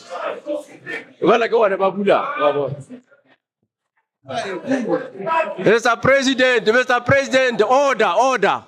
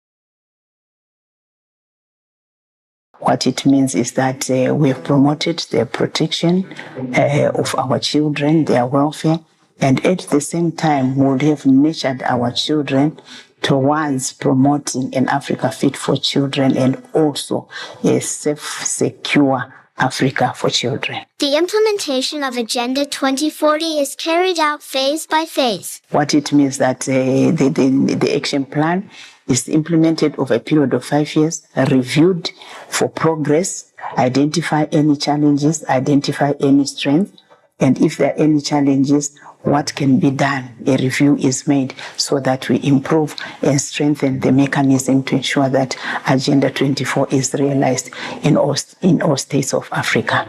Let us unite our efforts, advocate for children's rights, and work towards an Africa fit for children. If you want to learn more about Agenda 2040, go to our website at www.acrwc.africa.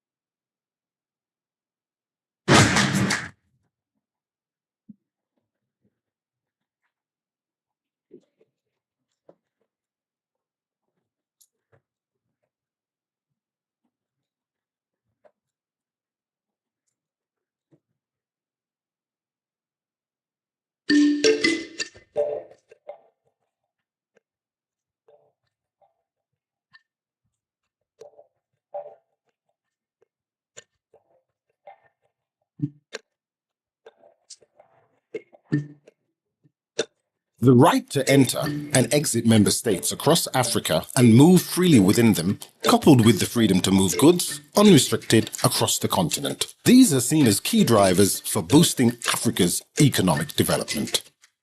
The implementation of measures to promote free movement can be considered as prudent practice and even fundamental elements to breaking down the barriers that have limited economic and social integration throughout the continent and, sadly, even weakened the spirit of Pan-Africanism.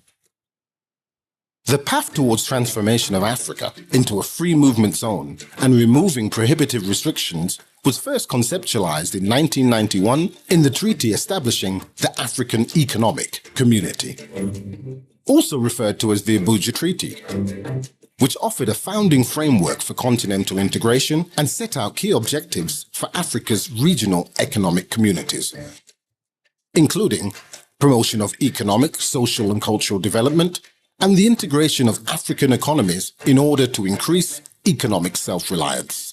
Development, mobilization, and utilization of the human and material resources of Africa in order to achieve a self-reliant development, and promoting cooperation in all fields of human endeavor in order to raise the standard of living for Africans and enhance economic stability. The African Union's blueprint for the continent's social, political, and economic development and integration, enshrined in Agenda 2063, recognizes free movement as a key element in achieving the continent's development goals and aspirations by allowing Africans to travel, work, and live within their own continent. Agenda 2063, Aspiration 2, outlines the role that an integrated continent will fulfill. And this initiative is further galvanized by the Free Movement of Persons Protocol, which specifies 3 rights which are necessary for the implementation of the goals of the Abuja Treaty. Namely, the right of entry, where African citizens shall have the right to enter, stay, move freely, and exit the territory of an AU member state in accordance with the laws, regulations, and procedures of the host country. The right of residence, where African citizens shall have the right of residence in the territory of any AU member state, and the right of establishment, where African citizens shall have the right to set up in the territory of the host of any AU member state as a business, trade, profession or vocation, or an economic activity as a self-employed person. The protocol on the free movement of people enables people to ensure that they are able to travel across Africa visa-free. That's the essence. It is also going to facilitate a right of residence, and right of establishment. So, giving the example of a business person from Lesotho, if they want to set up a business in Kenya, under the protocol, they would have every right. They can establish that. If somebody wants to reside in another African country other than their country of origin, they have the right to do that. And then, most important, it is also going to facilitate a mutual recognition of professional qualifications. At the end of the day, your qualifications, if you are from Lesotho, should be able to be recognized in another African country. So those are the benefits that it offers. The commitment to Africans moving in their own continent is a top priority, therefore. It's the top priority. And this is why the idea of free movement of persons then became one of the flagship projects of Agenda 2063, the Africa we want. You cannot talk of continental free trade agreement, goods and services, right? Moving across borders without labor and business people. It doesn't make sense. It will not make sense. So that is why, therefore, the protocol that was signed, I think, in 2016, is extremely important because it allows Africans to feel at home in their own continent.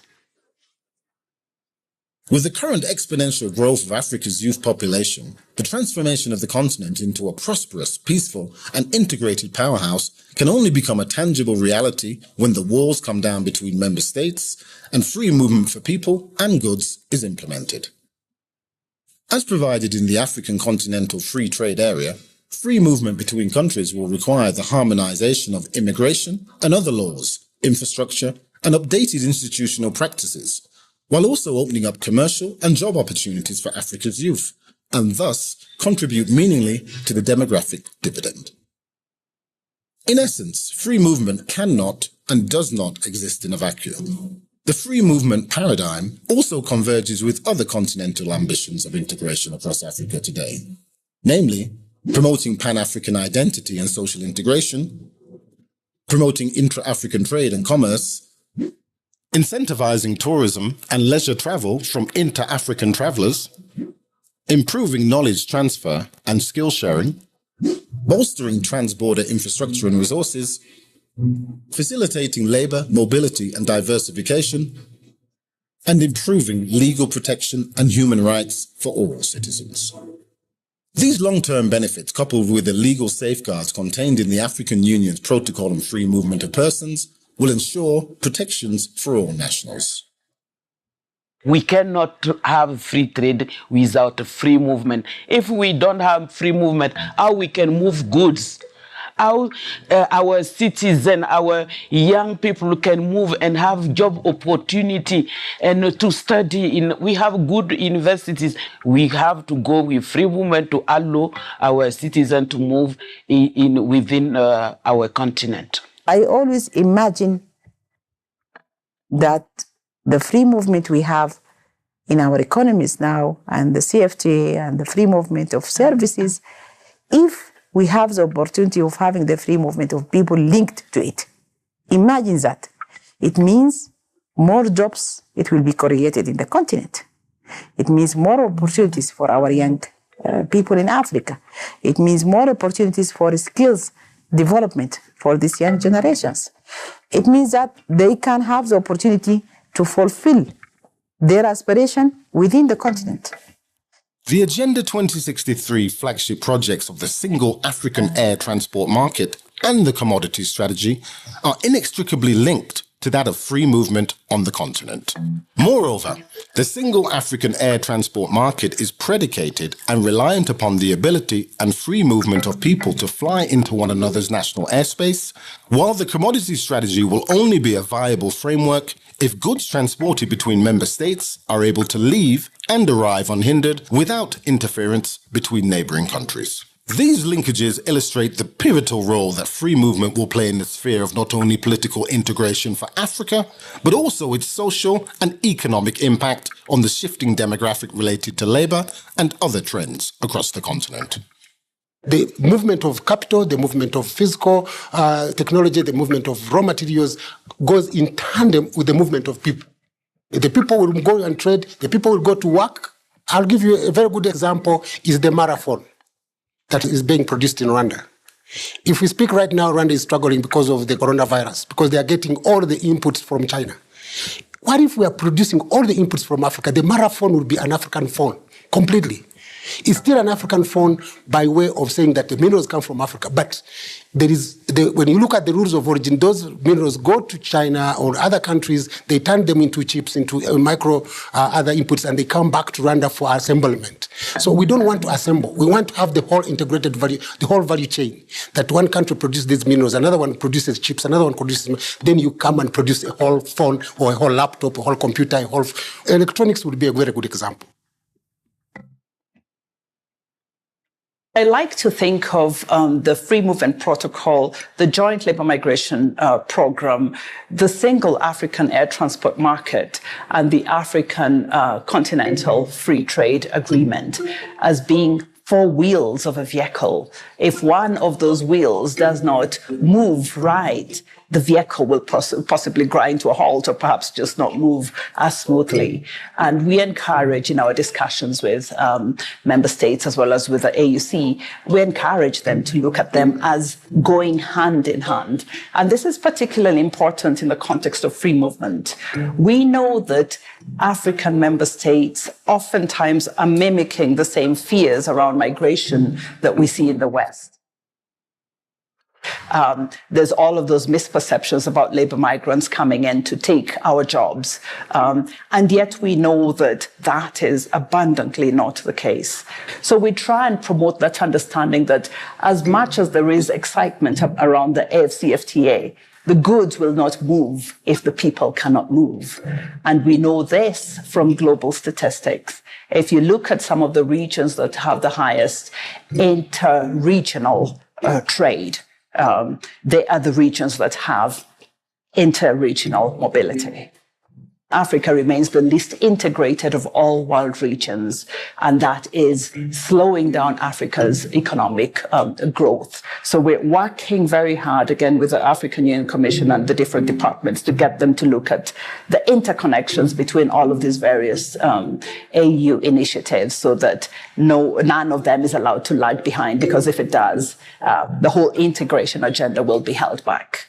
While 30 countries originally signed the Free Movement Protocol in 2018, ratification and formalization of the agreement via legal instruments is still pending by many member states. So what are some of the issues holding back member states from full ratification? And how legitimate are these concerns?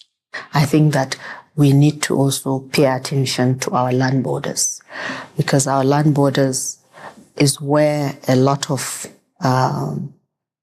the, if you like, commerce, informal commercial activities go on. There is a bit of neglect in the sense that if you are concerned about the security of your border, then definitely the start point should definitely be the community living there. If the community across the other border has more facility than the other, you find that there will be this movement, and you find that people will now start struggling either for water or for markets and so on and so forth. And then this kind of brings clashes, and this clashes makes governments hesitate to see the benefits of this free movement. People have fear of the economic impact. People have fear about security. What will be the security implications of people coming into our territory? There isn't the comfort level that there ought to be regarding where other countries are in terms of their civil registry systems, which are very weak in most countries on the continent, it has to be said. So governments will get comfortable with the idea of opening up to free movement if there are robust systems in place across the continent in terms of civil registry systems, so that whoever turns up at your border with a passport can really, you can have the confidence that this person is indeed who they say they are. I should add that free movement doesn't mean zero border controls. If anything, free movement implies ever more robust controls at borders. So this is something we feel the need to emphasize, that in an age of free movement, we need to support countries to ensure they have the capacities for ever more robust border controls, but with a different posture, with a posture of facilitation rather than impeding. Because again, the vast majority of intra-African movements are bona fide movements. They should be facilitated, not impeded.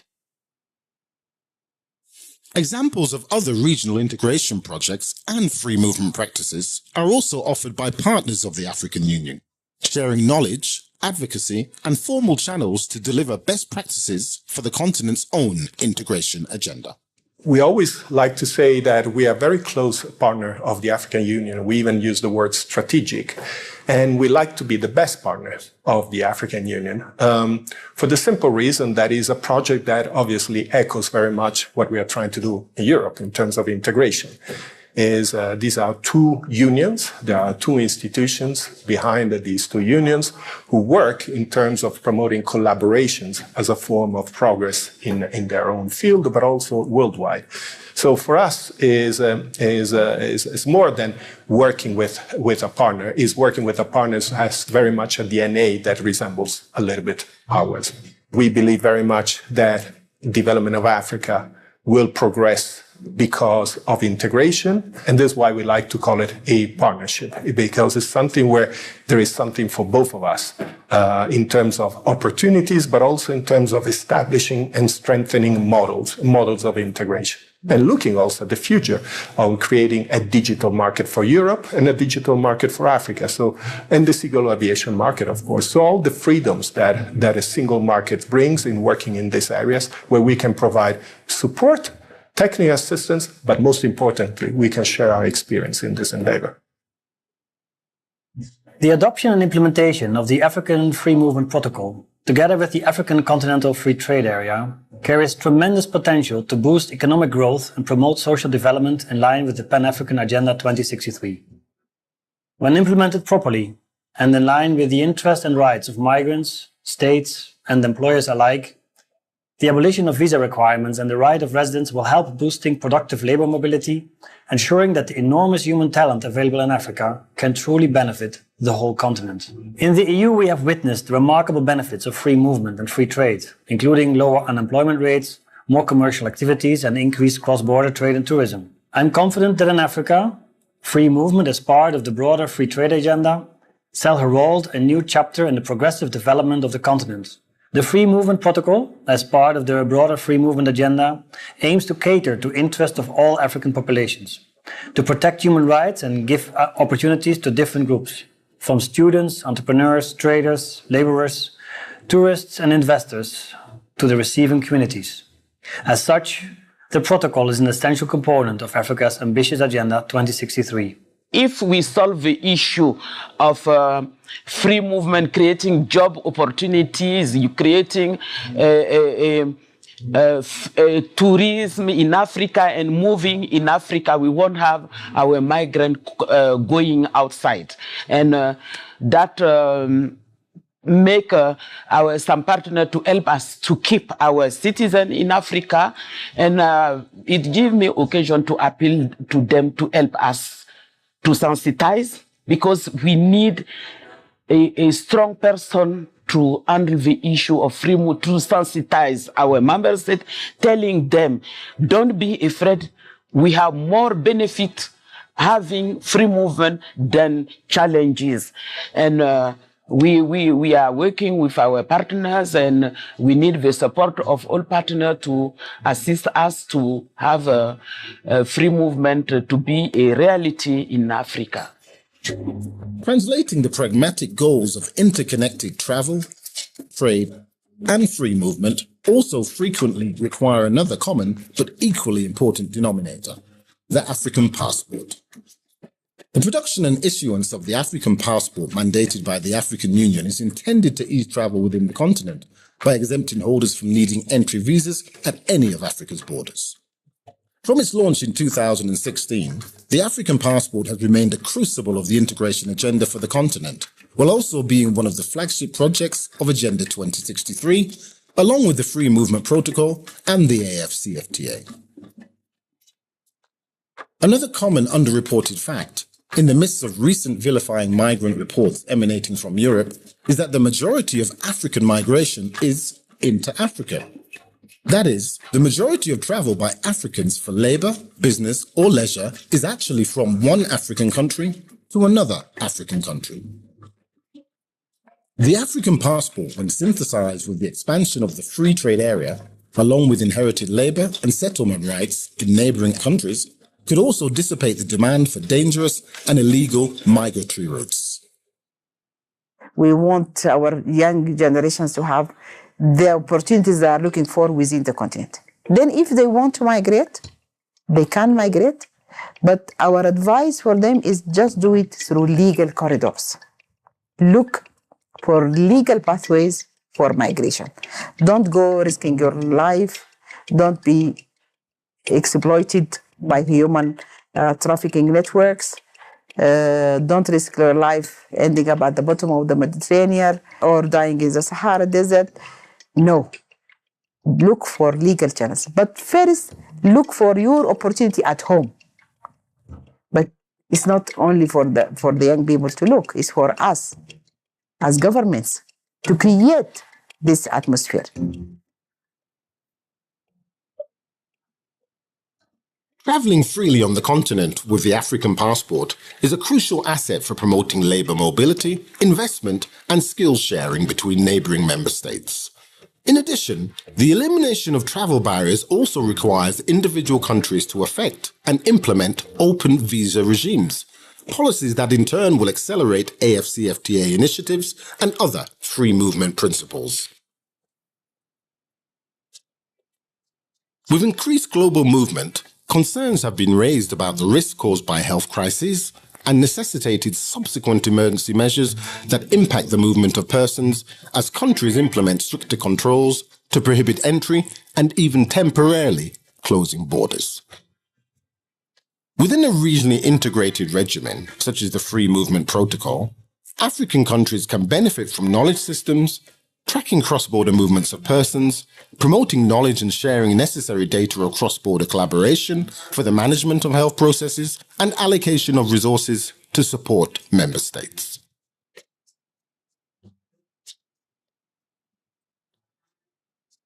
The Americans, the Europeans, predominantly, they move easier than us as Africans in our own continent. Now, this protocol is trying to redress that. We are saying to AU member states, as part of implementing the roadmap of the protocol, first, relax visas. Relax visas and allow citizens to move.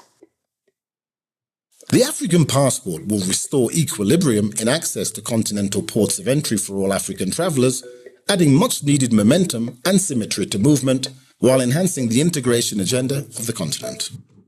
The Free Movement Protocol, the AFCFTA, and the African passport form a comprehensive and cohesive structure for continental integration. And while linked, each are political, economic, and social drivers in their own right. The barriers to free movement across the continent are now outweighed by the opportunities and commitment by member states to affirming the interconnectivity of Africa in all spheres and for all its citizens. What we're also working with the African Union to do is to change the misperceptions around migration, to change the false narratives around migration, especially African migration. And we hope that with time, when migration is better understood, countries that right now see it as a threat will embrace it as the opportunity that it is, again, if well managed. So changing the narrative is another important aspect of our work that will have to be reinforced going forward if free movement is to become the reality that we need for it to be.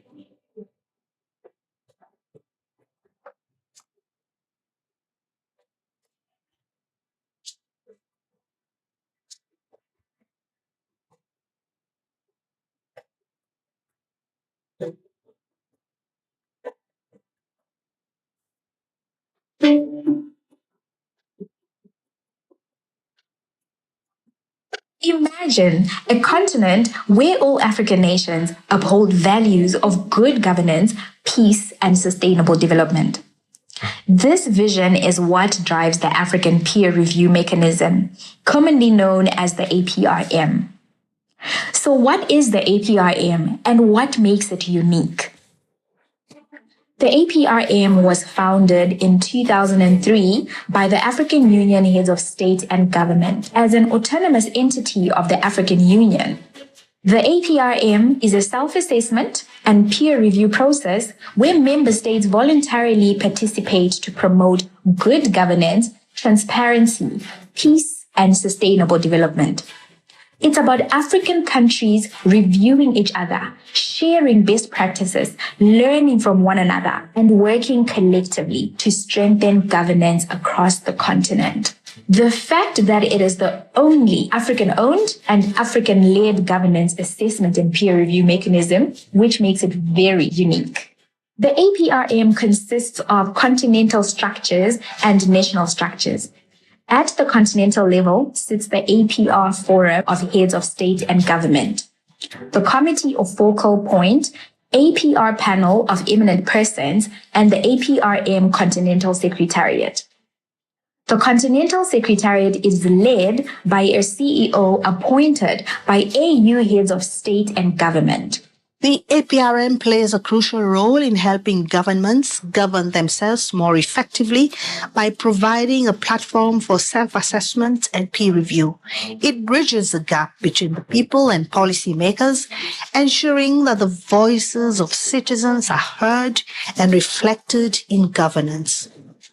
Its office is supported by 4 directorates, namely Country Review and Assessment, Monitoring and Evaluation, Governance, and Specialized Reporting and Operations. On the other hand, the APRM national structures are represented by a focal point who reports to the head of state, a national secretariat, a national governing council or commission that includes all non-state actors and particularly women, youth, CSOs, private sector, and the media. The NGC is at the core of the APRM process to ensure its transparency, accountability, and inclusiveness. The APRM is at the heart of some of the African Union flagship initiatives to promote good governance, such as the Africa Governance Report, the Africa Credit Rating Agency, the Africa Governance Index, the Africa Governance Support Program, monitoring of Agenda 2063 and SDGs 2030, or again, the Early Warning for Conflict Prevention Program. Over 21 years, the APRM has implemented its inclusive and transparent review process in more than 26 out of 44 participating states. It has managed to create a platform for dialogue involving governments, civil society, and citizens in evaluating key areas such as democratic and political governance, economic governance and management, corporate governance, socio-economic development, and state resilience to shock and disasters. While the APRM remains committed to its core mission of promoting good governance, which is anchored on Agenda 2063, Aspirations 3 and 4, its role has significantly expanded. The APRM now plays a key role in tracking the implementation of both AU Agenda 2063 and the United Nations Sustainable Development Goals, SDGs 2030, across the continent. Additionally, the APRM has been tasked with contributing to early warning systems for conflict prevention in Africa. The APRM's expanded role contributes further to building a stable, secure, and prosperous Africa, guided by the principles of good governance and homegrown solutions. Today, the APRM stands as a symbol of Africa's commitment to homegrown solutions. It's more than just a governance tool. It's a movement towards accountability, shared learning, and sustainable development. Together, we are building the Africa we want, driven by transparency, peace, and prosperity for all.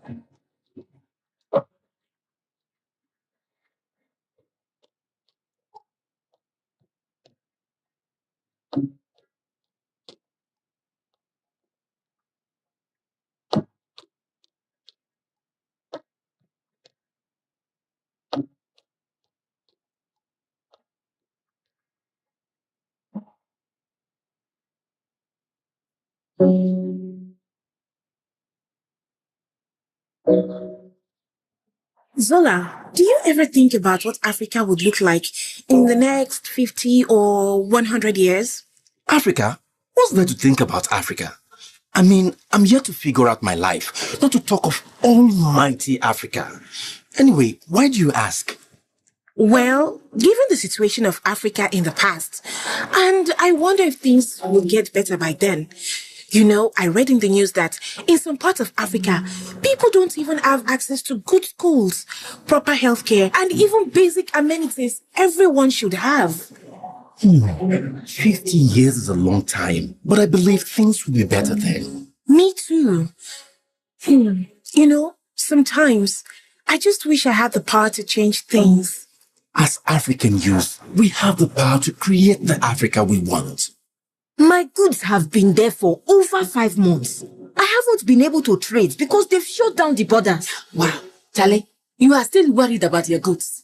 My business has been shut down because of inadequate power supply. I wonder when we'll have steady power supply in this part of Africa, eh? I wonder too. It's just so annoying. We desire and demand an Africa that is peaceful and secure.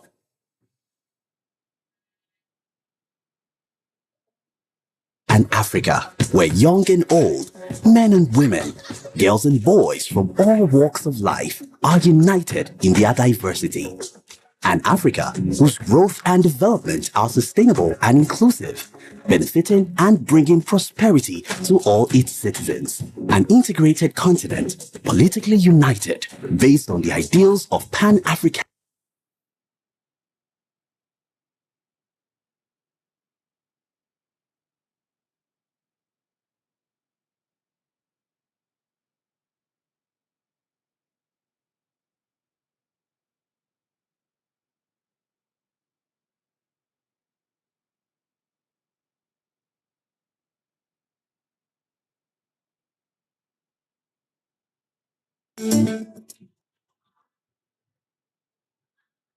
"20 years ago, in March 2004, the Pan-African Parliament was established as a legislative body of the African Union with a vision of fostering unity, peace, and prosperity across the continent. Today, we celebrate 2 decades of its journey and achievements. The establishment of the Pan-African Parliament amongst the African Union organs signaled a historical milestone and perhaps the most important development in... Nous allons commencer après 1 minute. Prenez vos places.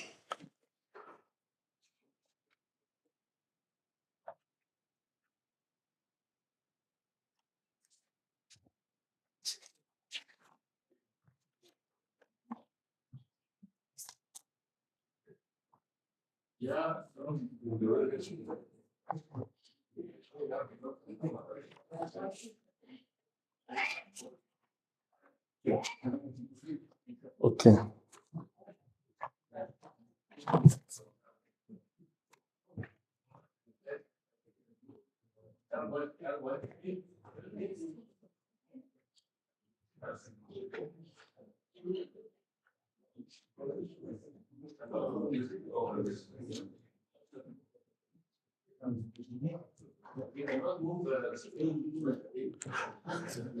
Excellence. Excellency, the second Vice President of the PAP, representing the Pan-African Parliament in this workshop. Excellency, the third Vice President of the Pan-African Parliament. Honorable members of Parliament.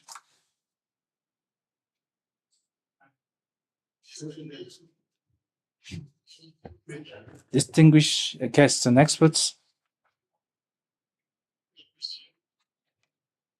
Ladies and gentlemen.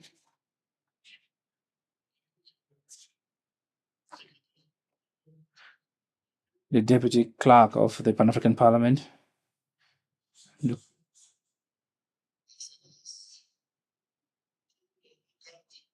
The senior officials of the Pan-African Parliament and staff members, journalists, interpreters. Good afternoon. It is a singular honor and privilege for me, on behalf of the Legal Affairs Committee and Human Rights, for this session. As you might have noticed, even myself and the others who are going to intervene, we're going to try and take up the challenge that we have encountered in time, because we had a lot of work to do this morning. And since we had to do that work diligently, we had to fine-tune the work this morning.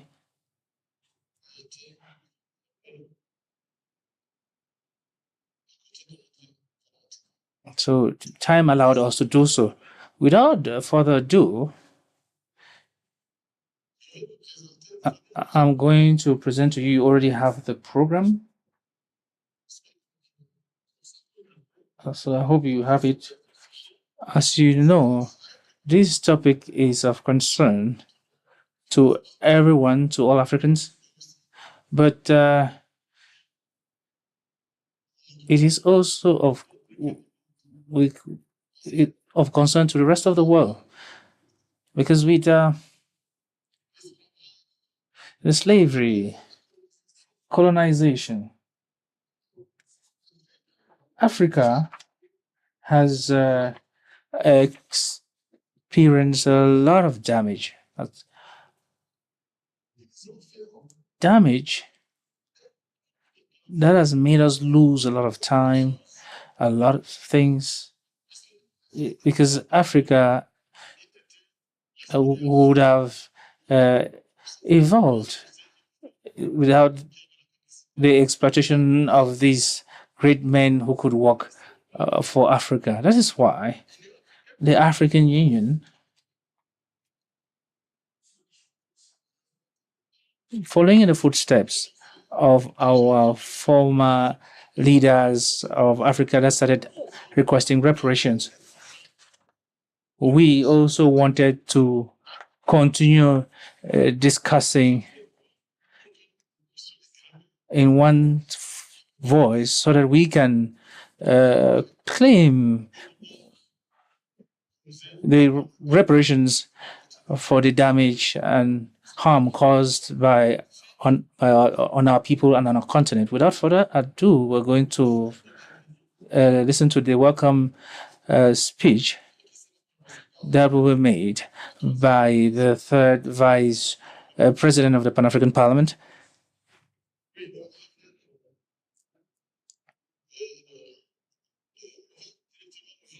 We're going to start our workshop with the intervention of the second Vice President of our Parliament. Your Excellency, you're welcome to deliver your opening speech. Thank you.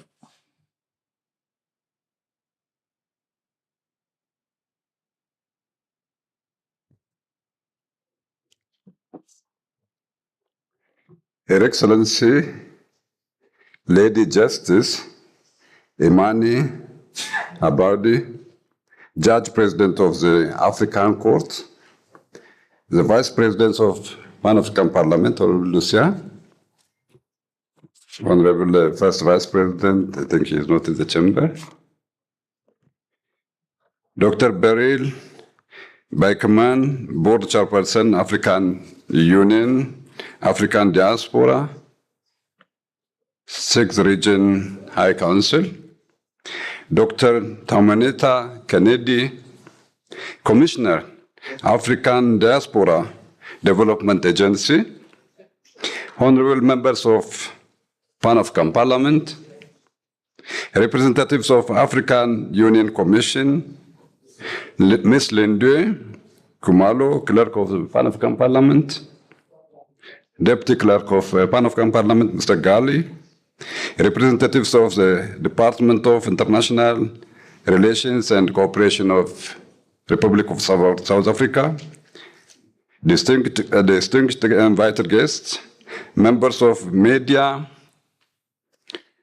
staff of the Pan-African Parliament, ladies and gentlemen, comrades and friends. I stand before you today riddled with the emotion as we seek to address what should be a painful and emotive topic to all of us, the African Union's theme of the year, justice for Africans and people of African descent through reparations. This theme, which touches on our very livelihoods, where we have come from, where we are heading, is not merely a statement of purpose, it is an urgent call to action, a powerful reminder of the collective struggle we must continue to wage for justice, healing and redress for the historical injustice that have been inflicted upon the African continent and the global African diaspora. Our gathering today occurs against the backdrop of the centuries of the exploitation through the transatlantic slave trade, colonization, apartheid, and other modes of systemic discrimination, and have ravaged the African people, both on the continental and across the diaspora. This injustice, though deeply rooted in history, continue to have profound impact on the lives of millions of Africans and people of African descent. The consequences of these historical wrongs are visible today in the form of the persistent poverty, inequality, social marginalization, and economic underdevelopment that continue to plague African communities, both in Africa and through the world. The call for reparations, therefore, not more rhetoric, but it's fundamental human rights issue. Reparations represent not only a moral obligation to redress the historic harm suffered by our people, but also a legal and ethical responsibility borne by those who were complied in the who were complicit in the perpetrating this injustice. For centuries, African people were subjected to the brutalities of the transatlantic slave trade, colonization, and apartheid, while the wealth and resources of our nations were plundered and the very essence of our cultural identities were systematically erased or diminished. It is incomplete upon us, therefore, as the leaders and representatives of African continent and its people, to assert that justice for Africans and people of African descent cannot be achieved without reparations. This is not merely a question of financial compensation. It is a call to address the deep scars that have been inflicted upon our people through the dehumanizing system of slavery, colonization, and apartheid. Reparations must encompass the full range of restorative measures, including but not limited to financial restorations, land restorations, educational opportunities, and cultural recognitions. It is important to underscore that financial compensation, while vital, is not the sole element of what must be a comprehensive reparations framework. Reparations must take into account a range of restorative practices that aim to heal not just the material losses, but also the psychological, cultural, and the spiritual wounds inflicted by the centuries of oppressions. We must therefore advocate for cultural restorations. The cultural historic heritage of African people was systematically destroyed or suppressed during the colonial era. Reparations must involve the restorations of cultural artifacts, the presentation and the promotion of African language, and the recognition of African traditions, customs, and identities that were so brutally marginalized. Land and resource redistribution.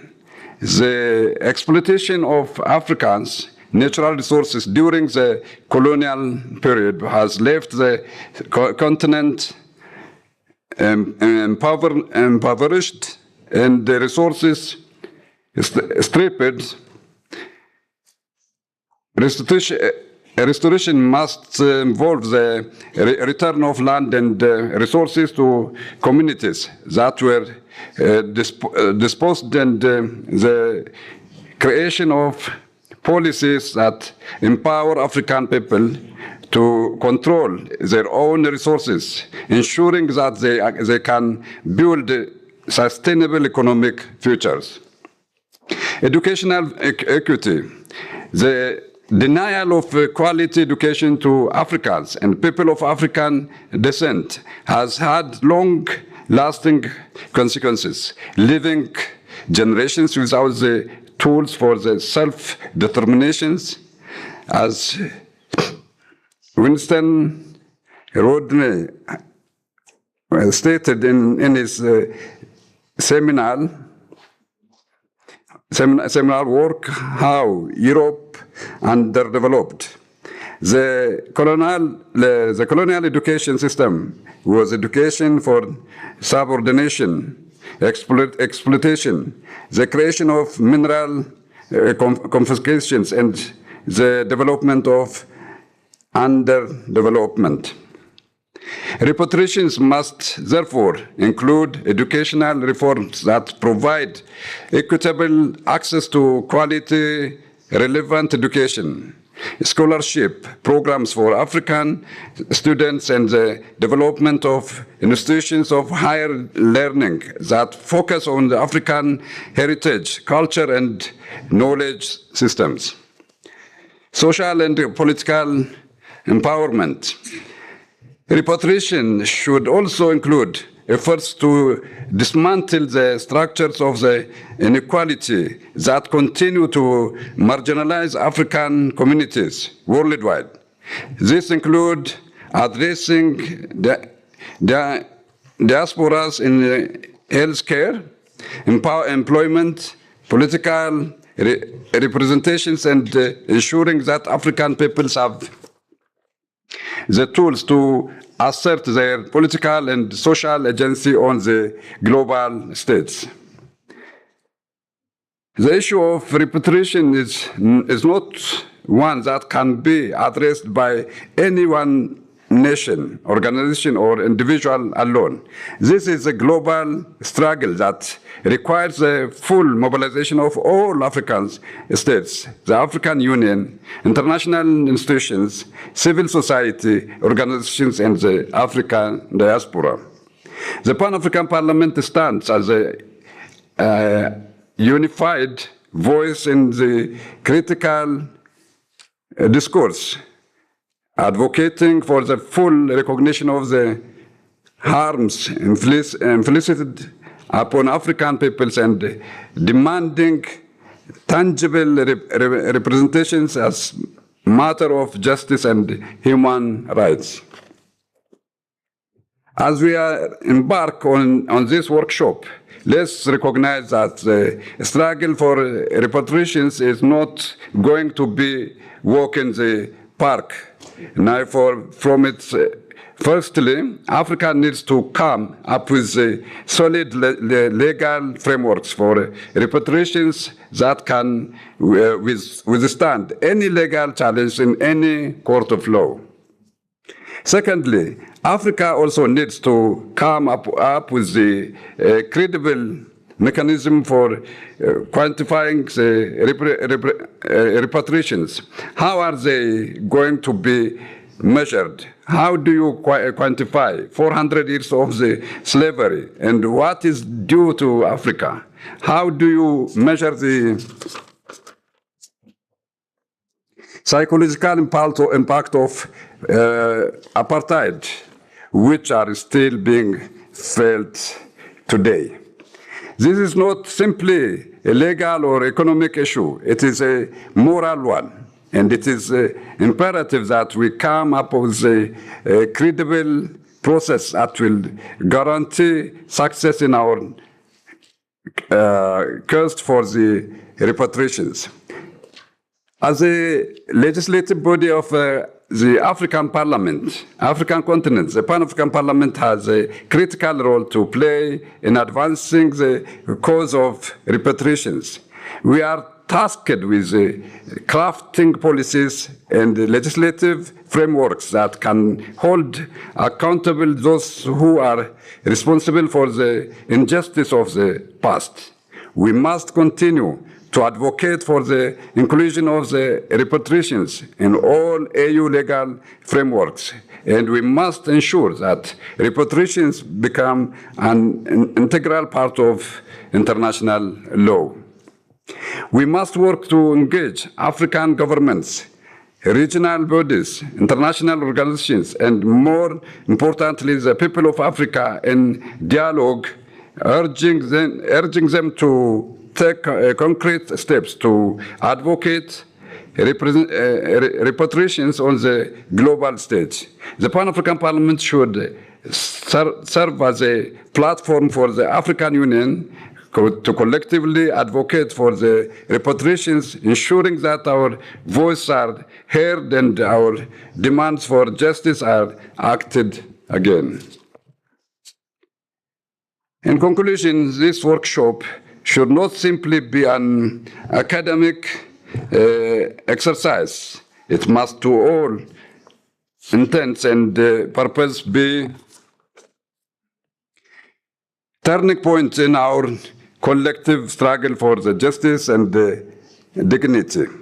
The work we do today, the discussions we have, and the resolutions we pass must shape the future of the reparations agenda. It is our responsibility to ensure that the legacy of this moment is one of the action, accountability, and lasting change. I wish you fruitful deliberations, and I declare this workshop is open. Thank you. May I ask Her Excellency, Third Vice President, to moderate this meeting? May you assume your position and seat, please.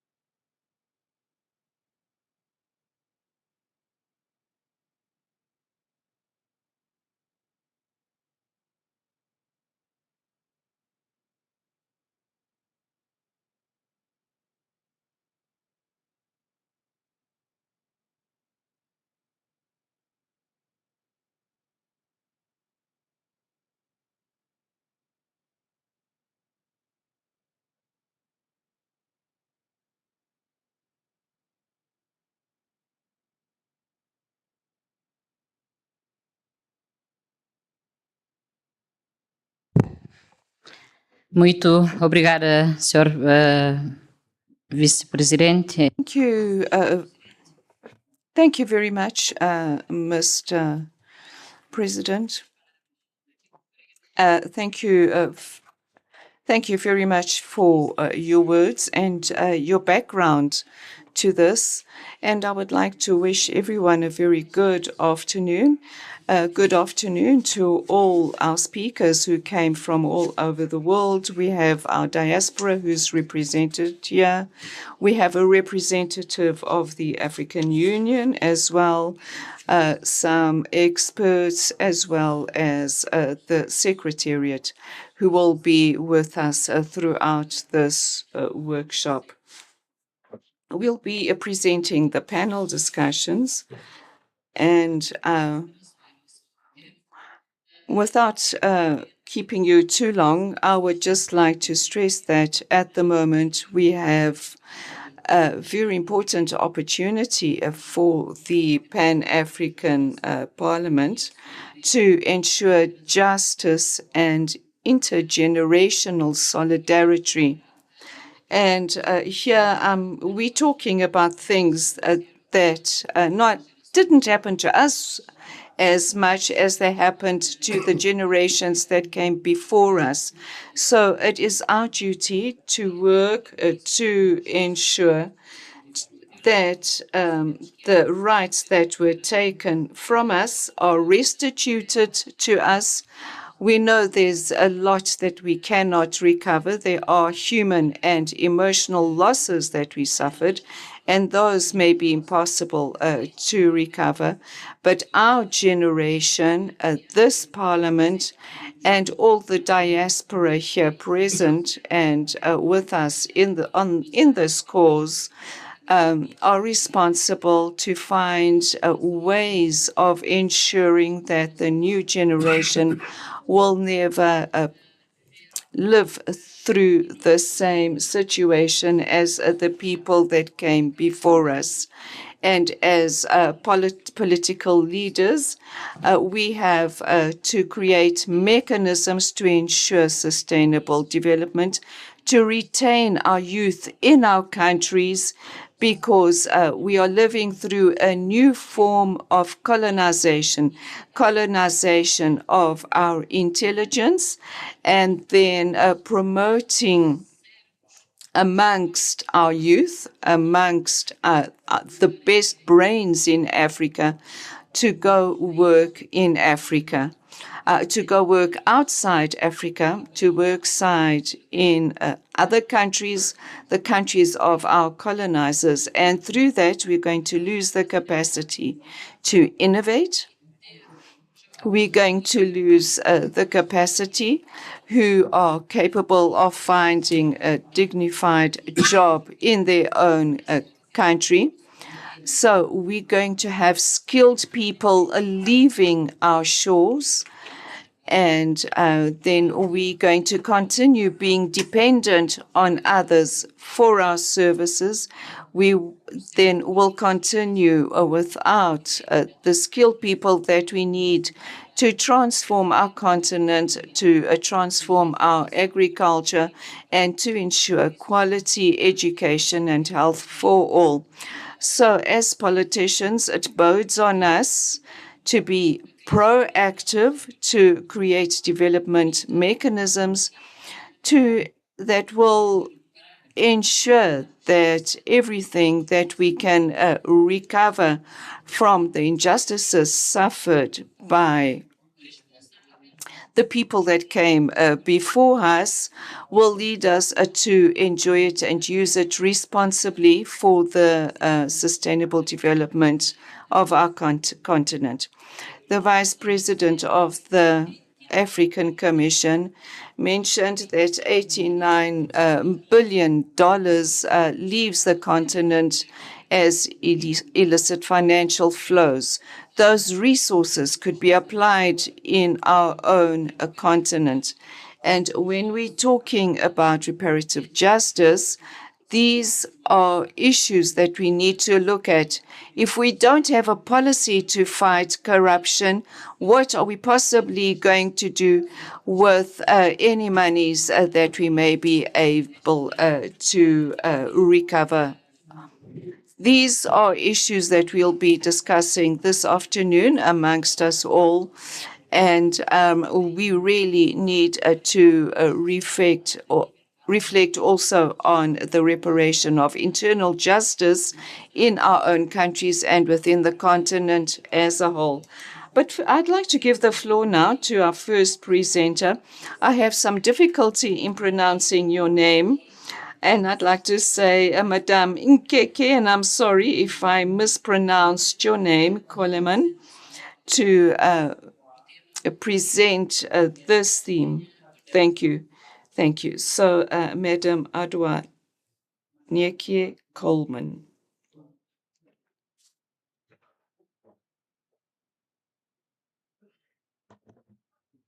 Pode vir usar aqui o pódio. If you like, you can come to the podium if it's easier for you. Feel welcome. Just so that everyone can see you.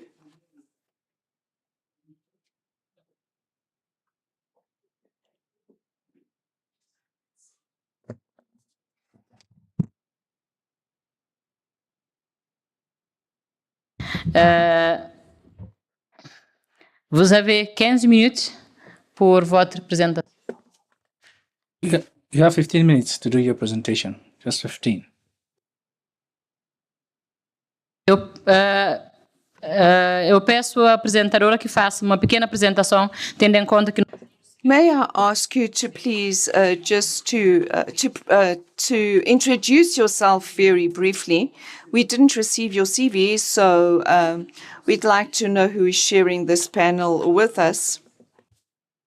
Please, if you then just give us a bit of your background and share some of your CV with us. Thank you.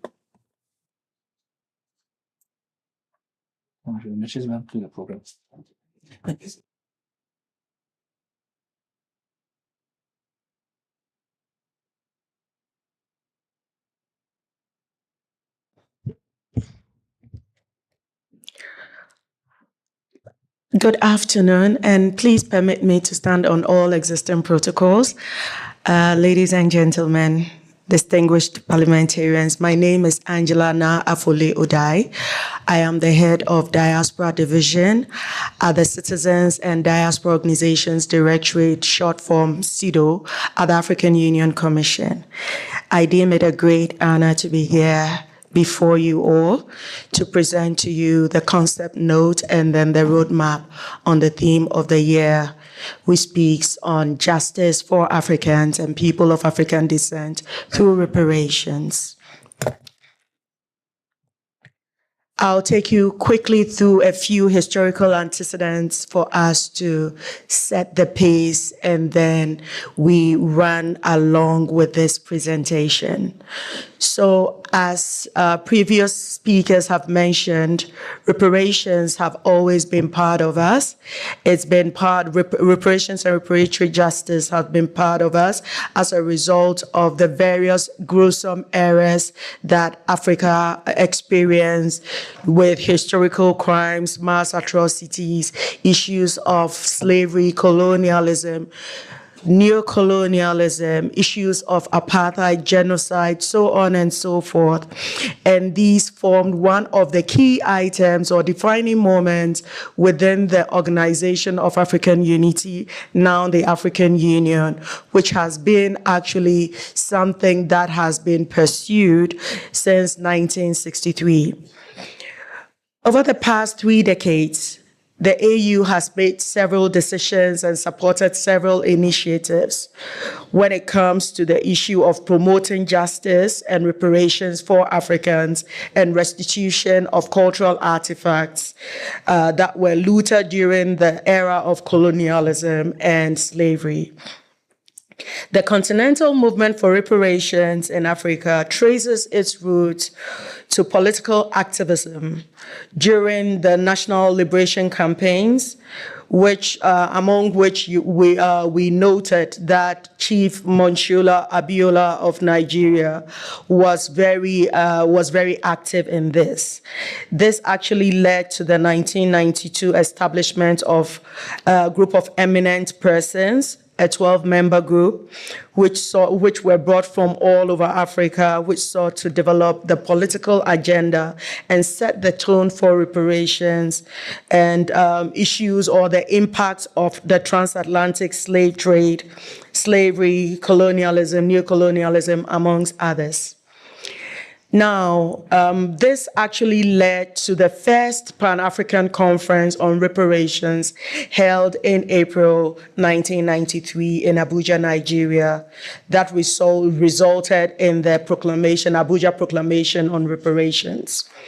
Now, this particular proclamation revitalized the reparatory movement, and then it ensured that it marked the first unified stance by African political leaders to take a step further on this momentum on reparations. It again reiterated the harm caused and endured by people of African descent and all Africans, and it actually continued as well to speak on the enduring harm that is being caused globally, all in the sense of, for example, issues of systemic racism. This called upon the international community to acknowledge that there's a moral debt that needs to be paid to Africans and people of African descent as a result of the centuries of exploitation and humiliation that is endured by the normal African or people of African descent. So the African Union then again worked hand in hand with the UN and ensured that we played an active role as we joined the United Nations at the World Conference Against Racism, Racial Discrimination, Xenophobia, and Related Intolerance in Durban, South Africa in 2001. There was a declaration made in Durban which recognized slavery, including the transatlantic slave trade, as crimes against humanity with ongoing consequences for Africans and all people of African descent.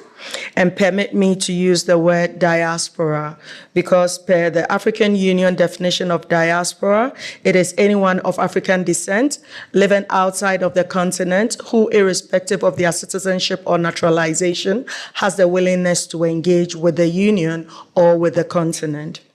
So now, the Durban Declaration again called for justice, protection, and reparations for victims of these historical injustices.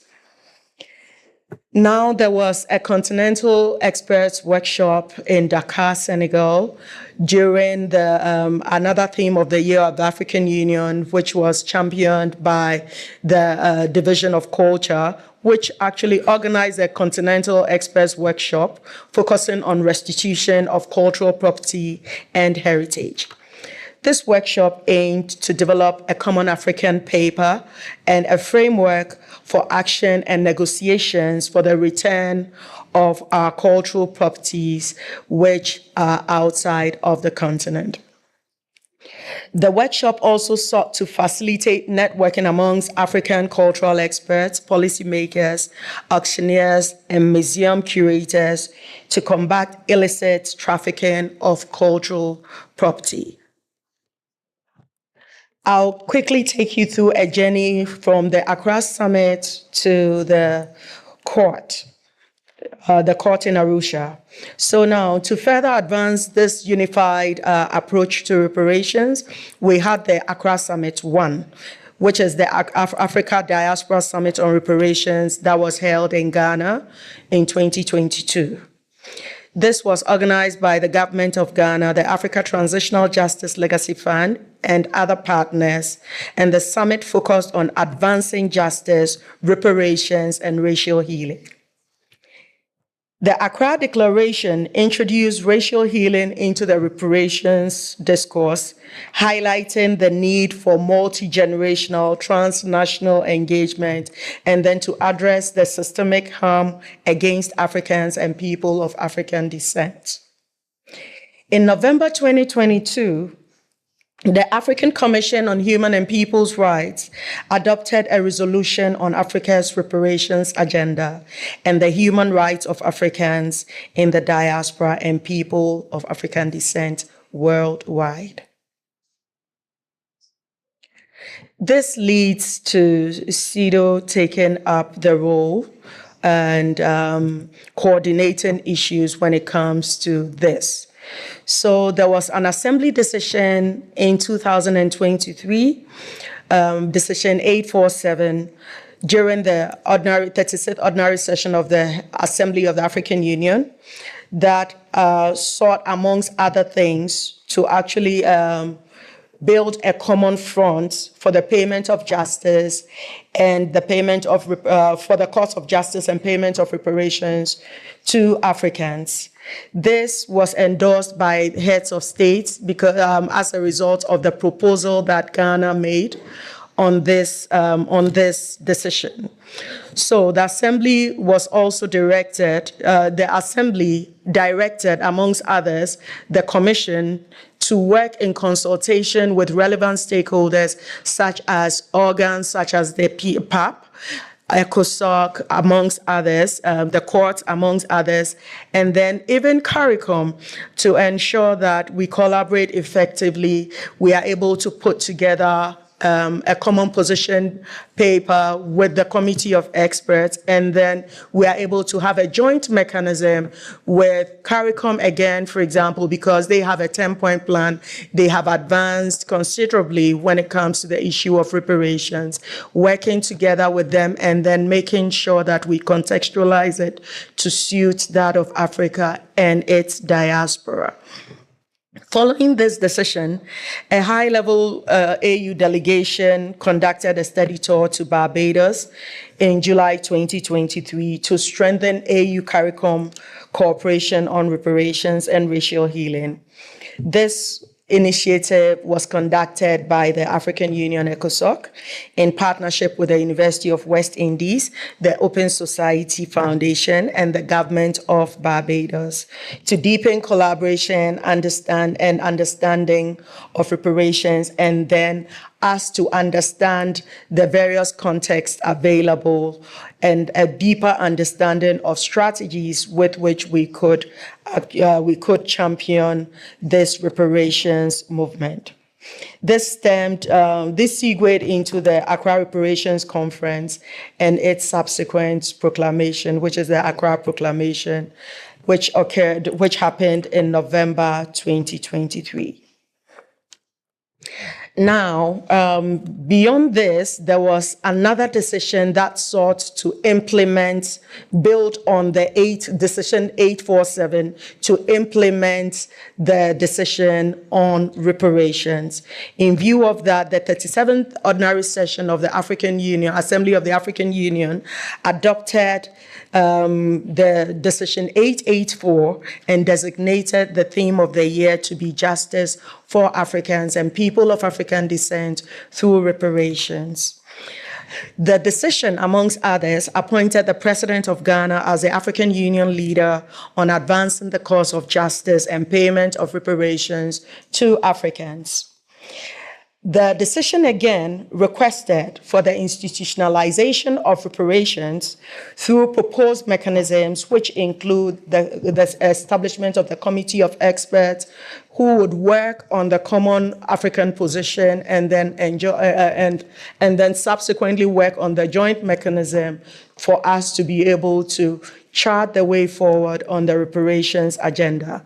Then, two, a reference group of legal experts who would, one, advise the Commission and then advise the African Union leader as well, guide appropriately on various legal instruments and mechanisms and pathways through which we can chart the claims that we want to chart going forward. Then we have the Africa Global Reparations Fund, which we seek to ensure, which will be based in Africa for us to ensure that we put in requisite and the necessary funding needed for us to be able to roll out our agenda on reparations at the continental level, regional level, and then national levels appropriately.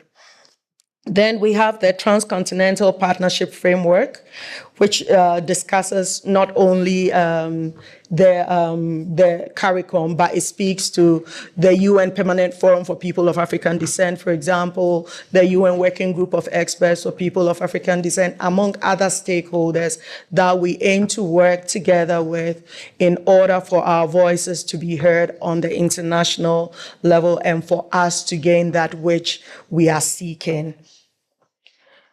Subsequently, in July 2024, we had an Executive Council decision 1267, which sought to the adoption of the year 2025 as and emphasized the implementation of decision 884. So now, this particular Executive Council decision has two main things. It serves as a critical step for us to pursue justice and healing for Africans and people of African descent.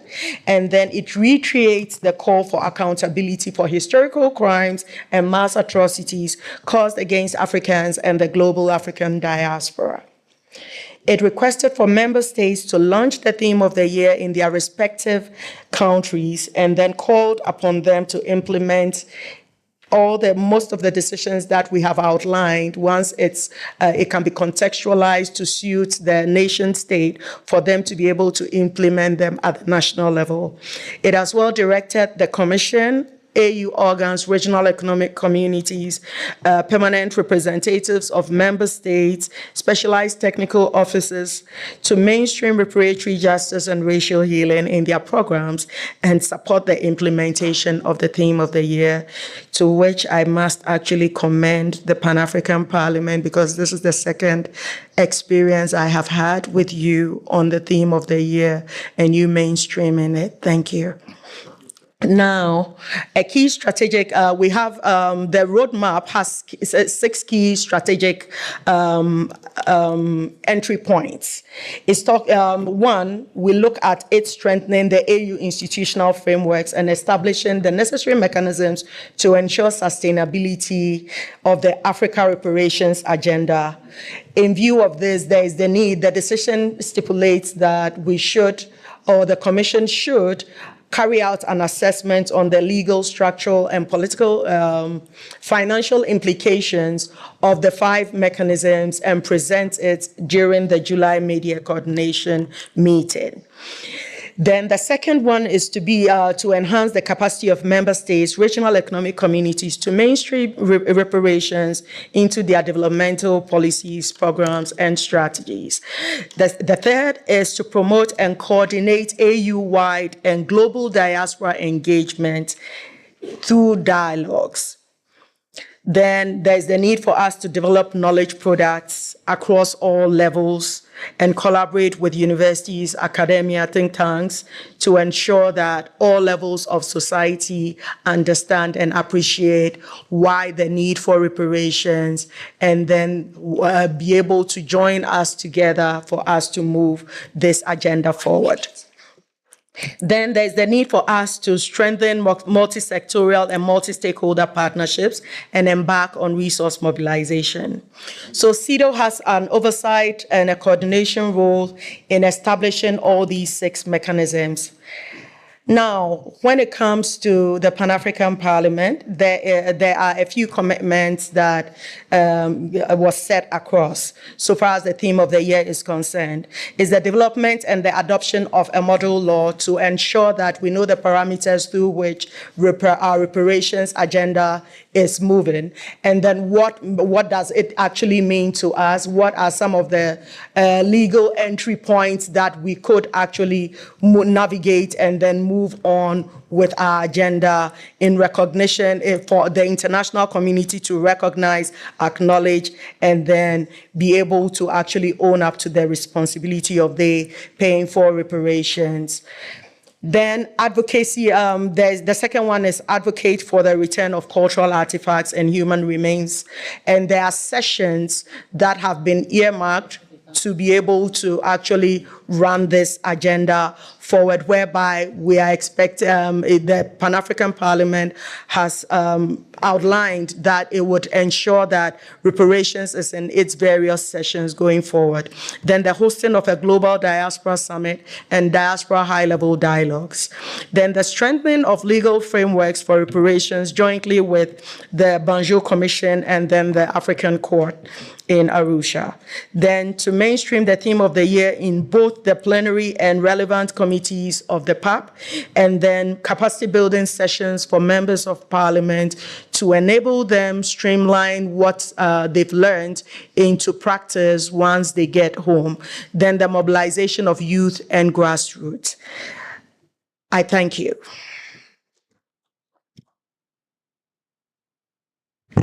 Muito obrigada, Senhora Angela Ofley Odai.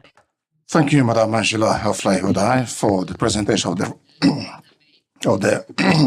roadmap and also the document that allow the preparation for the theme of the year. We thank you for your presentation and we beg you to get back to your seat. Now let me invite the second presenter, who is the advisor of the Office of the African Union, Madame Adowa Koleban, for your presentation. You have 10 minutes. I request your collaboration of all presenters because I'm playing a key role here. So we were informed that at 6 p.m. we won't have electricity because there is a technical problem. So we will stop by that time. So to allow all the presenter can share with us what you have. So we will just allocate you 10 minutes for your presentation so that Member of Parliament can interact with you. Madam, you have 10 minutes.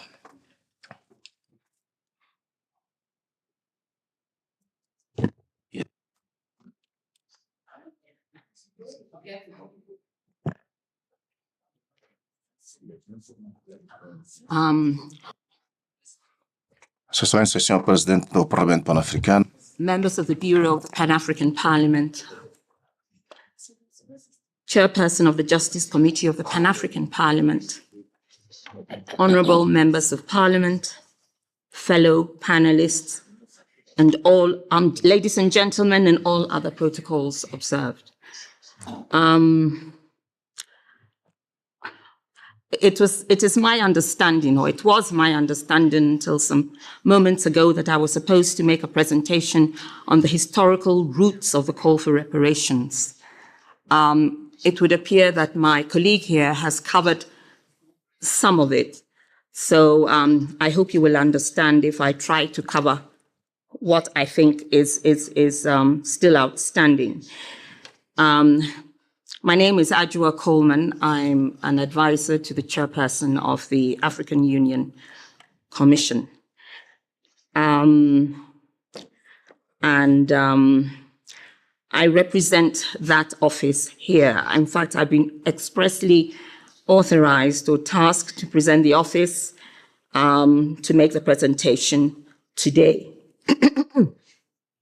We in the chairperson's office and the commission at large are extremely grateful for the invitation that we've received from the Parliament to attend this event, which provides the whole of the African Union, including its 6th region, yet another opportunity to work together to make this year's observance of the theme of the year a resounding success.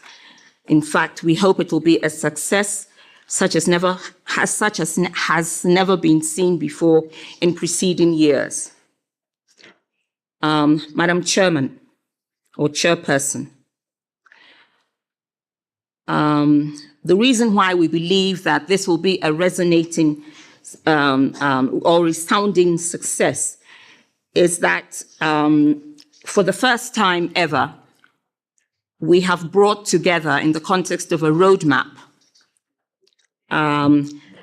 contributions and programs that virtually all the organs of the African Union, and I can name them, the Commission in Banjul, the Court in Arusha, the Committee on the Rights and Welfare of the Child, the NEPAD, the APRM, the African Union Commission on International Law. All of them have made contributions, and as well as PAP, of course, and all of them have made contributions to this particular roadmap. Now, the pivotal role that the Parliament is expected to play should be underlined because the concept of reparations is one that is linked to the development of the African people, and the Pan-African Parliament is definitely one of those organs that has the mandate to provide for the development of our people. It is also ironic, perhaps not ironic, but significant, that of all the organs in the African Union, it is only the Pan-African Parliament that has the prefix Pan-African to it. So that should tell us something.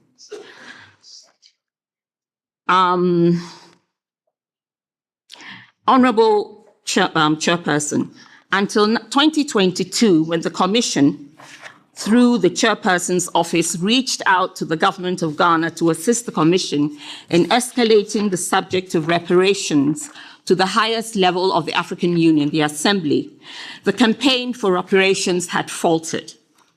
And the face of reparations on the continent actually was that of the campaign for the return of African objects and treasures and so on.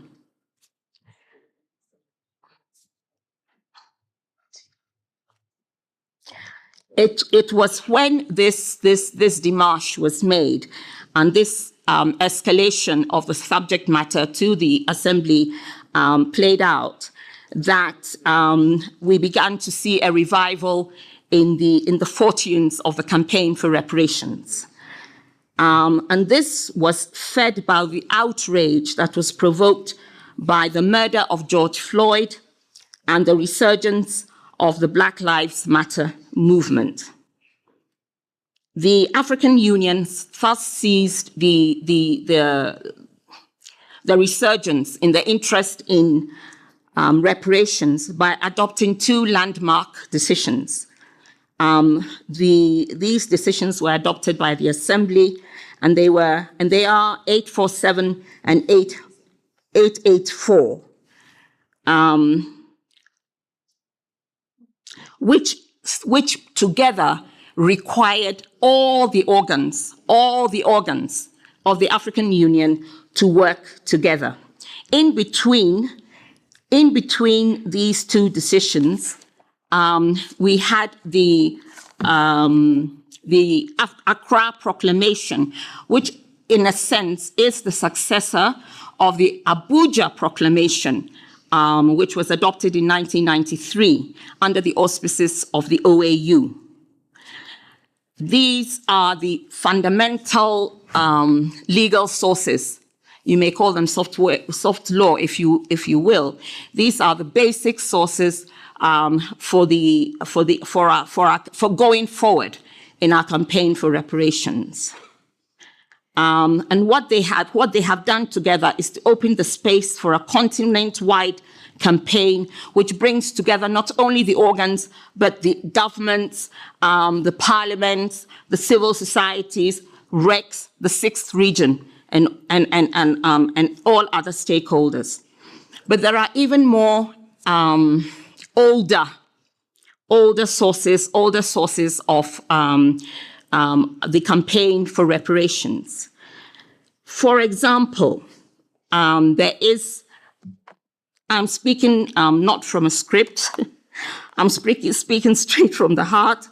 There are, for example, certain legal texts that are as old as the Manden text that was adopted by the Malian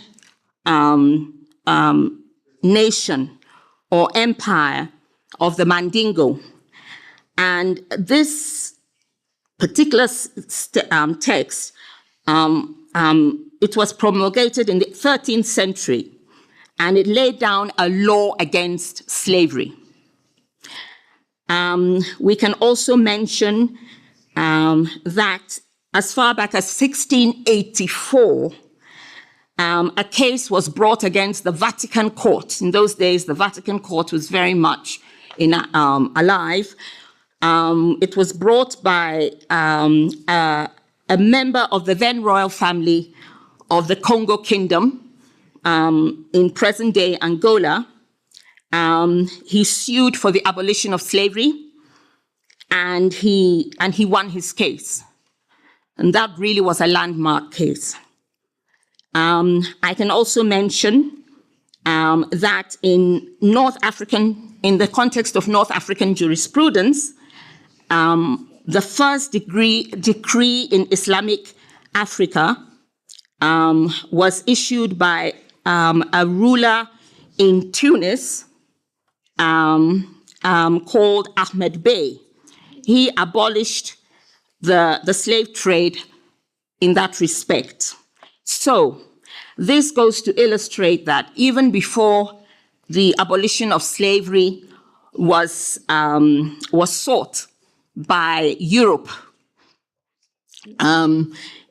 we in Africa had our own sources of law that proscribed slavery. When I come to the phase of colonialism, we can say the same.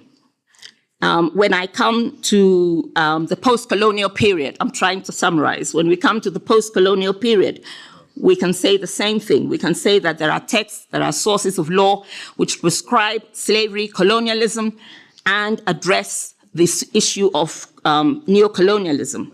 Thus, for example, in the post-colonial era, we have the African Charter on Human and People's Rights, which the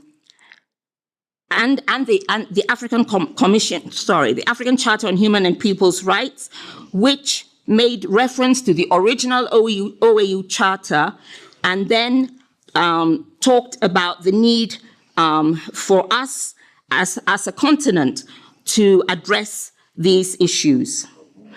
Since then, of course, the African Commission on Human and People's Rights has adopted a number of instruments that are a source for our movement or our pursuit of reparations. They have, the African Charter, in fact, described slavery as a crime against humanity. The World Conference the World Conference, which was held in Durban, also made reference to reparations being a crime against humanity. So we already have these sources that are our foundation for our campaign against reparations. Now, I want to look at the other part of what I was asked to do, which was to explore the lasting effects of colonialism and slavery on African societies. And in the limited time that I have, what I can say is that really we have to look at the continuum of imperialism. We have slavery, we have colonialism, and we have neocolonialism. And what has happened is that the injustices that were perpetrated in the period of slavery, and those that were perpetrated also in the period of colonialism, continue in another form. So efforts have been made by the member states of the Union, by the Union itself, and our allies in the global South to try and modernize, or should I say reform, the international economic and political orders. And in this respect, we even have a common African position adopted by the African Union on the issue of the reform of the international political order, which will see more justice in the operation or functioning of the United Nations Security Council.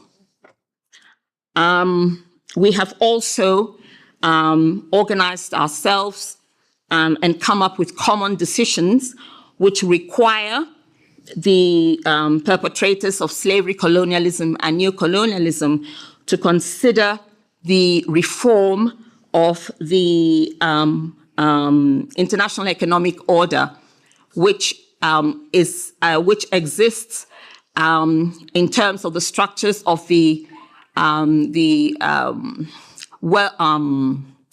International Monetary Fund and the World Bank, because the current international economic order, in particular, especially when you look in the context of the debt. Of the debt situation, the constraints, the other constraints that hamper the development agenda of our member states,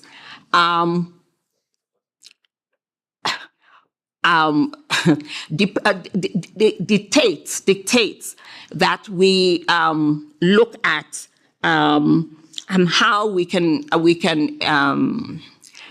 how we can reform. It dictates, it exemplifies the need for us to reform these international economic structures. It is the former enslavers, it is the former colonizers who continue to hold a stranglehold on exercise a stranglehold on our development efforts. Madam Chairman, I wish I could say much more, but let's leave it at that. Thank you.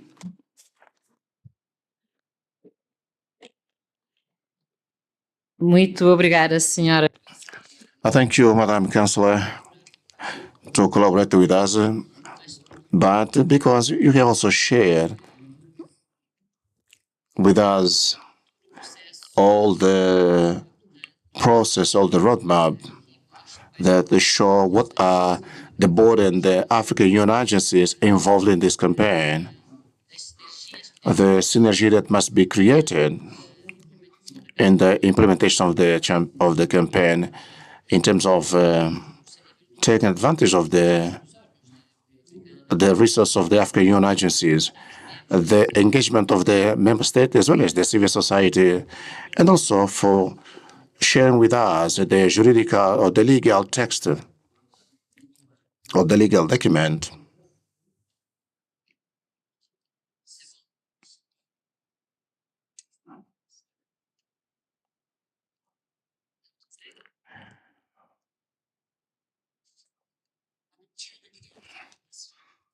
So, Não estou a fazer. no, I'm not asking you. I'm just summarizing what you have presented to us. As I was saying, you have also shared with us a legal text and about the post-colonial, talk about the African chapter on human rights and the right of the people.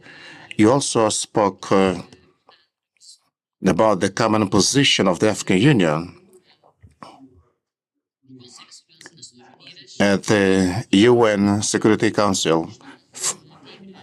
You also talk about the African debt, the debt of the African countries, that which also hamper the development of the member state. Because what has been done at the World Bank or the International Monetary Fund end up, taking the African countries to be under dependence of the financial, which is a new form of colonization. So there is a need to make reforms of the financial institution. At the African level, we need to have a strong financial institution that allow the member state to have access to funding to implement their development programs. In this right now, let me give the floor to the third presenter, Dr. Kennedy Tomenta, who is also the African Development Diaspora Agency. You have 10 minutes. Please, just straight to the 10 minutes.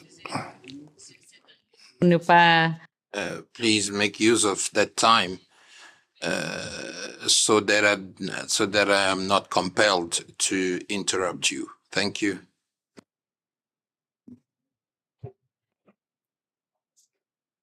Thank you very much, Madam Chair. Distinguished ladies and gentlemen, I build on the previous protocol. And since I have 12 minutes, I will just try to rush through my presentation. In fact, my presentation is geared towards finding an integrated framework to accelerate the process of reparation through diaspora's diplomacy. I think I want to thank the presentation from the previous speakers. I think Sister Angela gave a brief overview and the multifaceted instrument that has been put in place by the commissions and the African Union structures to make sure that we can finally get to our final destination, making sure that reparation gets in. So I will be focusing more on diaspora's diplomacy. And I want to show what we have been able to do during the past years. And what is clear from the presentation that we had since this morning is that reparation is not just a financial compensation, it encompassed justice, healing, and restoration. And we have seen different presentations that touches a lot on the cultural dislocation, social, political inequalities, and the disproportionate burden of climate. I'm bringing in the issue of climate change because if you look at the burden that climate change brings on us, African and people of African descent, then you understand that we have to look at reparation from multifaceted and multidimensional area. So we have seen that the knowledge we have to, if we want to achieve reparations, we need to have formal recognition that is being set.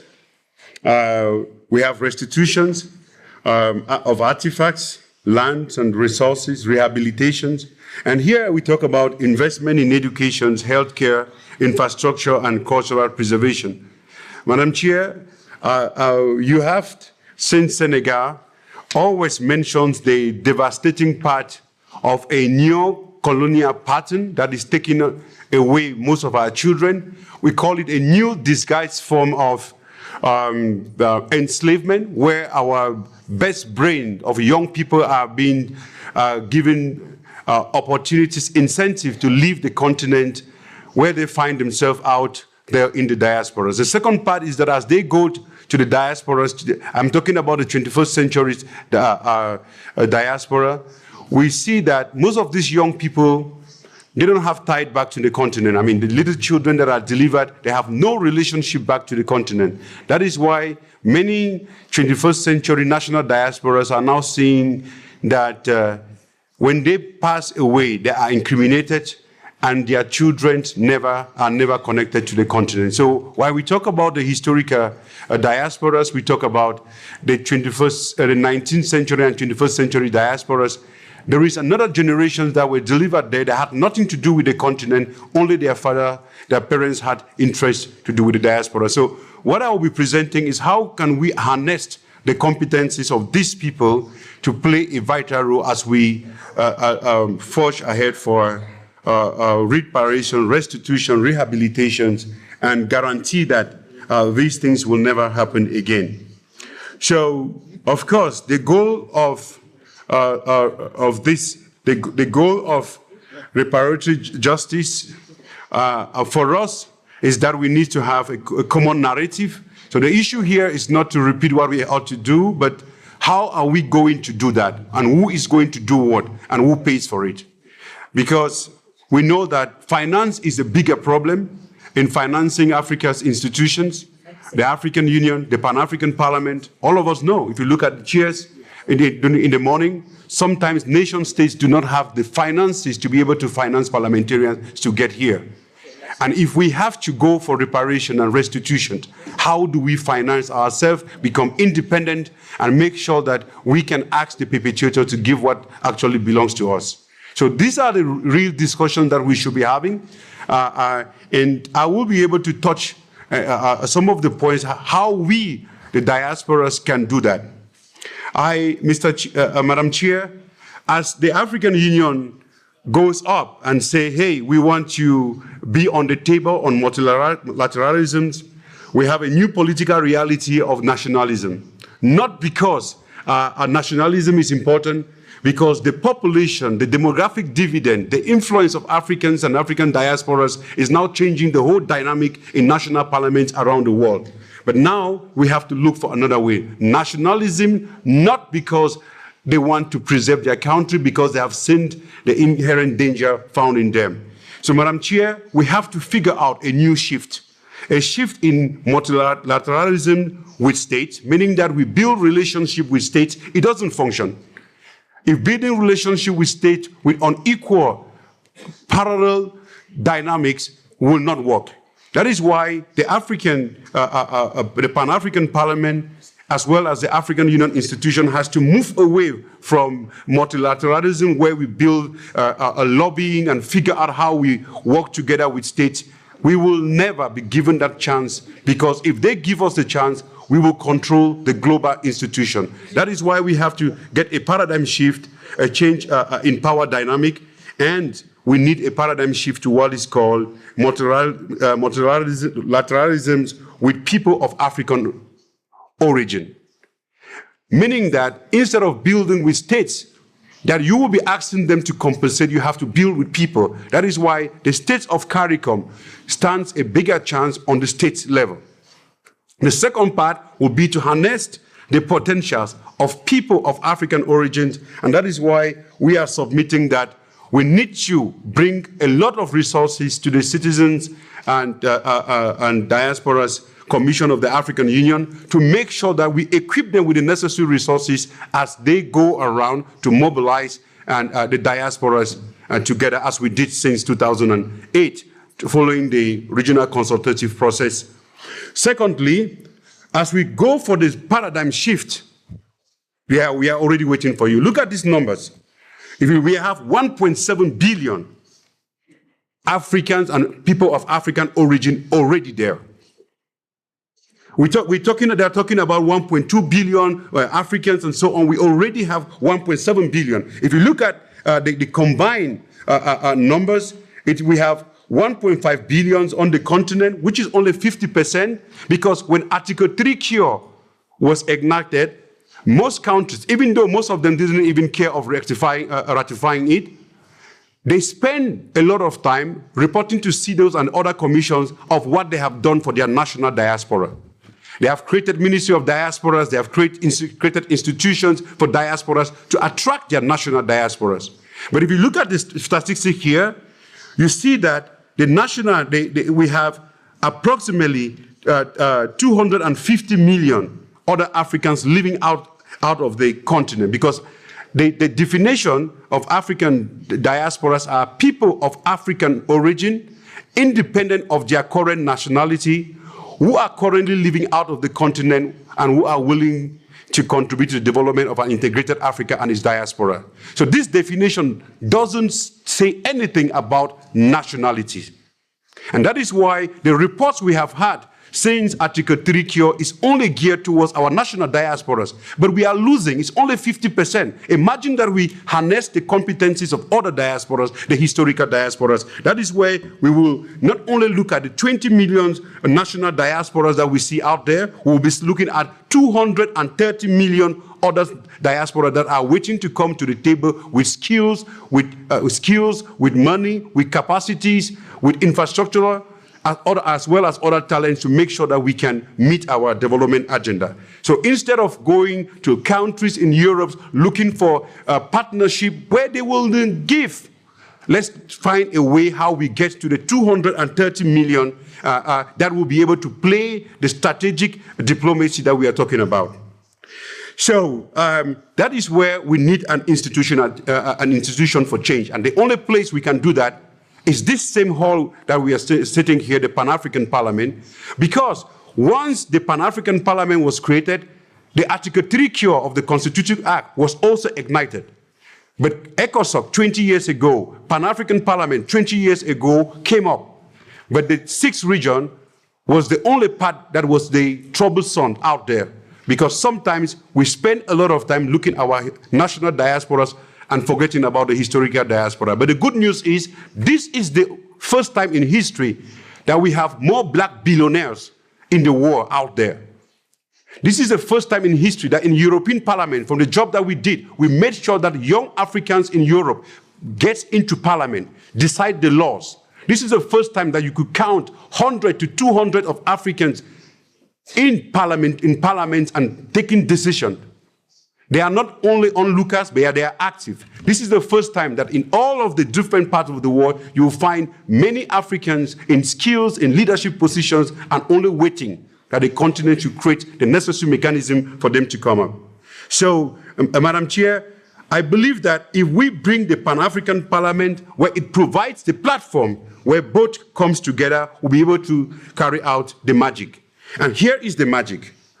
We have seen in the past year that the diasporas has played a vital role in a community process, and with those positioning that they have been there, they are capable of influencing the law. They are capable of bringing the projects. They are capable of creating that jobs that we need to create in the continent so that our children and children of our children do not live and look for greener pasture through the deserts and only to be dehumanized. So we need to make sure that as we look for bridge builders, the diaspora's diplomacy, we need to look at it from a different, multiple angles.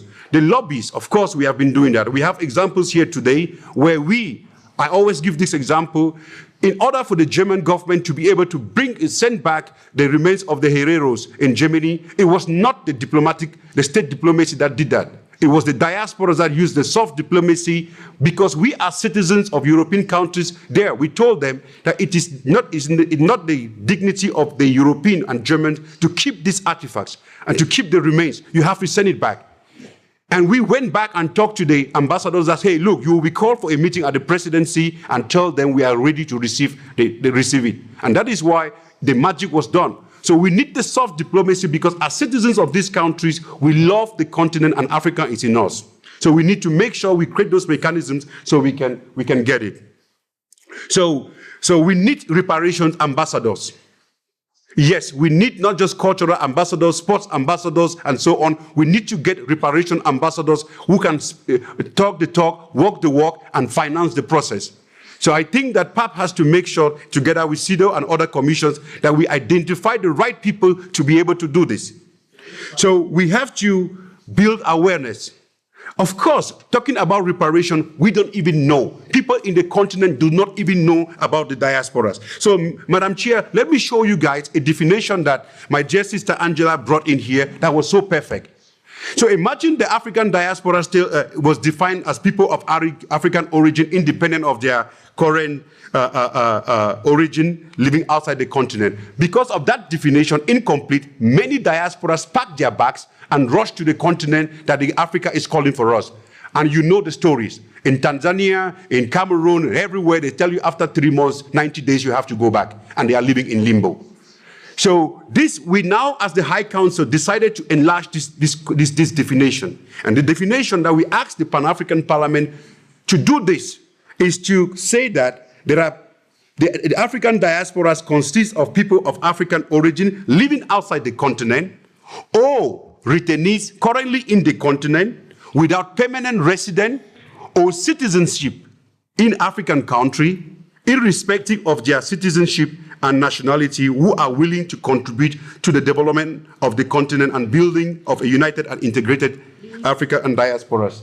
So, Madam Chair, this definition will make sure that those diasporas that are in limbo, they are here, they have nothing, they are not received, that they can be given a space. So so this is the thing that we can do. We will lobby, we have given you example, the Dutch apology, we can do that. The Namibia, the Cameroon restitution of facts, the Benin's Browns, and the returnees. We will be able to bring the money, not just the money itself, but we'll be able to make sure that as we do our retirements, we'll take our money and bring it. As Donald Trump is asking that Americans for Americans, let's create the mechanism that the Africans can go back to the continent, and when they know you can go to any African continent, any African country and invest and stay and create opportunities, then we will be able to make sure that we can build stronger. So thank you very much, Madam Chair. So we are begging that let the Article 3 cure campaign continue. Let us push for ratification of Article 3 cure.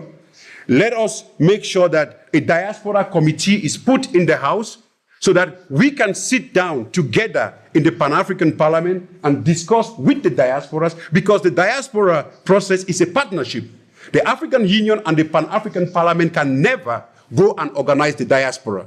The diasporas organize themselves, and we meet on the Pan-African Parliament, and everybody defending its position to build a united and integrated Africa. Thank you very much.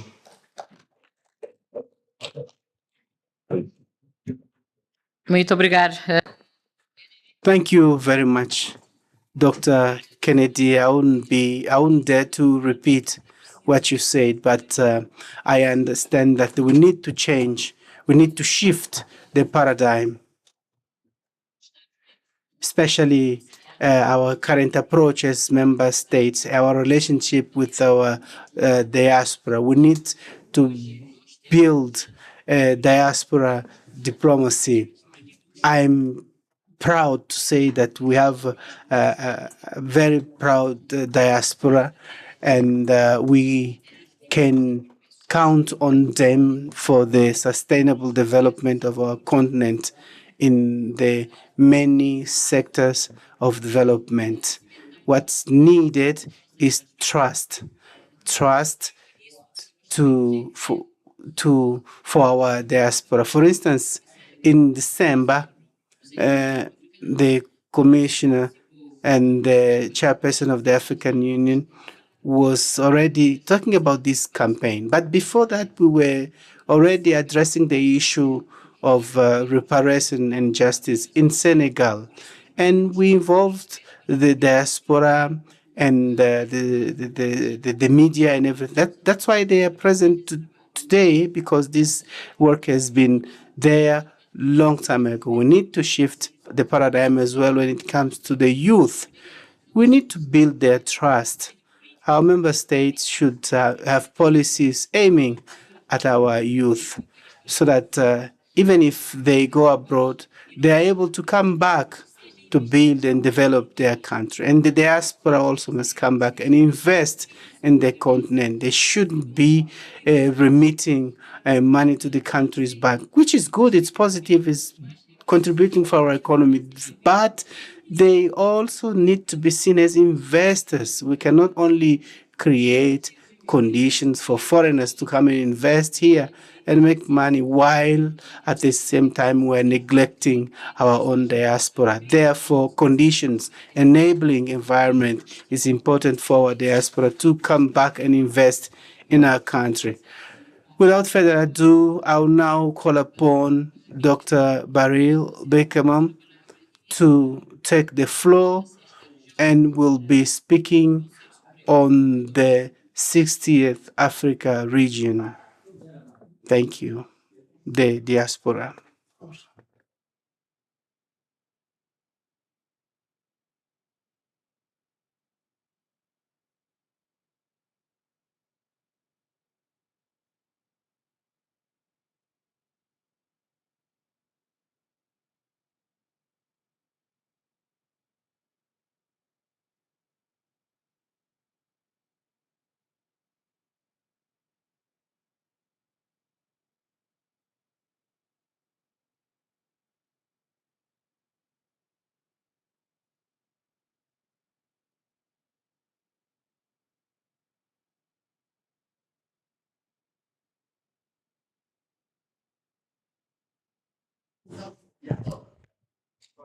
That take 20 until 30 minutes. No, it's not possible.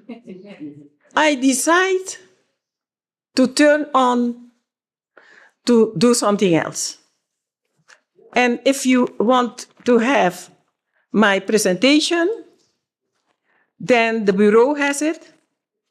And my PowerPoint presentation is also at the bureau. So, what shall someone do if he is before a court and he has to defend herself? We are now in a house of the politics, eh? And you know what I like from this house? Is that in fact, the whole African Union is here. It's in this house. Because I consider the Pan-African Parliament as a house of politicians that belongs to an African Union country. And of course, we need member states. We need sovereign states. For instance, CARICOM. And you have also hear from our Dr. Tumenta Kennedy that the African Union 6th Region High Council is a governance structure. Because the African diaspora, we live, for instance, in Europe, we don't have a black government. And we know that the African Union is dealing with governments. That's why they have MOU with CARICOM. And that's why they are dealing with a lot of African diaspora organizations.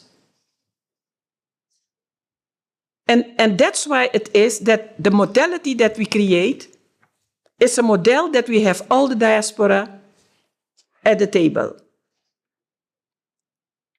Not sovereign states, but diaspora states. And when we talk about reparatory justice, you must realize that if you talk within the perspective of government, and you leave the diaspora, the community, the masses behind, who face the racism every day, You must realize that it is very important, and we have a law on that the civil society has a space. Also, Pan-Africanist, a lot of Pan-Africanist organization, reparation movement is very big. More than 100 reparation movements. More than 100, maybe 500. Only in Europe we count 200. And where are the perpetrators? The perpetrators are in Europe. I'm from Europe. So, Sister Angela, you know, you need us. Mama Adwa, you need us. The African Union needs us. Because we knows where the archives are. We knows where the archives are. We knows the archives, and we can see in the archive the shippings. You know, the shippings, all the shippings, where they come from. And we can speak about ethnocide, what it means in Europe. So, if I have to talk about 10 minutes, it is very important for the Pan-African Parliament, I may not look there, the Pan-African Parliament, that you have a commission on civil society and diaspora. Sister Angela, Article 3Q of the Constitutive Act is in fact a strategy of self-repair.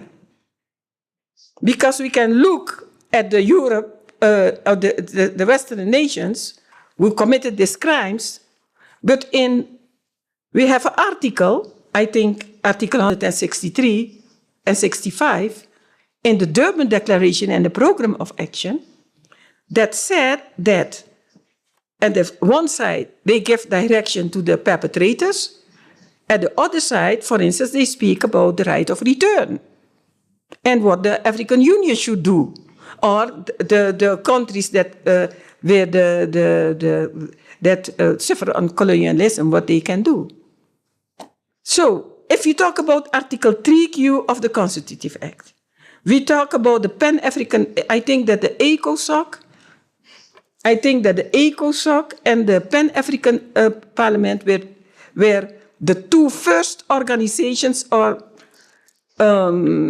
mechanisms that declared the African diaspora as to be part of the continent. And still we have people that are traveling to Africa to invest, to live, find a living there. After 3 months, they have to leave the country because of the visa problem. So where are you going to start when we talk about reparations? We have also reparations. We have several aspects of reparation. One is self-reparations, self-repair.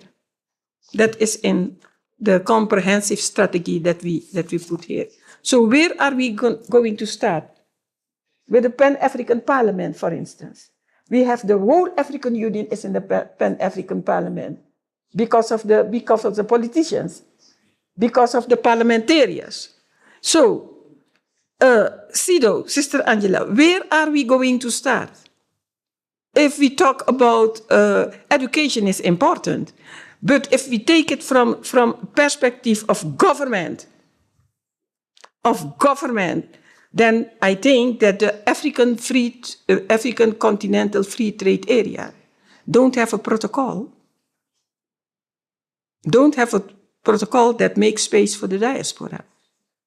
So I want you to think about that we can have nice. Oh, my PowerPoint presentation has not presented. But these are the things that I have also put in the PowerPoint presentation. And it is very important that we recognize the diaspora also in Europe. Because they are looking, you see, The head of states of the African Union is traveling to CARICOM, Barbados, with head of states. They are talking while we are sitting and looking and watching. So the African Union 6th Region High Council has created, and we walk with our ancestors, the Ghanaians, like Dudley Thompson, for instance, since the Durban Conference, where I was. Where there, the African Union ministers of foreign affairs, they were there, we speak, we talk with them. And because of them, there is where it built, the consciousness built, that we have an Article 3Q of the African Union Constitutive Act. And then in 2012, how many minutes? One. Oh, I make it half. And you can realize, you can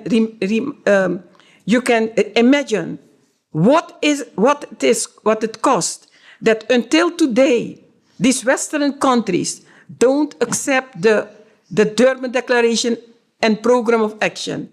There is no political will. And to conclude, let we ask ourselves why we have a decade for people of African descent, 2015 until 2024, and we have now a second decade. It is only to realize the political will. The political will. So I rest my case.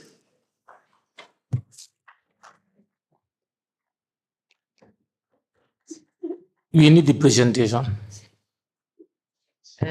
Muito obrigada. Thank you very much, Doctor, for the presentation of the strategy, diaspora strategy on reparation, and for pointing out the relationship that's needed between the Pan-African Parliament and the diaspora. And I know that just you and Dr. Kennedy insist on the establishment of a diaspora caucus in the Pan-African Parliament. We take good note, and we are going to look at that proposal very carefully and find ways for representing the diaspora within the Pan-African Parliament. Before we proceed with the debate, I would like to call on the Secretariat to share the presentations that we had from the speakers and the presenters here, so as to facilitate the discussion by the MPs. Dr. Baril has already allowed us to use the presentation and share it with the participants. I will not even try to summarize what they shared with us. I only call on the Secretariat to share the presentation. Before we proceed with the debate, and also to be just with our diaspora, the diaspora is full of knowledge and wealth, and I would like to now call on Dr. Kalu, the representative of diaspora, to have a say, maybe in 2 minutes, and you have the floor, sir.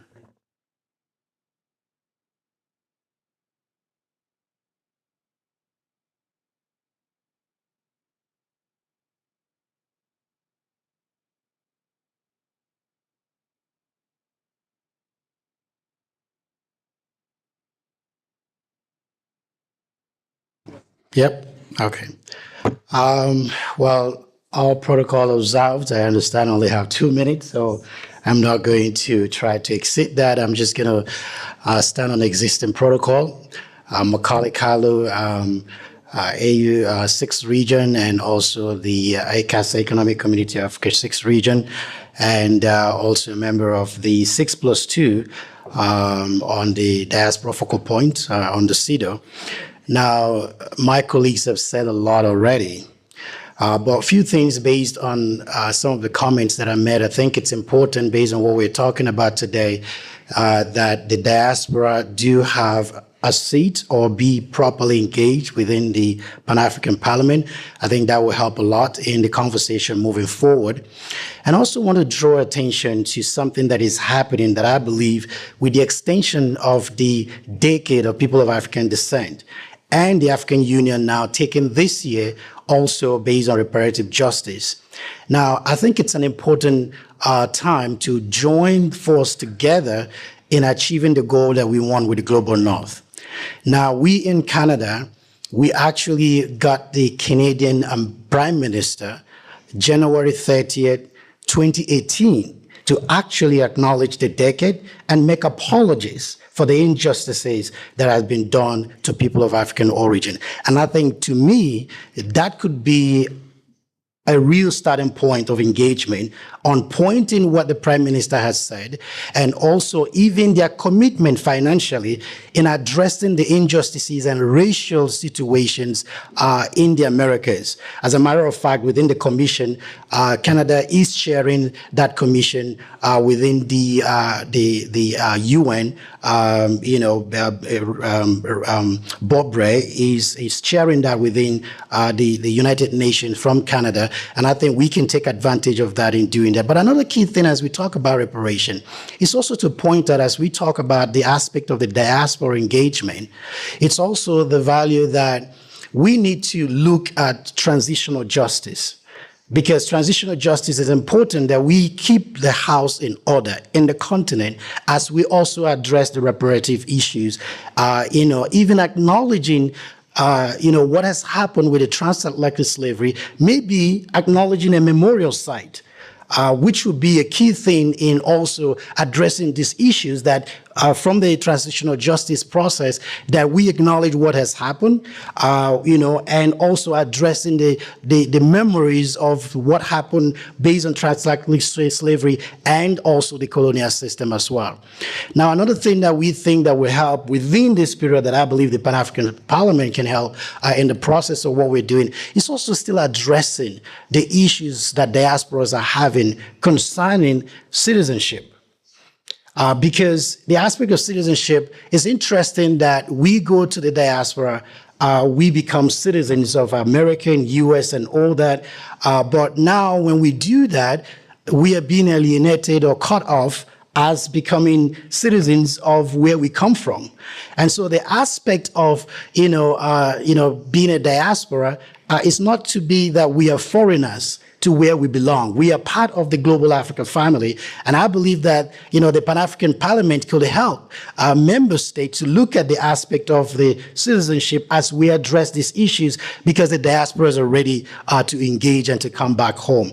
And so I believe that these points, as we continue the conversations and engagements of what we're talking about the diaspora, we are doing what we can from the diaspora perspective in establishing and supporting the Pan-African networks within the diaspora to structure ourselves within the global diaspora framework. And also, I think if we can support what the African Union have done, even in the framework that was just accepted within the ECOSOC process, in the journey of the 20 seats to be occupied within the ECOSOC, I think that's a segue in moving forward, that if we all can join force and support what CEDAW is already doing.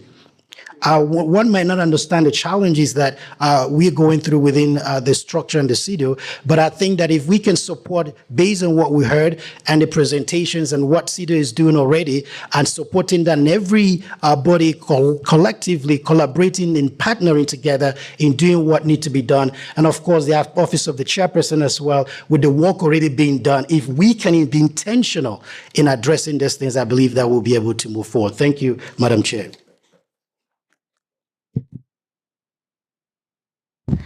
Muito obrigada.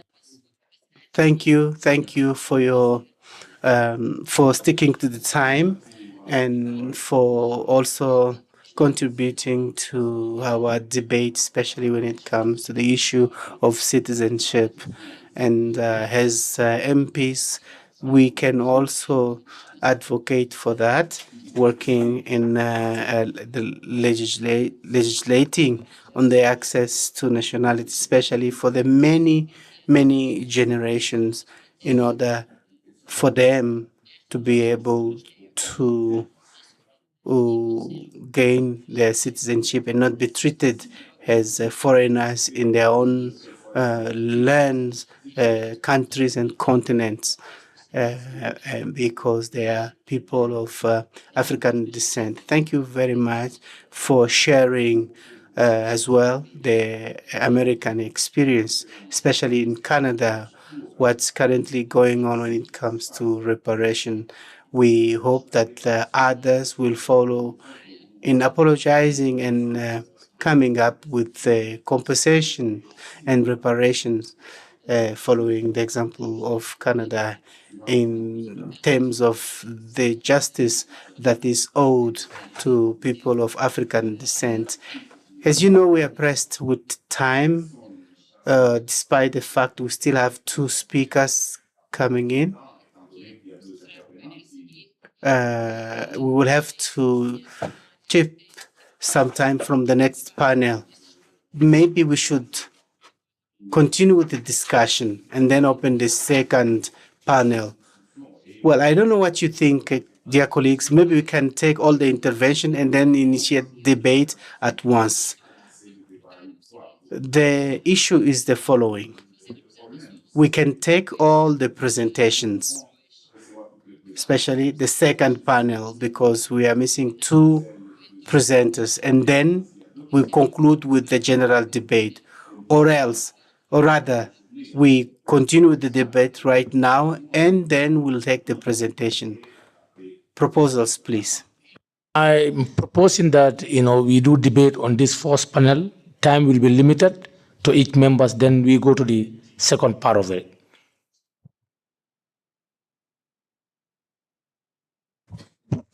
Senhora Presidenta, eu penso que... Madam President, I think we should close this panel, have the discussion, and then we move on. Vamos então. Thank you for your inputs and suggestions. We are going to proceed with the discussions on the first panel. We've had 5 speakers. That will be 1 minute for each member. I know that you like to talk, but let's try to be as brief as possible to allow everyone to have a say, and also allow the presenters in the second panel to have their panel. As I said before, we should have a power cut in a few minutes, and we have to continue. Very much, Honorable Speaker. This today is a very important day as far as reparation is concerned, and Black History Month, because this month is referred to as Black History Month. Madam Speaker, reparation, restitution, diaspora issue, I really want to comment on the presenters. They have done justice to the cause. And it's high time we talk about these issues and find solutions to it. Talking is enough now. It's time for action. Citizenship, those from diaspora, when they come here, they have a challenge to be integrated to our society. So I think it's high time we look at model laws that will be adopted by countries to look at the citizenship.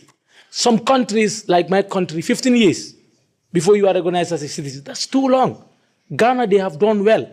Ghana, the integration in Ghana, I think this is a model that we all need to visit and look at it. Honorable Speaker, the security of diaspora is very key. If somebody comes from diaspora, want to invest in Africa, the governments must make sure that they are secure. People cannot come here, they are killed in their own, in their own historical birthplace, because of what? So there is no security, and they want to invest. People cannot invest when there is no security. So the governments must be responsible and make sure that every citizen is protected. Now, talking about the different form of diasporas, the historical diasporas or the socio-economic migrant diasporas, I think there should be a common unity among these diasporas. I want to put this question to you, particularly those who made presentation and they are from America or Canada. What is your relationship with the newest form of diasporas that leave our continent because of education or economic reason? What is your relationship with them? Because you have to accept each other, you have to love each other. So if you don't entertain each other, you don't love each other, how do you expect the brotherhood to happen? So Africans must love each other, whether in and out of the continent. How many of our citizens are killed in Germany? Up to now, justice is not done. How many of our young Africans are behind the bars in Europe? Do you find time to go and see these people? Do you talk about it? Because the human rights abuse is a human rights abuse. Injustice is a threat to justice anywhere. Thank you, ma. Muito obrigado. Eu agradeço a colaboração. Thank you very much for those inputs. The floor now to Honorable Arlette from Angola. We're going to try to have one member per country. Let's not have multiple members from the same countries. I apologize to the member from the Gambia. Let's allow other countries to take the floor. Thank you. Thank you, Madam President. I will try to comply with the 1 minute. First of all, I'd like to commend the 5 presenters and who essentially spoke about the diaspora. I would like to hear, if possible, comments on some suggestions that I'm going to put forward. For instance, economic compensation and restitution of assets. In your practice, in your surveys, what is it possible in terms of the diaspora to have a economic compensation and restitution of assets? This, I'm referring to the restitution of artifacts, and this is at diplomatic level, where the diaspora can have a major influence because they know exactly where they are and what it is. The cancellation of African foreign debt, this is something that is a bit stronger, but it's possible that those countries who fundamentally benefited from slavery and on the African continent, in Africa, we have healthcare problems, infrastructure problem, but we still have a high foreign debt. And is it possible to cancel this debt, to assist in canceling this foreign debt? In terms of political reforms and inclusion of descendants of Africans, from your data and what you've been dealing with in terms of the diaspora, to include the Afro-descendants with economic policies to have more effective work on these issues. Lastly, official recognition in international commitments. How can we include the diaspora?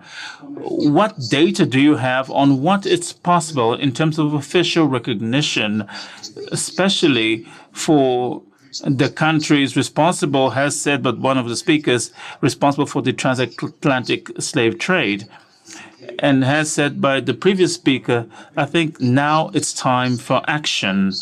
We need to start not only with speeches, but action, because we are African parliamentarians and we are now representing the African peoples. So we can also have a very active role. Thank you. Agora passo a palavra. Thank you, Honorable Member. Now, Honorable Fagnon from Benin. Merci beaucoup.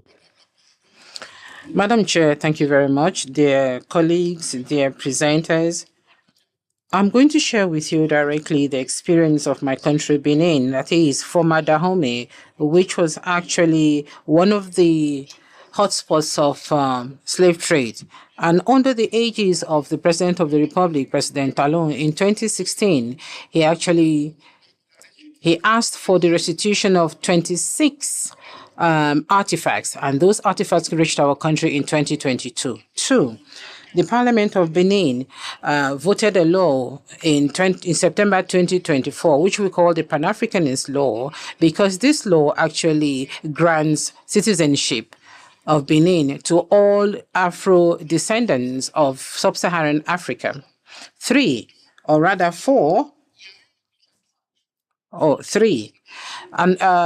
ambassador was appointed, Mr. George.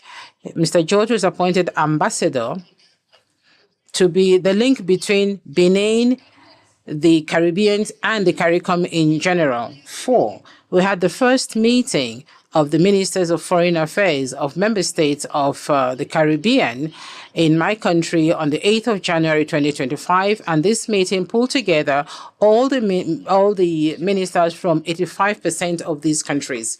Dear colleagues, these trend must continue, and I am asking, what strategy are we going to put in place, that is here in the Pan-African Parliament, so that we can all play a key role, so that like Ghana and Benin and other countries, certainly, that the entire African continent should be speaking with one voice to defend the cause of the Afro-descendants. We all should speak the same language. We have Africa, we have diaspora in the definitions of the African Union and the United Nations. I thank you very much. Muito obrigada, senhor. Thank you, Honorable Fanyo. Now the floor to Honorable Esther from Kenya. Thank you, Madam Vice President, for giving me this opportunity.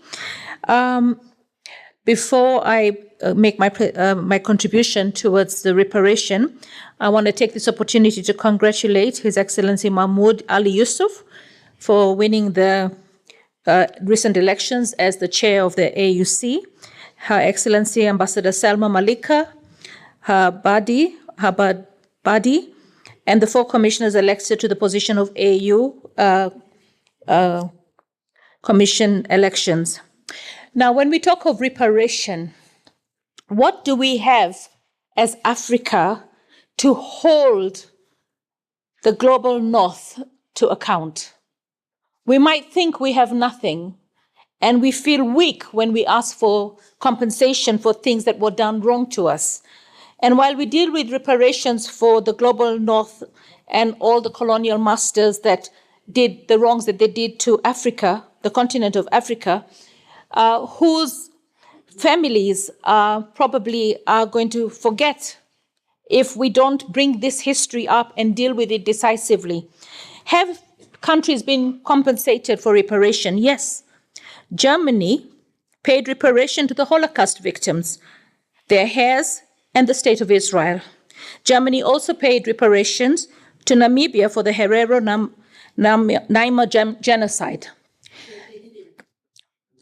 Well, it's documented that they did. And if they didn't, then I guess we have to look into that as well, because there were discussions, very deep discussions on reparation for Namibia.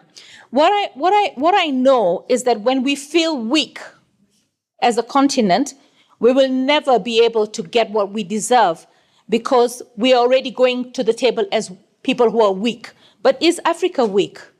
Everybody talks about Africa as this continent with all the raw materials that the West wants. They want our minerals, they want our youth, they want our agricultural products. They want a lot. Even right now, when it comes to saving the globe, Africa is seen to be the least in terms of emissions, 4%, and yet it's suffering the biggest brunt when it comes to climate change.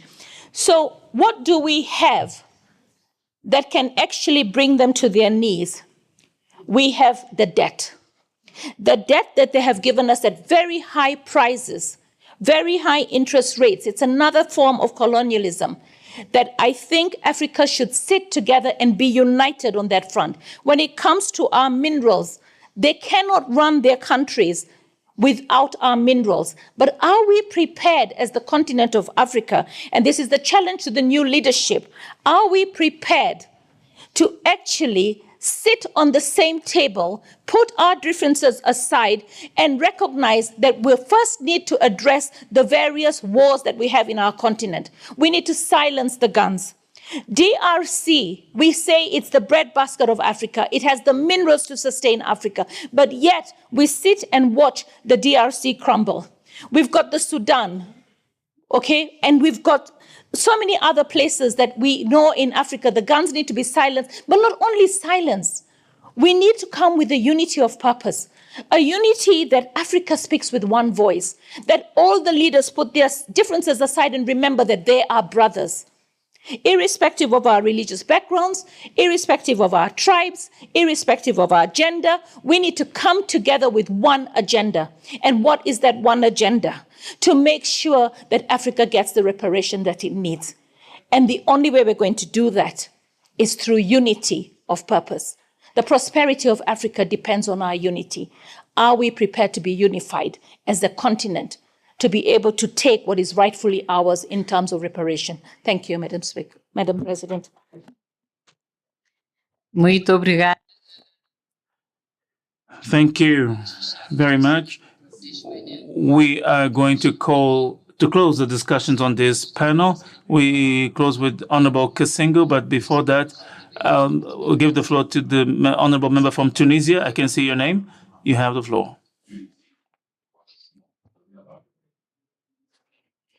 In the name of God, my name is Mohammed Segares from Algeria. Our brothers from Tunisia, and I'm from Algeria. Firstly, I would like to say that this topic is a very important topic. And what interests me and what interests my country, because as a country we have been subjected to colonization for 130 years. The colonizers have destroyed our country, and they used a lot of practices like killing and but the first thing that drew my attention for the people, the colleagues who made interventions, they spoke about diaspora, and I think that the diaspora, they need like a moral reparation, if I'm not mistaken, because they live in better conditions than those in the continent. This is my first observation. And with regards to the people who live within the continent, I wonder, despite what offers has been made, I just question what is the possibility to pay reparations, or like to get those reparations.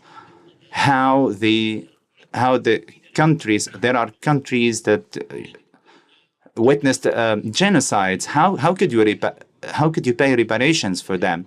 And if we assume that we put decisive laws and that is implementable, the strong nations will implement. And we know the history. We have the history tells us that only one country that was repatriated, which is the Zionist entity, that was compensated for the Holocaust. They were compensated by Germany, and they are the only ones, because Germany was a colonization power, and also Zionist entity is a colonization power. But colonizing state to compensate colonized state, I see it far from happening. And what are they going to compensate for? For the slavery, plundering of resources in Namibia? Germany killed most of the people in Namibia. Why don't they compensate Namibia? More than 75% people killed there. Algeria, we have sacrificed 7 million killed in the struggle for their liberation. How are they gonna be compensated? All those resources from Africa and the Congo still being plundered in a way or another. So the question and the matter needs a strong will and needs solidarity amongst the African nations to get their rights. Algeria called before many times for the compensation and the reparations. Those countries, they're not gonna compensate us that easily. We were calling upon France just to recognize their crimes. We could not get this recognition. And this is a good endeavor, and we will seek it strongly. But we need to be serious, and we need to have a great solidarity amongst the African nations to achieve it. Thank you very much. Thank you. Before Honorable Kasingo, I'm going to give the floor to the Honorable Member from the Gambia. 1 minute for your intervention. Thank you. President. Madam President, what I would like to say, I think it is a good initiative. It means very well. But how fruitful is this going to be? Because first of all, I would ask us, are we responsible enough to ask for reparations when what we are doing to our citizens currently in some countries is sometimes worse than what we went through in colonialism? Last week, I was speaking in my country, and I did say that what some of our countries are going through is worse or near worse to what we went through during colonialism. They say that they want transparency, accountability, and good governance. I think before we go and start asking for reparations, we should put our house in order, make sure that we practice good governance, make sure that we are accountable to our citizens, make sure that we are transparent to our citizens. Because if you have our current leaders living lavishly while people in the villages are crying to make ends meet, even to have a square meal is a problem. How can we, especially also when we also depend on the aid that is given to the West, I think we should put the aid aside, refuse aid if we are going to ask for reparation and focus on reparation. I totally support the means of asking for our artifacts back, because those are ours. We need them. But if we start comparing talk about Versailles Treaty, if we start talking about the Holocaust compensation, I think we would have lost it. Thank you. Muito obrigada. Thank you, Honorable. Now the floor to Honorable Kasingo. You have the floor. Your Excellency the President, for giving me the floor. While I agree with the previous I have to thank the presenters, and I have also to agree with my fellow MPs from Benin, from Kenya, from Algeria, for what they said. I'm from Namibia, and Namibia, as we have heard, is one of the country which has experienced the West genocide. And through tough negotiation, the Namibian government has succeeded to get some of the artifacts from Germany, but not all of them. But however, I have just to share with you, colleague, to say that these people who have colonized us and who have committed genocide, it was, for example, in the case of Namibia, it was very difficult to convince the Germans to say apology. Of current, the government of Republic of Namibia and the Germany, they are still negotiating of the type of reparation. It's not yet concluded. I just want to put it on record that we didn't get anything. With what I said, I would just like to know if we talk about reparations, as it was highlighted by the other colleague from Algeria, what type of reparation are we talking about? Thank you very much. Muito obrigada, senhora deputada. Thank you, Honorable Member. We have 15 minutes until our power gets cut. Because these were not questions, but rather comments, I'm going to give the floor to the Honorable Chair of the Justice and Human Rights Committee to introduce the second panel and give the floor to the presenters so that we are fair with the presenters indeed, because they are waiting for us just before our power gets cut. The floor to you. Thank you.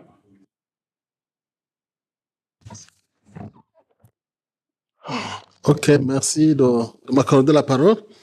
Thank you for giving me the floor. Without much ado, I'm going to call on the panelists.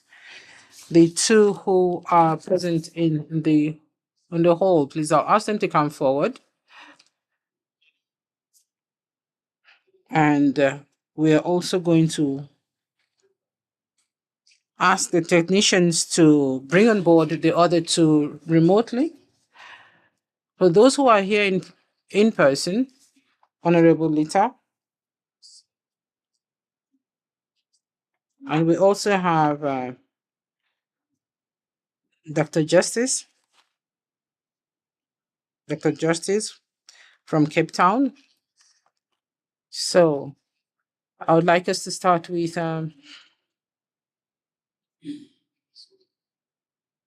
those who are online. Head of Programs, ECOSOC. If he can hear us. 5 minutes, please. Mr. Osei, Head of Programs, ECOSOC. You have 5 minutes. Ah, je vois la ligne France. En ligne, je vois France.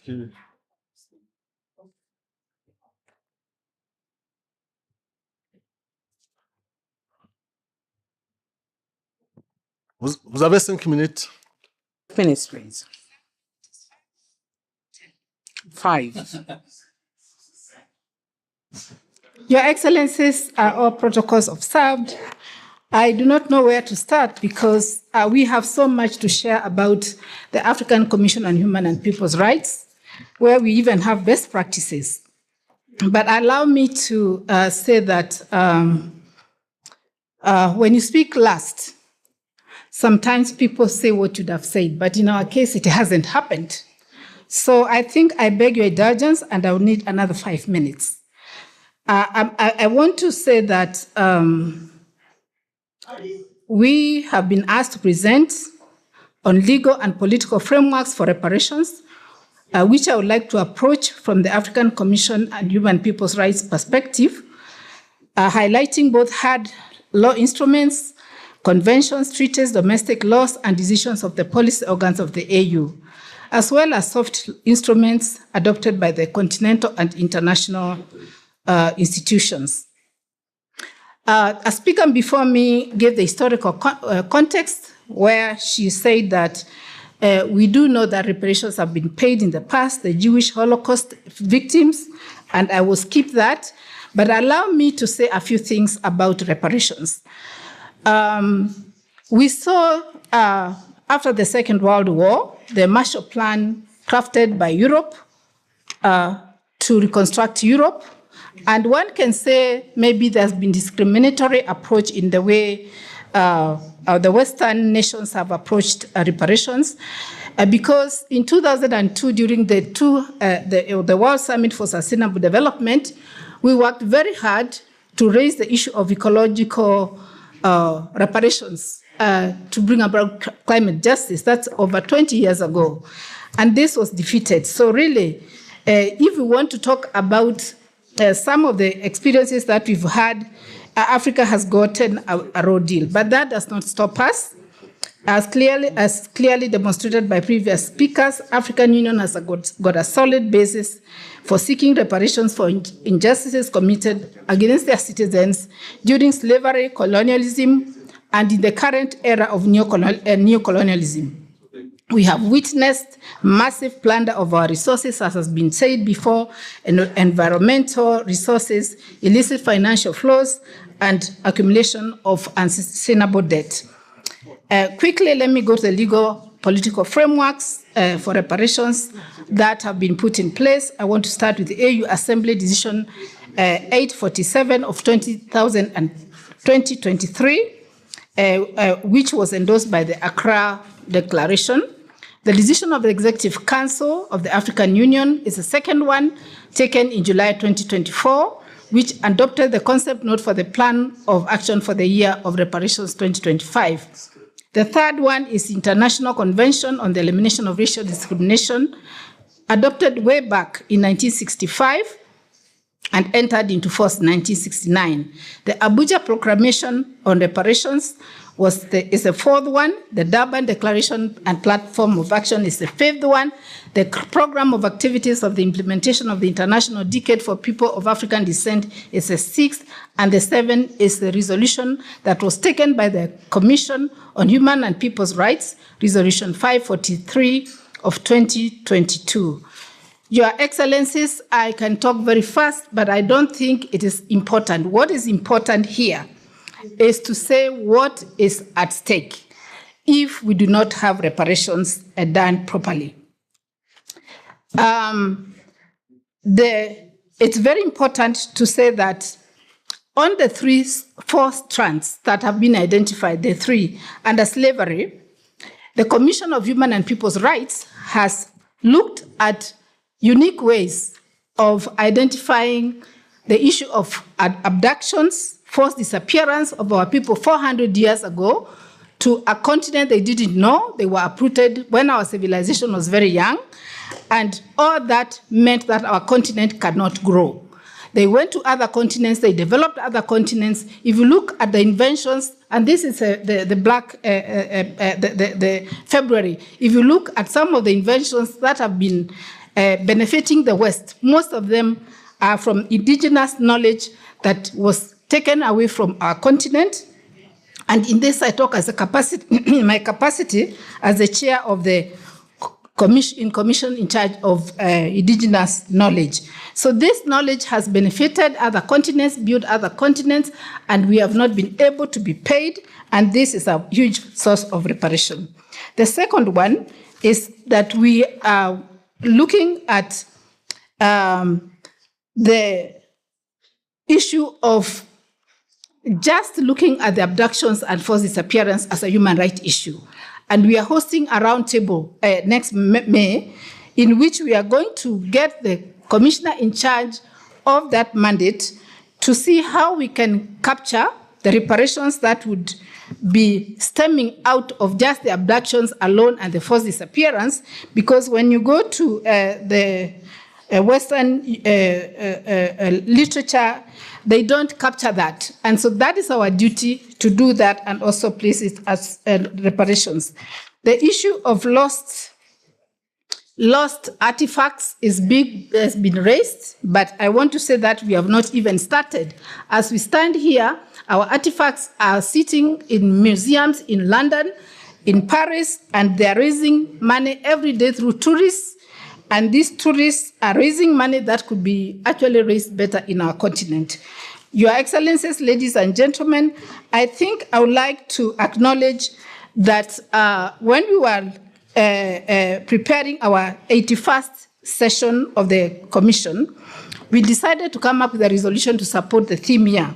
And in my capacity as a commissioner in charge of this portfolio, I was asked to be a focal point for this theme. I want to tell you one of the things that happened during that session. We had people from African diaspora who came to us. They told us that they had taken DNA tests. There were thousands and thousands of them, and that they were looking forward to being received in the countries where they come from. And it touched us because we realized that people know from which village their ancestors came from. People know their tribes. People know their ancestry. People know where they came from. And so what we decided to do as a best practice, and I think they should be captured in the final resolution, we first of all tried to do a desk study to check which African countries have given African citizenry to their descendants. Ghana came on top, it had the highest number, followed by Sierra Leone and Guinea-Bissau. Based on that, we'll send letters of commendation to the 3 presidents from those countries, because we want that to serve as a best practice so that other countries in the continent can go ahead and do so. So what we did as a follow-up is we have written to all the permanent representative PRC members in Addis Ababa, and we've asked them to write to their capitals. So they are going to write to you to check how many citizens your countries have given to Afro descendants. And once we get the statistics, we shall send them letters of commendation. And by the end of this year, we shall be able to tell the Assembly, so far, so many Afro descendants have got citizenship and they can come back. And we believe this should open way for us to be able to receive our brothers and sisters. Ladies and gentlemen, I want to say that 1 year is a very short time. I was involved in a similar situation in African Union Commission in my previous capacity, where we wanted to have 1 year to change gender equality in the continent. And we realized that it doesn't happen. It requires minimum a decade. It is time that Africa has got its own decade. where we are not waiting for the UN to go and place our issues on the agenda, but we as Africa can agree during the decade, these are the issues of African descendants, these are the issues we need to do, and then we can be able to do justice. Before I sit down, I want to tell you one of the things that I have learned after working in the AU for over 20 years. In the AU, we have 5 regions, and every region has got an economic community. Every region has got a structure at the economic community level that participates in the summit. Every July, we have a meeting of regional economic communities where they come to report to the summit. Now, we have a 6th region, and we are leaving them alone. They are fragmented. They do not have what they need to do to be the proper 6th region.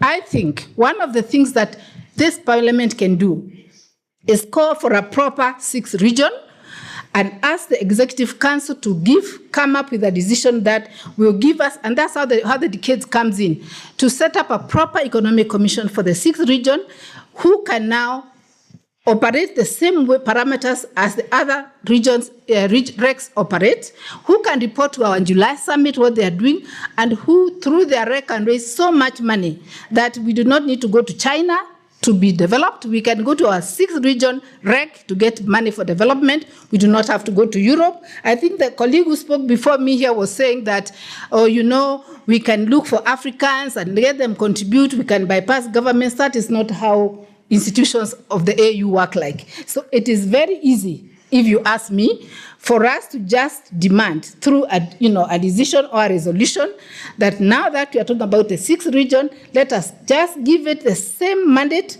the same infrastructure, the same authority as the other regions have. And ladies and gentlemen, we will sit here 10 years later and we can be able to say this is what this 6th region has done, and this is what the 6th region is capable of doing. Other than that, ladies and gentlemen, I do not think I can even go through my speech. I saw my sister speak off cuff. I tried, but I want to say that next time you invite an organ of the African Union, please give it enough time to share its experiences, to share its work, and to say how and what needs to be done. I thank you.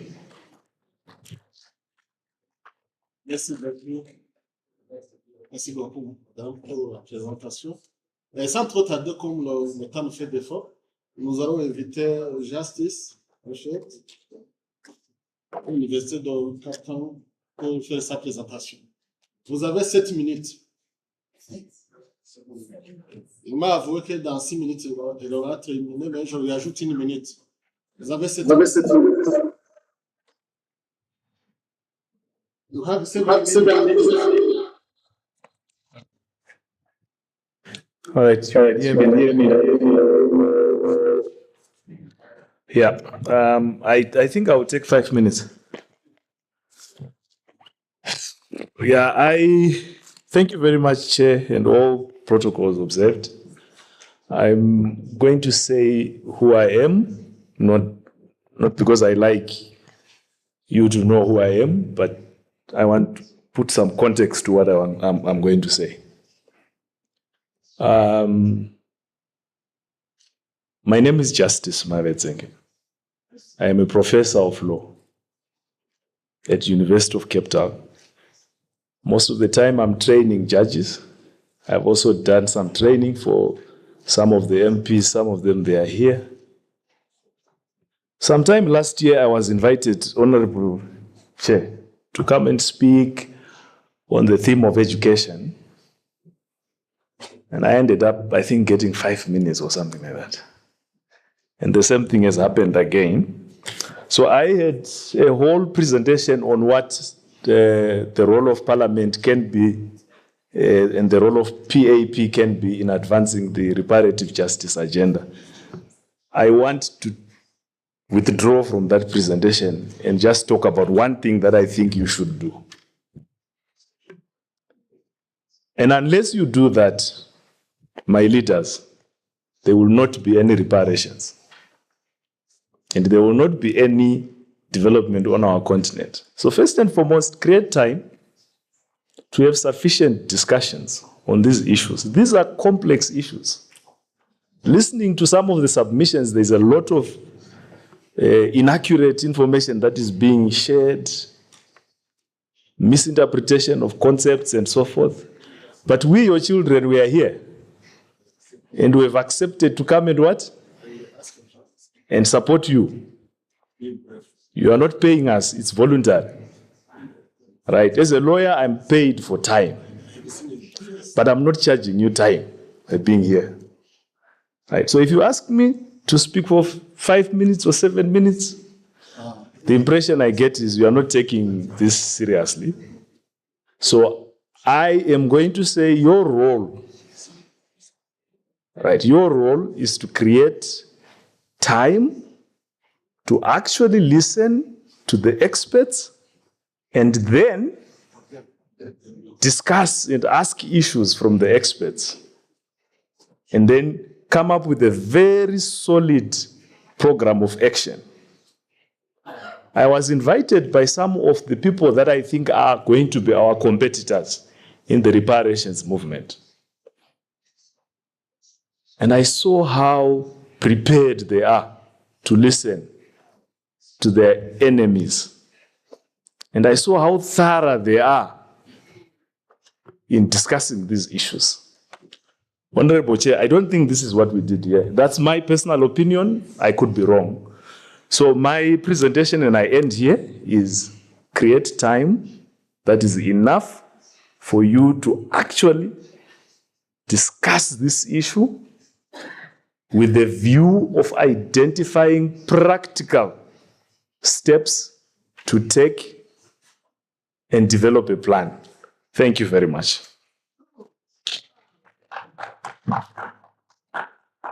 Merci beaucoup, mais continuez à présenter nos excuses. Thank you. Sincere apologies. As I said, we didn't have any time on our hands.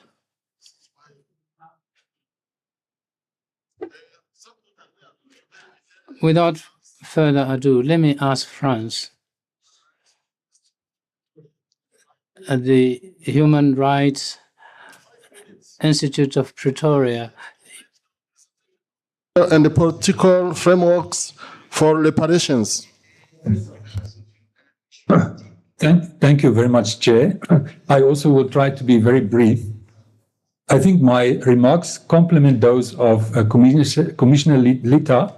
I commend her for pointing out the issue of forced disappearances, and that requires attention. And I perhaps will link my remarks also to those of Justice by saying I will try to just focus on a few, if you like, nuts and bolts, some of the practicalities of working around achieving justice, not obviously to validate these challenges that I will bring out, but to help us to strategize in addressing those, as was pointed out. So clearly there are many, and it's a very complicated area. But let me say, under international law, what is very clear is that this principle has emerged, and it is set out in the draft articles on state responsibility, which is understood to set out what states can be responsible for. And it says that if a state has acted wrongfully and its actions have caused harm, then the state must provide reparations. That is the bottom line. That is a principle that has been accepted. But clearly, when we look at the issue of, for example, transcontinental enslavement of Africans, the operationalization, the practical way of dealing with this is casting difficulties. There are exceptions to this simple rule. The first one is that the state's actions and the harm must be linked to each other. The state must be attributed to, the harm must be attributed to the state. It must be that state. In other words, if we say we want to bring a case against a European state today, this contemporary state must be linked back to the state, the entity that existed in 16th or 17th century colonial times. I think that is not an unbridgeable concern, because we have the principle of state succession. States are under international law, responsible and therefore also accountable for actions that have been undertaken by the same state entity. The second issue is sometimes more problematic, and that is that what the unlawfulness constitutes is not what we see as unlawful today, but the action must have been unlawful under the law as it was at the time. So, for example, is it so that enslavement was a crime against humanity in the 16th and 17th century, when, in a sense, international law, as it stood, Eurocentric international law, colluded in upholding those very principles? So there is some debate, and I'm sure, again, we can engage in it, and it's not foreclosed. But I think I'm pointing this out to show, as I think Justice wanted us and challenged us to do, the complexities, and that we need to address those with appropriate concern. So in terms of the legal framework, the binding laws, yes, I think Commissioner Lita showed that there are few treaties. There are many soft law which norms are basically persuasive. The one treaty that had not really been mentioned is the African Charter. The African Charter in Article 21(2) says, in the case of spoliation, the dispossessed people shall have the right to lawful recovery of its property as well as adequate compensation. So that is one of the clearest statements about reparation for the dispossession of peoples. The problem obviously is that the African Charter only binds the states party to it, and the European states, perhaps they're mostly responsible, the United States, they are not parties to the African Charter. But I want to say that there are things that we in Africa can also do with our institutions to bolster Article 21(2). For example, I think the African Commission, for example, can adopt in this context a general comment that can reinforce the obligation on states to educate and to create historical records to support research on the issue of reparations as set out in the African Charter. We can also approach the African Court, for example, asking for an advisory opinion by the African Court that may not deal with African states only, but could include the accountability or responsibility of states beyond Africa. Even the Pan-African Parliament can formulate a well-crafted question and pose it to the African Court on Human and People's Rights. But let me conclude by saying the treaty that is applicable across the world mostly by most states ratified is CERD, as was pointed out, the Convention on Elimination of All Forms of Racial Discrimination. And clearly what is possible under CERD would be interstate complaints. An African state can bring a case against a state that is a state party to CERD, as has happened in the past, as we have seen before the International Court of Justice. Invoking systemic racial discrimination is the basis for the complaint. Individuals, for example, African in the diaspora, can also bring cases to state parties like European countries or the United States, which is even a state party to CERD. The other option that I want to highlight is that there also is International Court of Justice. Although it is not a human rights court, we have seen that, for example, through the genocide cases, that the International Court of Justice can be used as a forum in which these issues can be vindicated, human rights issues, and interstate cases, again, can be brought on the collective basis. Even a group of states can bring a case against a group of states, for example, if these states agree. And the last point here, I think we should also look at the European Court of Human Rights, maybe of Justice as well. There is a rich possibility for Africans in the diaspora to, for example, who are located in those countries, to bring cases on the basis of the ancillary and relevant rights in European Convention. So I think I agree with the prior speakers that, the justice aspect certainly needs more reflection. There are those who mobilize to counter these claims, and we have to do all we can to make the best possible arguments. I think it's not the whole picture, but it is certainly a part of the picture. This picture about accountability, the use of legal fora in order for these, links to justice. And thank you very much, Chair.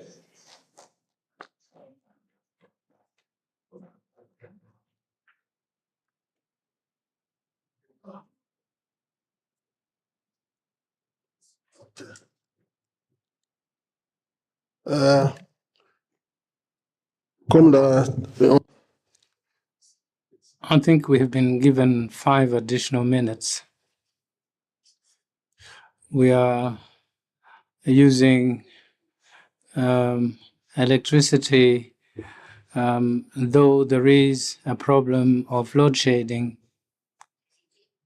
So my apologies once again on behalf of the Pan-African Parliament, because the experts has so clearly indicated, and you heard it yourselves, complained about the lack of time for them to make proper presentations, exhaustive ones that is, especially that this topic is of great importance to us.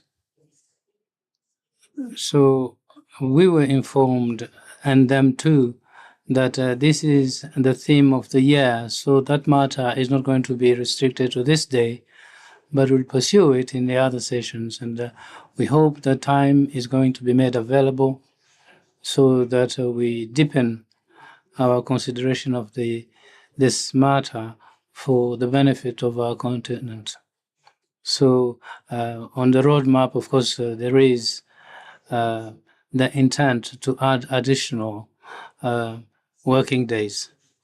As an MP, as a representative of the people, we need to commit ourselves to be the flag bearer of this cause, justice through reparations.